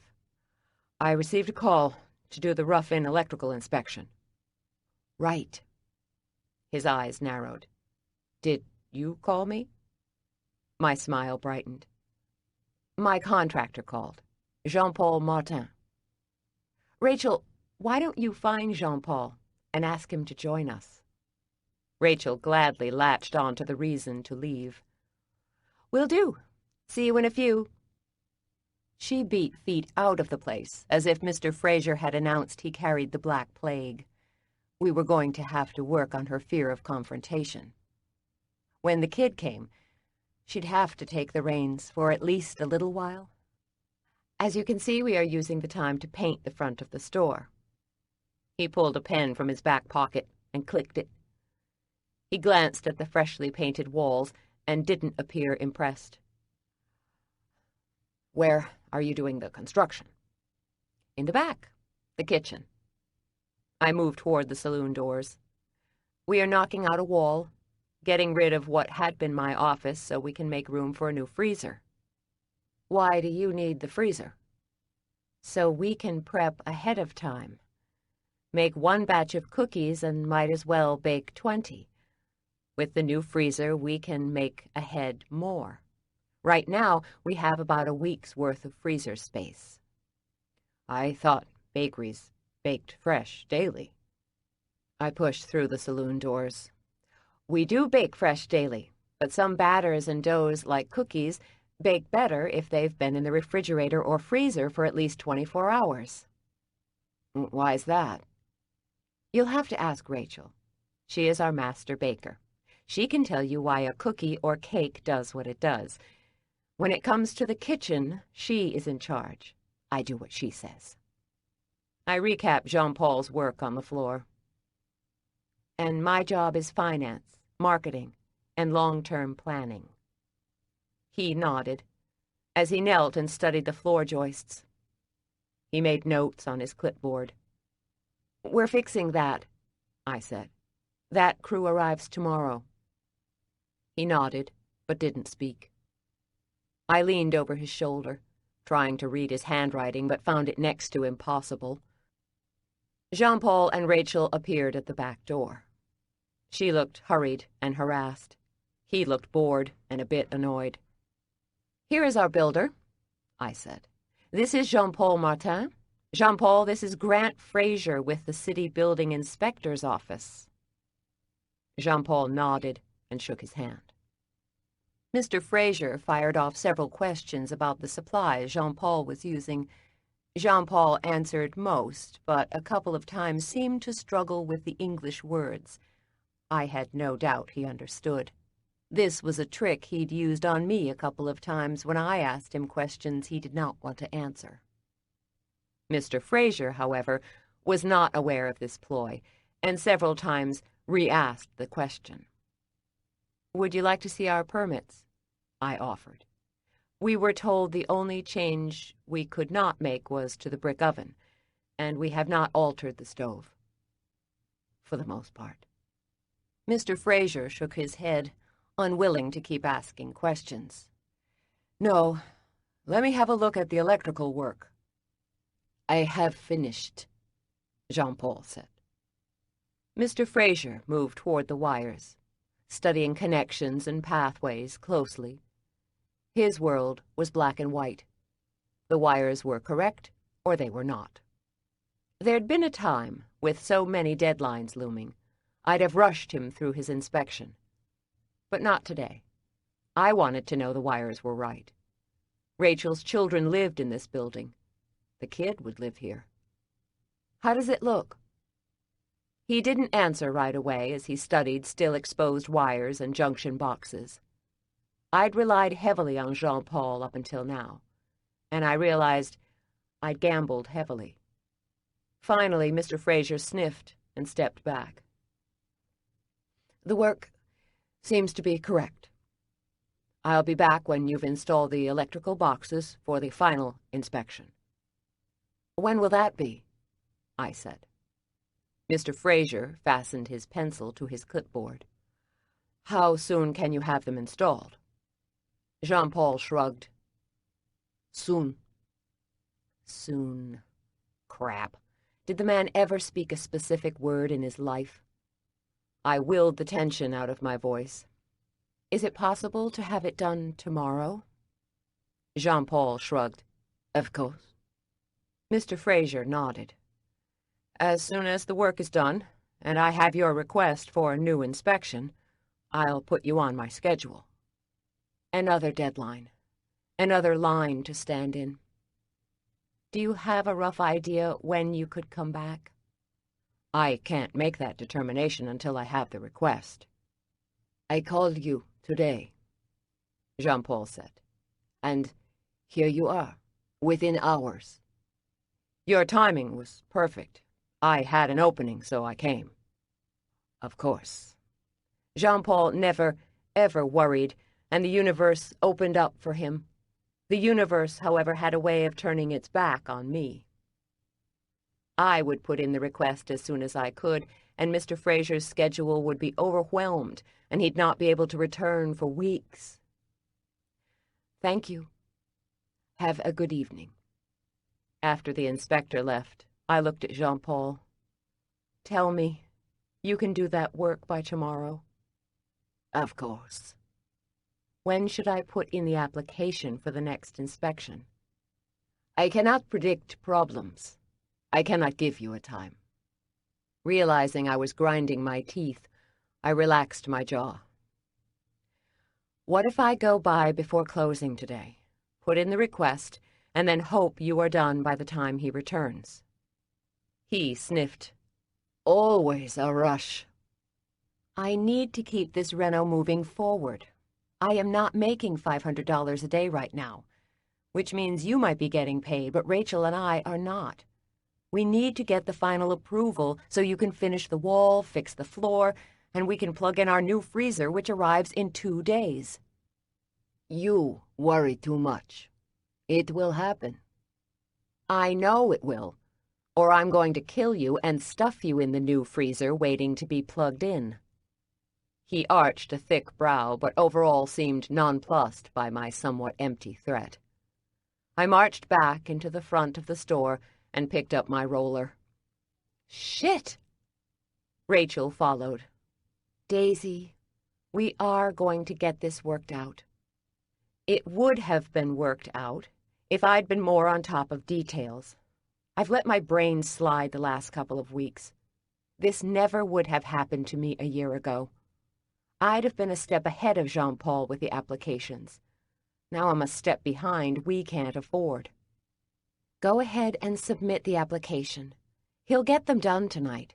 Mr. Fraser will return tomorrow for the final. It will work out. How do you know that? No smile or rousing cheer, only, because it has to. She picked up her brush.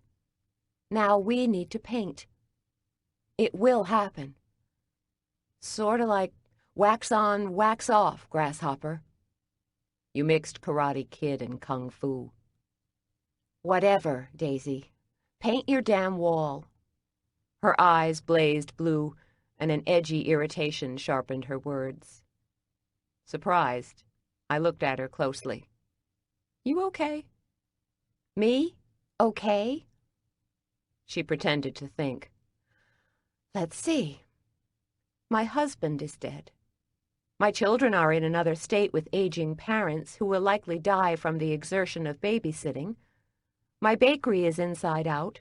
The floor is rotting, and the Frenchman doesn't seem to give a crap about anything.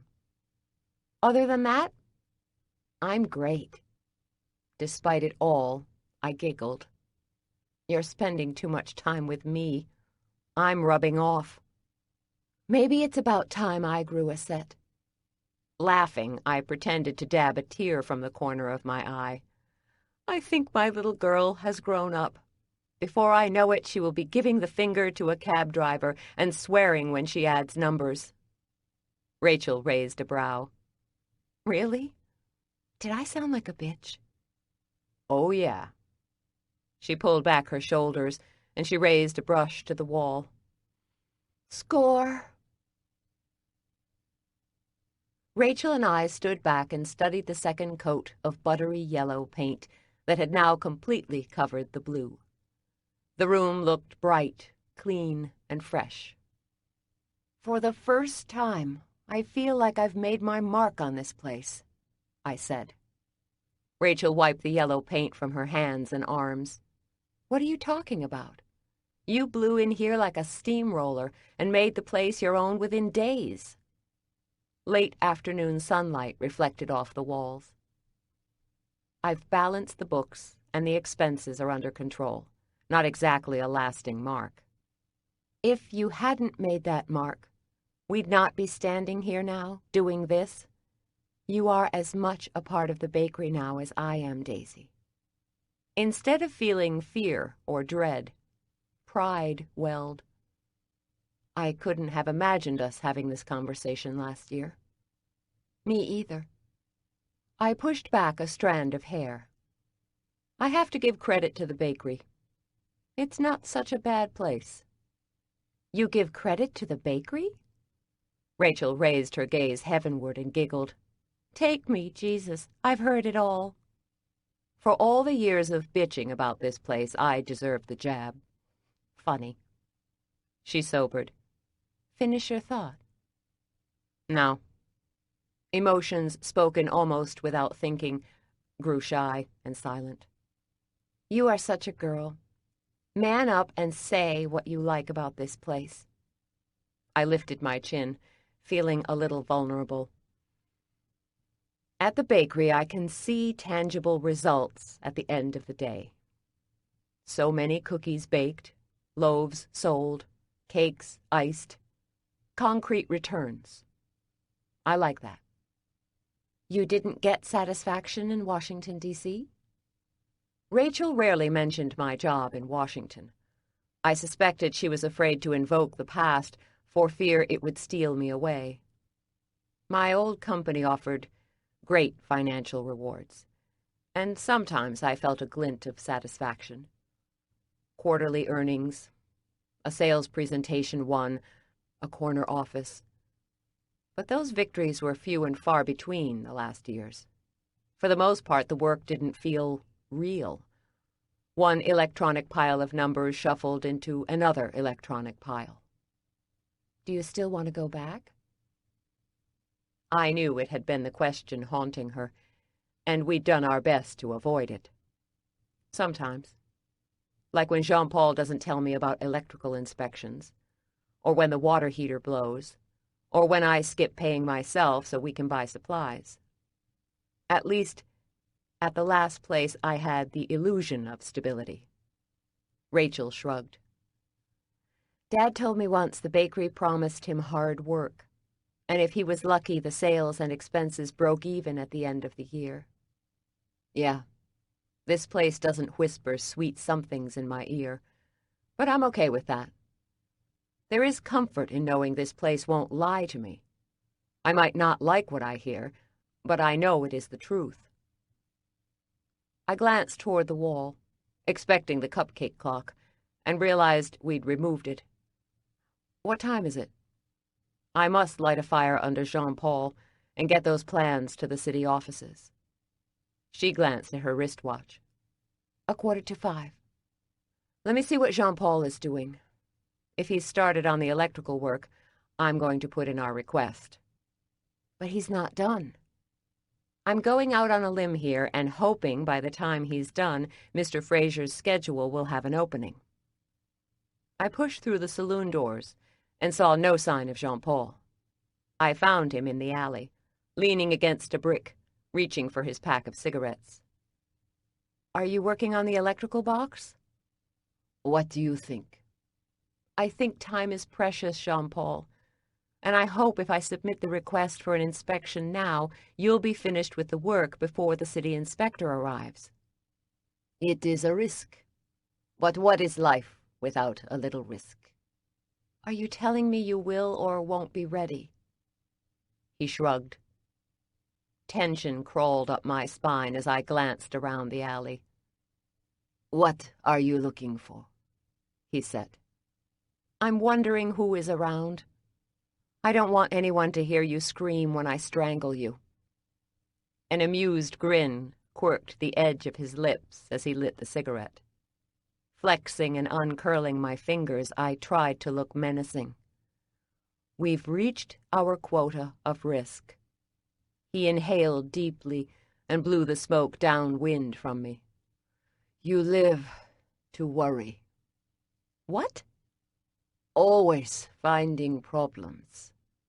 Do you ever have fun? Fun? Jean-Paul, I own this joint. My days of fun have ended. He shook his head. There will always be problems. And there will also always be reasons to smile. Each day we choose the focus. Easy for you to say. You only have yourself to worry about. I don't have such luxury. We have the same luxuries, but you choose not to enjoy yours. He shook his head. When the baby comes, what will you teach him? Will you teach him to walk around sad and worried all the time? Baby. I opened my mouth to argue, but the words didn't come. I haven't thought that far ahead. He shrugged. Perhaps you should. I didn't want to think of another way I could scar my kid with my personality quirks and hang-ups. For now, I could only think about the application. I'm submitting the application. A good idea. Mumbling about insane Frenchmen, I hurried upstairs and grabbed my purse. Outside, the sun warmed my skin, and the fresh air smelled sweet. A quick check of my watch told me if I hustled, I'd get to the inspector's office before closing. I'd taken 6 steps away from the front door when I heard a young voice say, "Hey, do you work there?" Summoning a smile before I turned, I found a girl who looked to be about 16. She had long brown hair, big blue eyes, and a pale complexion. Not stunning, but cute. Next to her stood a boy who seemed to be 3 or 4 years older, same coloring, and he appeared to have Down syndrome. Impatience goaded me toward the city offices, but I kept my voice fairly steady. "What can I do for you?" "Do you work there?" Her blue eyes turned keen. Direct. Careful. I like that. "I do. I'm Daisy McCrae. I'm the owner-manager." She took the boy's hand in hers and stepped forward. "My name is Meg Adams. I go to TJ High School. This is my brother, Tim. I heard you were looking to hire help." I made a sign, but hadn't put it up yet. "Who said?" "My aunt owns the shop across the street." "The gift shop?" I glanced toward the merriment shop, and an image of a redhead with curly hair popped into my head. She sold souvenirs, cards, and novelty items. "Yeah. She heard your sister moved away and thought you might need help. I thought we'd ask and see if that was true." Initiative. 2 points. "Where do you live?" "In Alexandria, near Seminary Road. We live in an apartment with our mom. She's a nurse at the hospital." "Do you have any baking experience?" Tim grinned. "I like to eat cookies." Meg squeezed his hand in warning. "I bake at the apartment. I made Tim's birthday cake last week." "Box or scratch?" "Box." "Honest. 3 points. We are under renovation now, but in about 7 days we are going to put the place back together and prep for the Saturday grand reopening." There were so many hurdles standing between the reopening and me, but I decided to be more Jean-Paul about the matter and not worry. "I'm not sure exactly what I need, and we'll have to figure it out as we go." Her eyes burned with eagerness. "I'm flexible." "You have reliable transportation?" She swept a lock of hair out of eyes. "The bus. We live on the bus line. It takes me about 20 minutes to get here." Tim glanced at his sister for guidance. Clearly, she looked out for him. "Meg, tell her I want a job, too." Meg met Tim's gaze. "She's hiring 1 person, Tim." Tim's smile faded, and he pouted, as if he were a toddler. "But what will I do?" Her voice was gentle and held no signs of irritation. "You are going to stay at home and watch cartoons, remember?" Tim's face scrunched into a frown. "But I don't want to stay at home. I want to come with you." Meg patted the boy on the arm. "I look out for him." I folded my arms. "I can see that." Meg's gaze was all business when she met mine. If you hire me, I will work this out with Tim. Tim looked as if he'd argue, but she took her brother's hand and squeezed it gently. He stayed silent, but did not look any happier. They were good, loyal kids. Meg, what kind of grades do you make? B's, an A or two, and 1 C last semester. What did you get the C in? Government. And the A? English. I like to write. I'd overthought so much lately, but this decision felt easy and right. I think I'm going to need someone about 20 hours a week. Her eyes brightened. I can do that. Tim stuck his lip out, his frown deepening. Meg squeezed his hand again, but the gesture appeared more comforting. Tim, are you strong? I said. He glanced up at me and grinned. I am very strong. I thought about the time it took to scoop chilled dough and how much my hands ached. I thought about bags of flour I really shouldn't be lifting for the duration of my pregnancy. Meg, I pay $7 an hour. I can pay Tim $3 an hour. Meg cocked her head. You'd let him come here and work? Is he a good worker? A frown furrowed her brow. If you give him a specific job, he will do it. He's good when directions are clear. Tim grinned and nodded. I work hard. More weight and more responsibility settled on my shoulders, but I was getting used to the load. Fair enough. I will need you to bring a copy of your last report card, and I want to meet or at least talk to your mom on the phone. I fished a card out of my purse and handed it to her. Have her call me. Meg accepted it, holding the card close to her heart. I can so do that. You are going into your senior year? Yes. You will need to keep your grades up while you work here. In high school, my English grade had dropped from an A+ to a C, and Mom had to cut my hours. Though I'd initially been glad to be out of the bakery, I hated not getting a paycheck. My English grade was up in a matter of weeks. Meg's hair swished around her shoulders as she nodded. I will. I eyed the boy. Tim, are you going to listen to your sister and me? He jabbed an excited fist in the air. Yes, and double yes. The enthusiasm coaxed a smile. We'll put the place back together this coming week. I'll call with more details as long as this works for your mom. We'll give it a 2-week trial. Meg beamed. You won't be sorry, Mrs. McCrae. Mrs. McCrae made me cringe on multiple levels. Call me Daisy. Her eyes widened, and again her head bobbed like a bobblehead doll. Will do, Daisy. Come on inside. Let me introduce you to my sister, Rachel. I backtracked to the front door and found Rachel gathering up the painting supplies. Rachel, I'd like you to meet Meg and her brother Tim. They applied for the job. I'm giving them a 2-week trial. Meg stepped forward and offered her hand. Rachel pushed back a lock of blonde hair with the back of her hand and accepted Meg's as she surveyed the two and grinned. We'd not discussed the hire, but I knew Rachel would welcome help. When Mike had run the bakery, he'd had trouble delegating.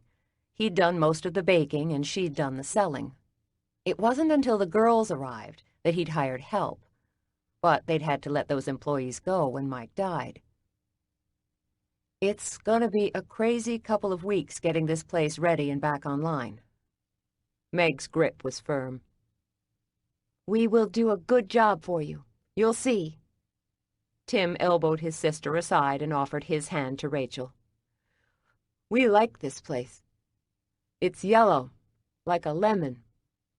Meg stepped aside, as if accustomed to Tim's ham-fisted methods. My aunt comes here sometimes, for the carrot cake. Who is your aunt? Rachel said. Caroline Henley. She owns Caroline's Gifts. Red hair? Meg nodded. Yes. I know her. Nice lady. Rachel, would you mind giving these to the 10-cent tour? I'm on my way to City Hall before it closes. Don't you also have a doctor's appointment? I'd already forgotten. Jeez. Yes, thanks. A quick check of my watch told me if I hustled, I still had a prayer of making it. Chapter 11. Wednesday, 4:49 p.m. 9 days, 19 hours until grand reopening. Income lost, $1,500. I left as Rachel, Tim, and Meg pushed through the saloon doors. Outside, I hurried up King Street and found my way to the city offices. In the municipal building, sign after sign led me, finally, to the permit office, where I ended up standing in front of a glass window staring at a woman with graying hair and half glasses. She glanced up at me. She clearly was not happy I'd skated in at closing. "May I help you?" "I'm here to file a request for an electrical inspection. Grant Frazier was at my shop today doing a rough-in inspection." She glanced at the clock and frowned.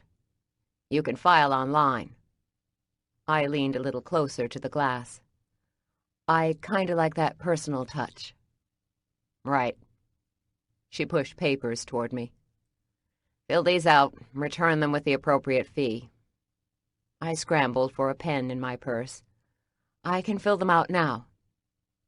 "We're closing in 30 seconds.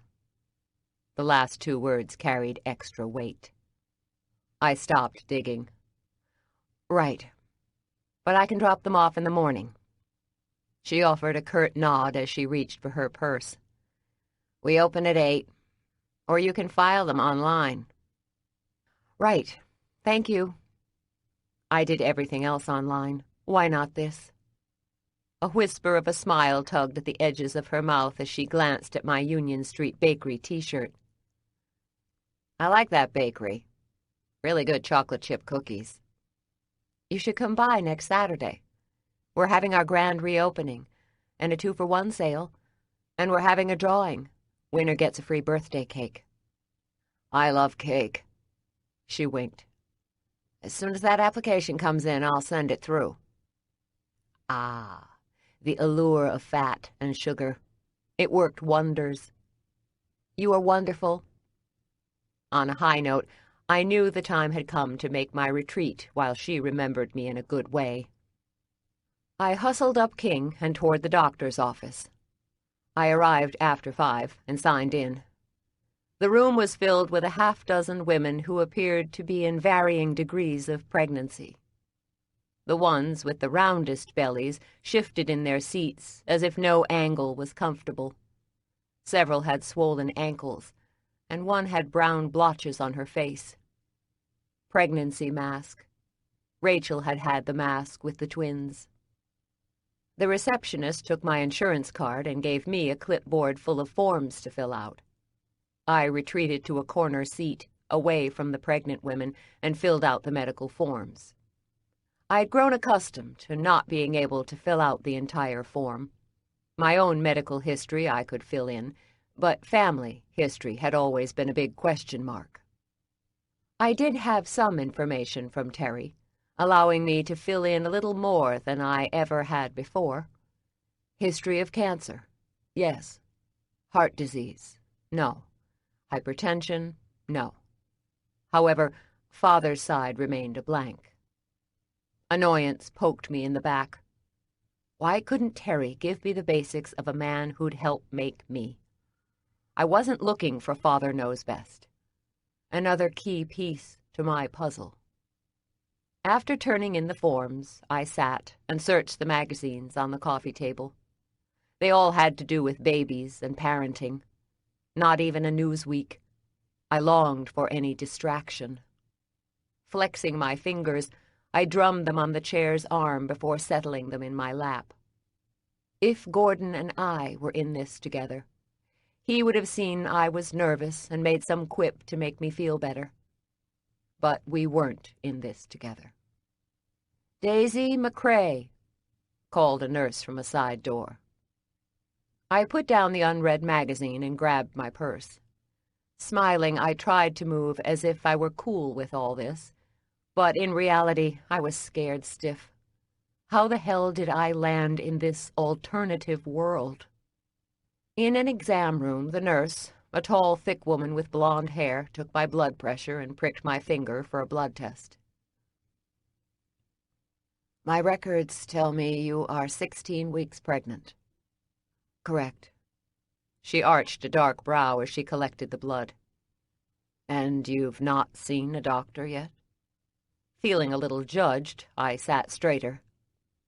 I put the pieces together days ago. The nurse glanced up at me. She didn't have to say a word to put me on the defensive. Yeah, I know. I'm old enough to know better. But I've had so many life changes recently, this detail slipped past me. Periods? A light one a couple of months ago. Light, erratic periods usual for you? Yes. And you toss in stress of a job change and a move, and it gets worse. Okay. Go ahead and change into the paper gown, and Dr. Westlake will be right in. Thanks. Dumping my purse in a chair, I stripped and put on the gown. Seconds later, there was a knock on the door, and I said, "Come in." A woman in a white lab coat appeared, smiling. Her name tag read Dr. Westlake. In her 50s, she wore her graying hair pulled back in a ponytail. The salt and pepper might have aged her some, but it contrasted well with olive skin and set off her dark brown eyes. Silver star earrings dangled from her ears. "Daisy McCrae?" she said, extending her hand. Clutching the front of my gown, I leaned forward and extended. "Thanks for making time for me, Dr. Westlake. I like your sister, Rachel. She and those girls of hers gave us a run for our money. How are they?" 5 years old, and at the beach with my parents. I'm betting the girls wear my folks out by tomorrow. Chuckling, the doctor shook her head. I don't think I could chase a couple of 5-year-olds. God bless them for attempting the vacation. She glanced at my chart. So, you had a positive pregnancy test at the clinic? I did. How many weeks? 16. I know the day, and about the hour. A smile tugged at the edge of her mouth. Well, that will make picking a due date easy. Let me get my nurse, and I'll examine you. The doctor vanished. I glanced at a picture on the wall taken of Dr. Westlake somewhere in a far-off mountainous country. A decade younger, she stood with 2 men who looked like guides. I'd never been much for exotic travel. I'd always been about work, which now was a good thing because work was what faced me for the next 2 decades. The doctor reappeared with the blonde nurse, who stood, chart in hand, by the door. Dr. Westlake tugged on rubber gloves. Why don't you lie back and let me examine you? I lay back, slipping my feet into the stirrups, and stared at the tiled ceiling. A small part of me hoped the doctor would tell me it was all a huge mistake, and another growing part trusted she would tell me the kid was fine and doing well. Dr. Westlake's exam was brief. She pulled her gloves off before helping me sit up. She thanked the nurse, who quietly left. Yes, you are very pregnant. 16 weeks is right on the money. So it is really official. Yes. For a second, my thoughts went out of focus. I had the sense of falling, while someone from below screamed the net had broken. I'm guessing a Christmas bundle. A smile didn't dilute a direct and searching gaze as she helped me sit up. That's right. How are you feeling? Sick to my stomach. Isn't the sickness part supposed to come earlier in the pregnancy? It can come at any time. That's not how it happens in the movies. And aren't I supposed to be glowing? And what's with my butt getting bigger? The baby's in my stomach. Laughing, she pulled a prescription pad from her coat pocket. Pregnancy is different for everyone. I had not one problem during my first pregnancy, and I had gestational diabetes with my second. It changes our bodies in many unique ways, and each pregnancy is different. I'm not a fan of unique. I like to plan. I like my old body, which was 9 pounds lighter and could fit into pencil skirts. She raised a brow. Is this baby planned? Hysterical laughter bubbled. Not even close. Do we need to talk? About options? A cold chill slithered along my spine. There's that nice word again. The doctor at the clinic mentioned it. No, the kid stays. The strength behind my words had me sighing. What's next? She scribbled on the pad. You are to get these prenatal vitamins filled, and I want you back here in 4 weeks for your next checkup. I took the paper, not bothering to glance at it as I folded it. Shit. My head spun, my body numbed. What was I going to do? Super. Her expression softened. It's going to be okay, Daisy. Rachel's a great mom, and she'll show you the ropes. I know. Rachel is great. I know. This is such a game changer. My game changer was my second child, the one that gave me the diabetes. She came when I was 43. Threw me for one hell of a loop. She's 7 now, and I can't imagine life without her. I don't have a clue about mothering. I felt as if I were sharing a deep, dark secret. Not a clue. I never dreamed about this when I was younger. I didn't carry around baby dolls or make up names for my one-day kids. I never did either. And somehow I'm managing to raise a 17-year-old and a 7-year-old. She grinned. And so far, they are doing pretty well. As she studied me, her head cocked. What's bothering you? I know the kid will be fine. Healthy, I mean. My birth mother raised me until I was 3. And from all accounts, I was healthy as a horse. But this part still stung to say out loud. She bailed on me. Frowning, she nodded. I remember the stories in the newspapers. Abandoned bake shop baby. Might as well cut to the chase, so she could stop fumbling through her memory. Nodding, she touched her finger to the side of her nose. There was a big search for your birth mother. The details churned up my worries. I don't want to bail on my kid. Her brows drew together. You won't. I held my breath tight in my chest. How do you know for certain?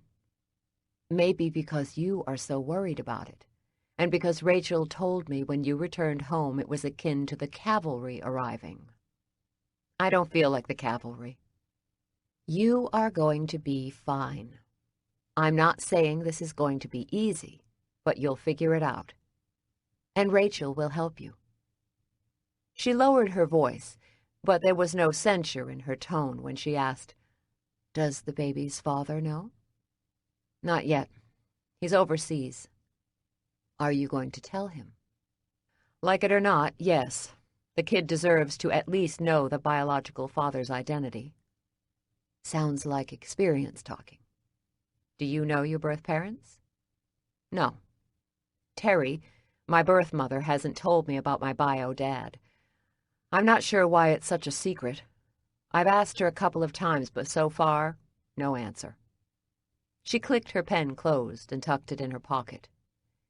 Keep pressing. It's good information for you, and the baby. I hear you, Doc. I do. I extended my hand. Thanks, and I'll see you in a month. Her handshake was firm and comforting. I look forward to it. She left, and for a moment I sat in the quiet room, listening to the tick-tock of a clock on the wall. My phone buzzed in my pants. I dug it out of my pocket and read the text. Margaret said you were looking for info on Jenna, circa 1943-1944. Found 3 articles. Will email to your computer. Gigi. I'd never met Gigi, but at this point in my life it was the least of my problems. I texted back, "Thanks."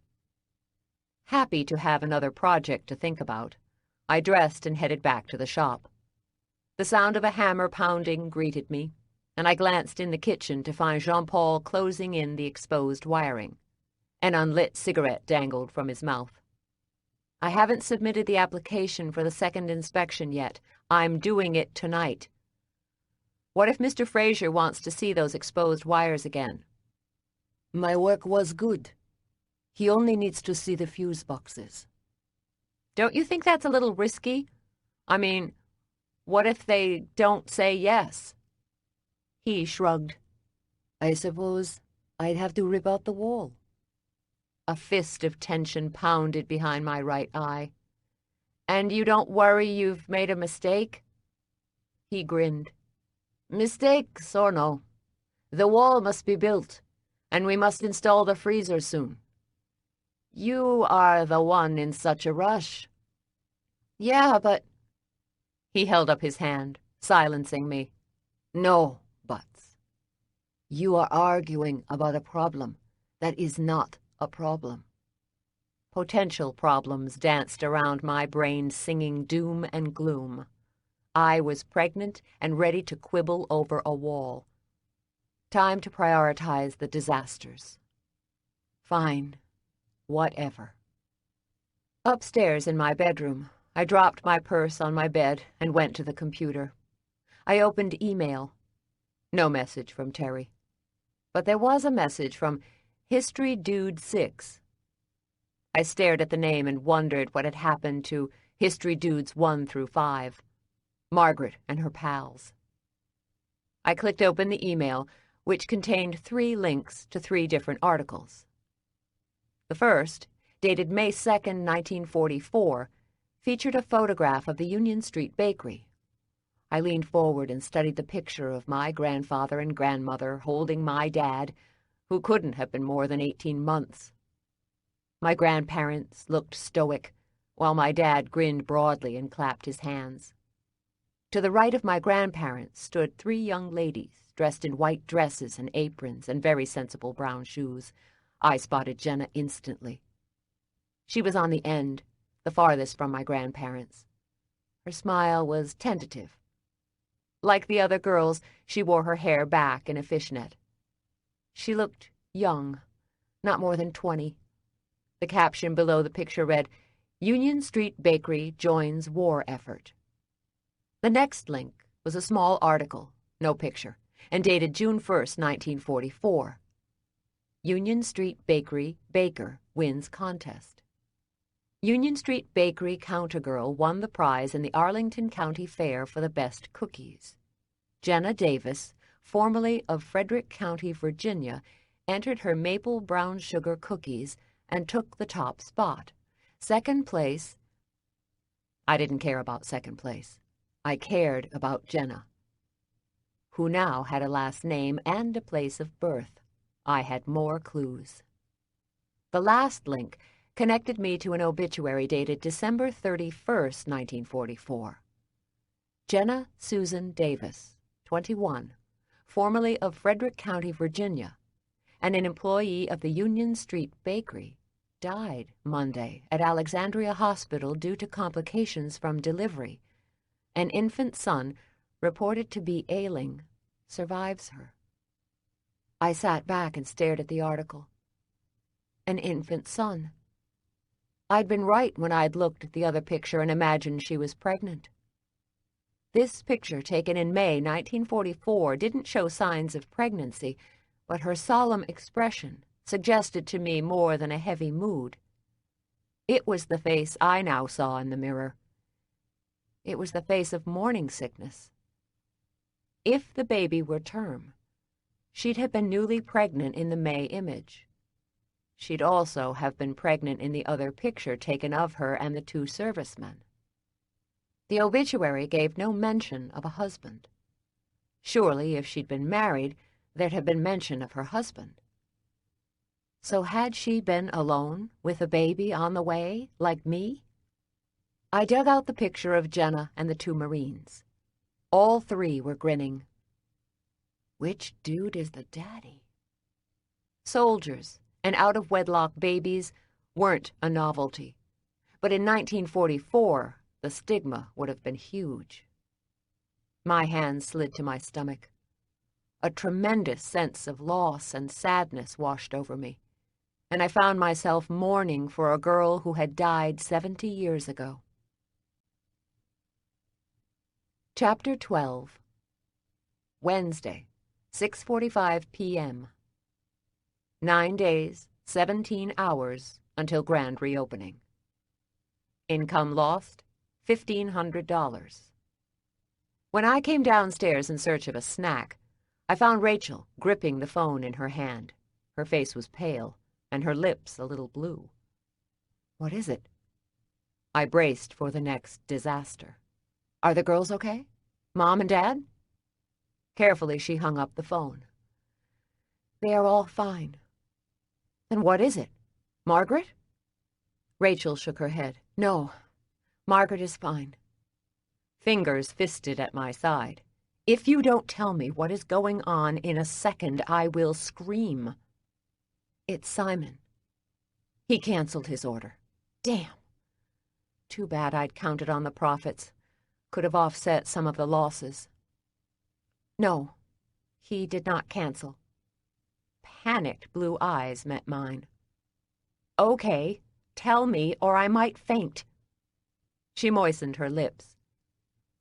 He asked me if I'd like to go to a food and wine demo this evening.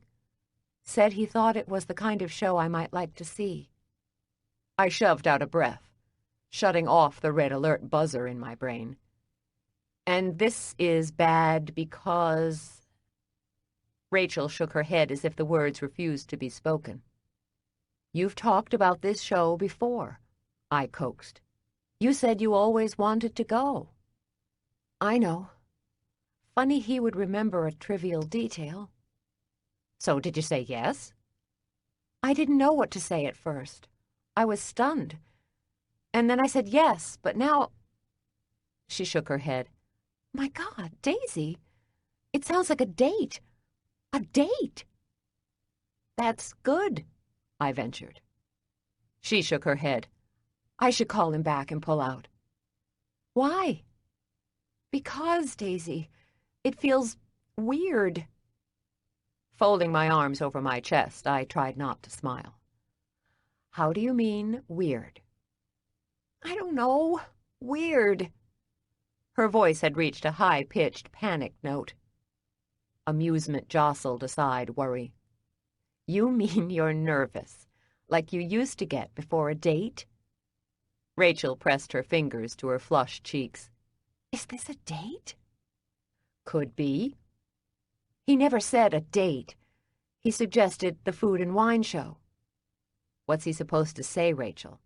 Alert, Rachel, this is a date. No. Yes. I mean, that might have been helpful. If you haven't noticed, I'm out of practice. So he asked you out. Go. It will be fun. I'd remembered how Simon had looked at Rachel at the bar Sunday night. He'd definitely been into her. And it's to a place you've always wanted to attend. She nodded. I mentioned it to Mike once or twice. But at the end of the day, he was always so tired. Well, now you have the chance to go. She wrung her hands. But it feels weird. I always thought when I went it would be with Mike. I laid my hand on her shoulder. When is this outing supposed to take place? 1 hour. 1 hour? She paced back and forth. He said it was casual, and he would come right after work. Casual is good, Rachel. Just two friends going to enjoy food and wine. She thrust her arms up in the air. But what does casual mean, Daisy? I have no idea what people wear in the outside world. Outside world? She pointed toward the door. Out there, where people wear more than mom jeans, t-shirts, and aprons. I don't speak that language anymore." She shook her head. "Do you realize I've not been on a date in 17 years? Weird, but not terrible. Besides, it's not like he's going to jump your bones or ask you to marry him." Her eyes rose with relief. Really? Now I did laugh. Really. This is a few hours of fun with a nice guy. And if he doesn't act like a gentleman, I will act as Dad's surrogate and show up in a wife-beater t-shirt toting a shotgun." She laughed. "You're not bald enough to pull off a dad impersonation." "Maybe not, but I've got the pot belly." Rachel glanced at my hand on my round belly.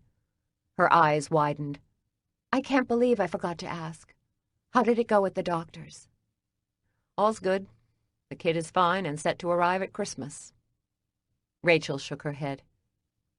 "Your kid would show up at the busiest season." "Stirring the pot from day one. Chip off the old block." Rachel sighed and her eyes grew a little misty. "Has she moved yet?" I rubbed circles on my belly. "Once. A little. She's laying low. But the doc says soon." "The girl's really moved around 15 or 16 weeks. "Then it's any day now. But enough about the kid and me. You have a date. I mean, an evening out with a guy you casually know. We have clothes to pick out for you." Rachel shook her head. "I hate this feeling." "What feeling?" Her cheeks flushed a bright red. "Dizzy, out of control, not sure what is next." "Ah, my 3 favorite emotions. Don't worry, you'll get used to it." "I don't want to get used to it. I want predictable back." Directing her toward her apartment, I gave her a gentle push. "Tell it to the judge. Now let's get to your apartment." I followed her up the stairs and into her room. She opened her closet, now noticeably half empty, and stood and stared. "So this is going to be business dress casual." Her gaze on a collection of jeans, she said, "In English, please?" "Dark slacks, a nice blouse, and maybe heels." "Okay." Settling a fraction, she moved to the closet with purpose, dug into the racks, and pulled out a pair of black slacks and a white top. I touched the material. "The pants are wool. You will die of the heat. Do you have a lighter weight material?" Horror flickered before she turned and dug into the closet again, and this time removed a pair of blue, lightweight capri pants and a white silk top. "I have scarves for color somewhere." "With a pair of wedges, it might be cute. Try the pants on real quick and let's see."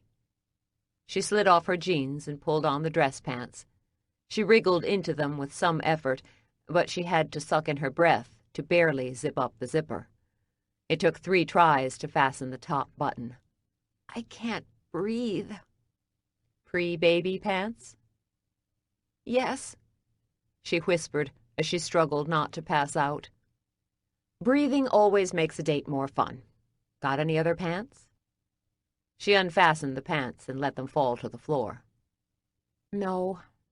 I had a winter pair and a summer pair, but I've not been out during the summer since the girls were born. Damn, I'm getting fat." "Join the club." She pulled out a dress she'd worn to a funeral months ago. "This is nice." "Church lady, funeral dress. What about skirts?" "Skirt. Makes sense." She stepped out of the pants, pooling at her ankles, and found an A-line dark skirt with an elastic waist. "I wore this after the girls were born. We had some meeting with the bankers." She slid on the skirt, and then tried on the white silk top. I dug a brown belt from the closet and a pair of brown sandals. I shook my head. The look is casual, but nicely pulled together. It says I care, but I'm not so obsessed I spend hours in front of the mirror. "Like Dragon Lady?" "Exactly." "Does it say low maintenance?" "It says fun." Rachel shook her head. I don't want it to say I'm too low maintenance. I mean, I know I'm happy with a cracker and a juice box, but I'd like to be a little more difficult. A shower and makeup will help with the image. Go ahead and clean up. I'll help you with your hair. Right. Clean is good. She hurried to the bathroom, pulling her bra off as she went. Soon the hot spray of shower swooshed from the bathroom. I laid out the clothes on the bed and went to her jewelry box and dug out a couple of long chains of costume gold jewelry and hoop earrings. Before I dated Gordon, he had been the man to catch in the office, which meant I'd gone out of my way to hide my interest. When he'd finally asked me out, I'd refused. I didn't want to be a quick yes. I suggested he try again. I had always been standoffish with men and gave them a reason not to come back. Many didn't come back. But Gordon had. 2 weeks after his first offering, he'd countered with a second, a concert. Despite all my defenses, I'd been charmed, and the date really had been lovely. We'd ended up in bed within hours. Rachel emerged from the steamy bathroom, her body and hair wrapped in towels. She sat in front of her makeup stand and met my gaze in the mirror. What am I going to talk about with him? I removed the towel and brushed out her hair. Whatever you want to talk about. The renovations are a good start. Tell him about the recipe box and Jenna Davis. She met my gaze in the mirror. Davis? When did you get her last name? Margaret knows someone who sent me links. I swear, Margaret and her connections. Frightening. I know. I gave Rachel the latest on Jenna, wishing it had been a happy ending. She reached for moisturizer and dabbed it on her face. What do you think happened to the baby? I don't know. He survived her. The obit said he was ailing. And what about the dad? Not mentioned. A rush of sudden, strong emotions welled up. I wanted to cry. What the hell? Crying was not me, and yet unshed tears burned my throat. I grabbed the hairdryer and switched it on. While I dried her hair, she applied her makeup. Within 15 minutes, her hair and makeup were done, and she was slipping into her skirt.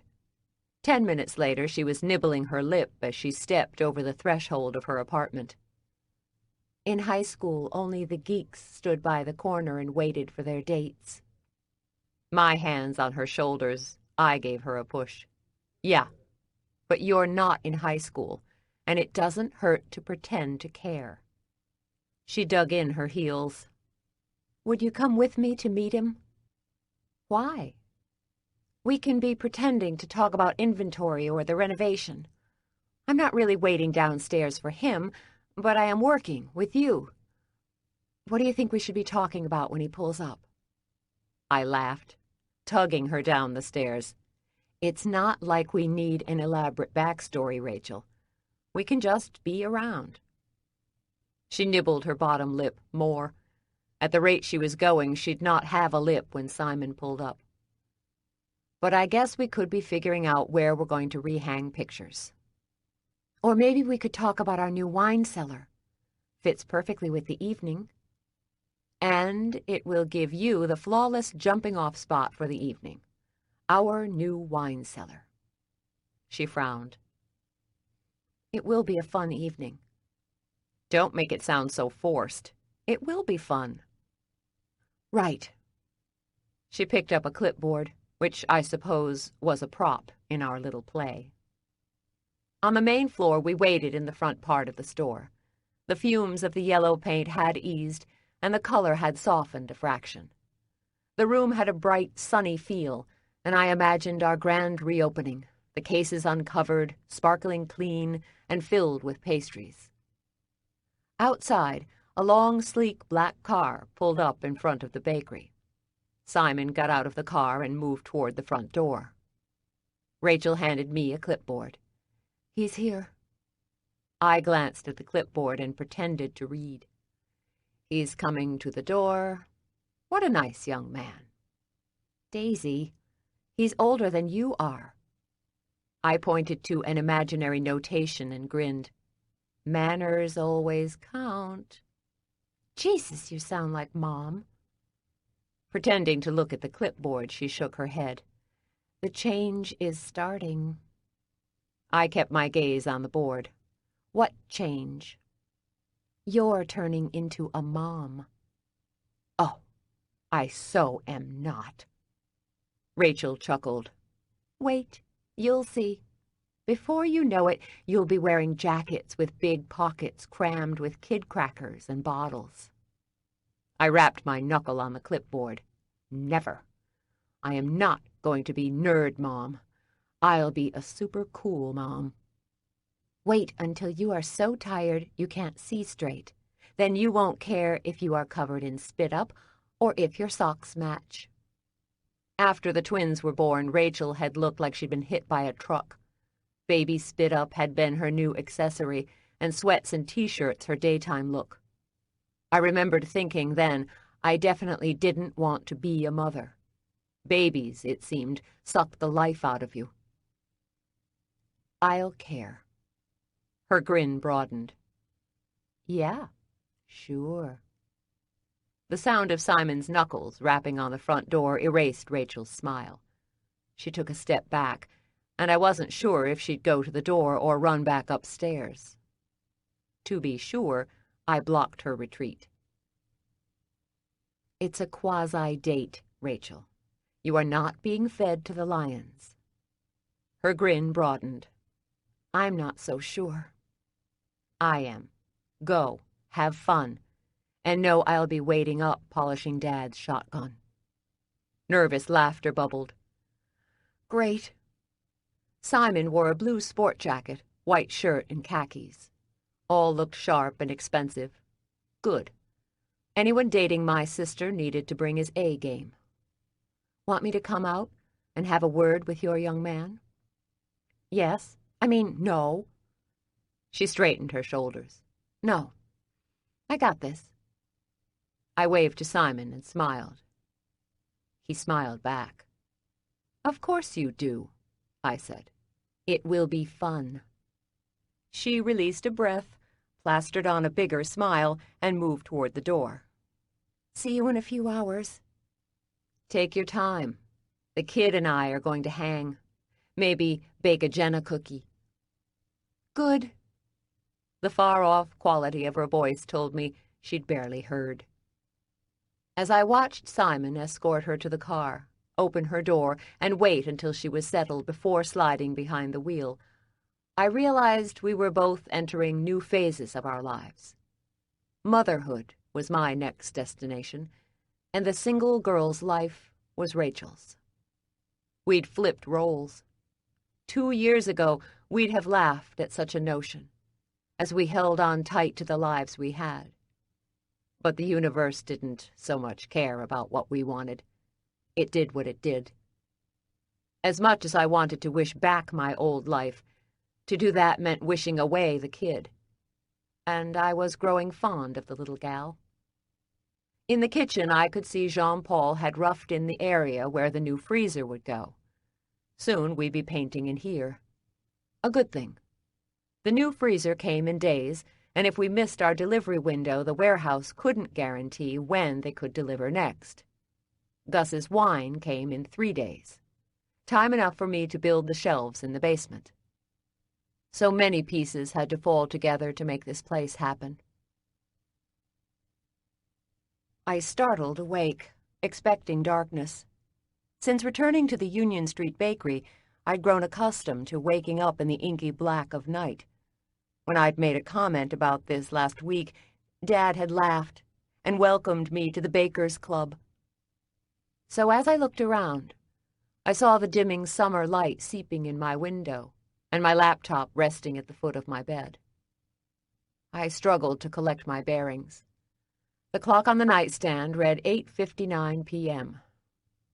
Shoving a hand through my hair, I realized I'd not slept through the night, but had dozed off right after filling out the electrical inspection application. I moved to rise, but a heavy weight pressed me into the mattress. It pushed the air from my lungs. I tried to rise again and failed. Instead of panic, my annoyance flared. No one touched me, but I sensed someone was in the room. I searched the shadowy corners just out of reach of the fading sun. Someone was close, watching, judging. The air around me shifted, thickened, and brushed my skin like a spider web. Whenever I'm scared, I don't cower. I come out swinging. A survival mechanism developed at the ripe old age of 3, when Terry sauntered out of my life. Fight first, worry second. And now with a kid on board, I had more to lose and much more to protect. In a clipped and angry voice, I said, "What do you want?" The air around me grew heavier and colder. However, instead of sensing demanding energy, I detected a desperate and pleading quality. Come at me with both barrels, and I'll go out of my way to nail you. But if you give me a hurt puppy vibe, I melt. This very chink in my armor explained my current position at the bakery. If Mom had demanded my return, I'd have refused. If she'd shouted, I'd have yelled right back. If she'd insisted, I'd have said no. But she hadn't pushed at all.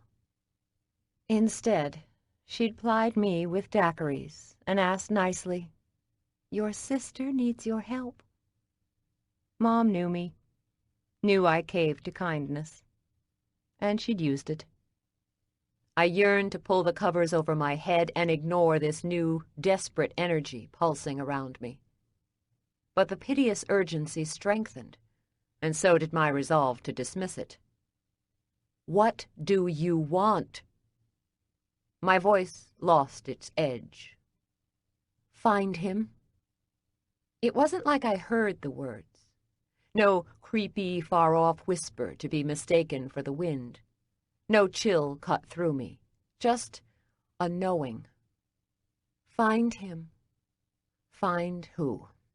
Who am I looking for? My heart thumped in my chest as I waited and listened, but no answer came. Find him. Specifics, please. Find him. The pressure weighing me lifted. Frustrated, I sat up and searched the darkness. Silence radiated in the room. Waited, listened, nothing. Leaning forward to click on a light, my fingers reached for the switch, when my stomach tumbled, turned, and tumbled again. My breath caught in my throat. The voice forgotten, my attention shifted to the kid. Had it moved? Carefully, I slid my hands under my t-shirt and laid them on my naked belly. Heart beating, I closed my eyes, turning all my energy inward as I waited, barely breathing.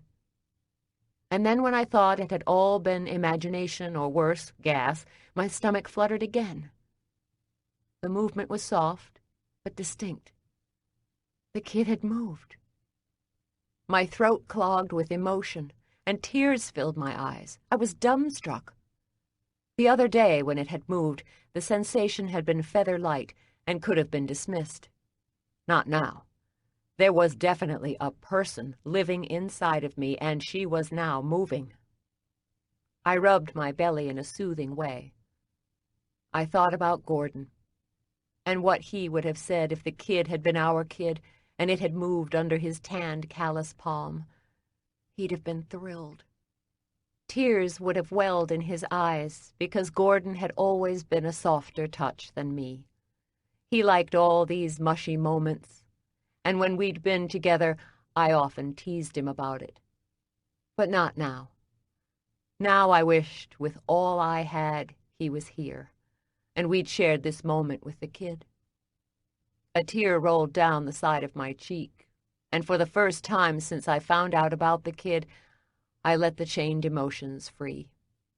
Rolling on my side, I cried. Not caring this time if it meant I was strong or weak. I didn't care. All I knew was I'd experienced a most miraculous moment, and there was no one to share it with. I was all by myself. Again.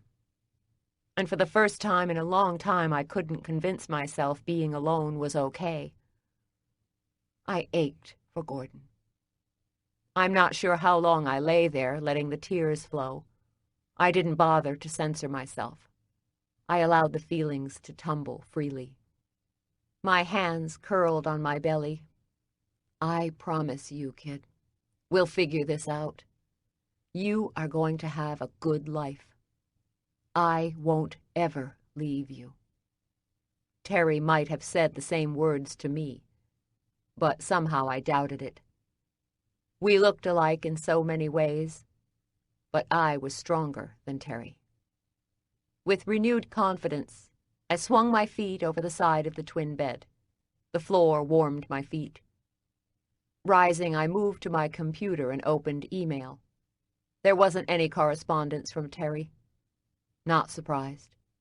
I typed. I don't think it's asking a lot to have my genetic background. I want to know who my birth father is. I've tried to play nice, but I've run out of patience. Either tell me who he was, or I'll be on your doorstep asking the question in front of your family. I signed the message, Daisy, your daughter. Your daughter might have been a little snippy and over the top, but I didn't care. I wanted information for the sake of the kid, and I wasn't messing around. I hit send.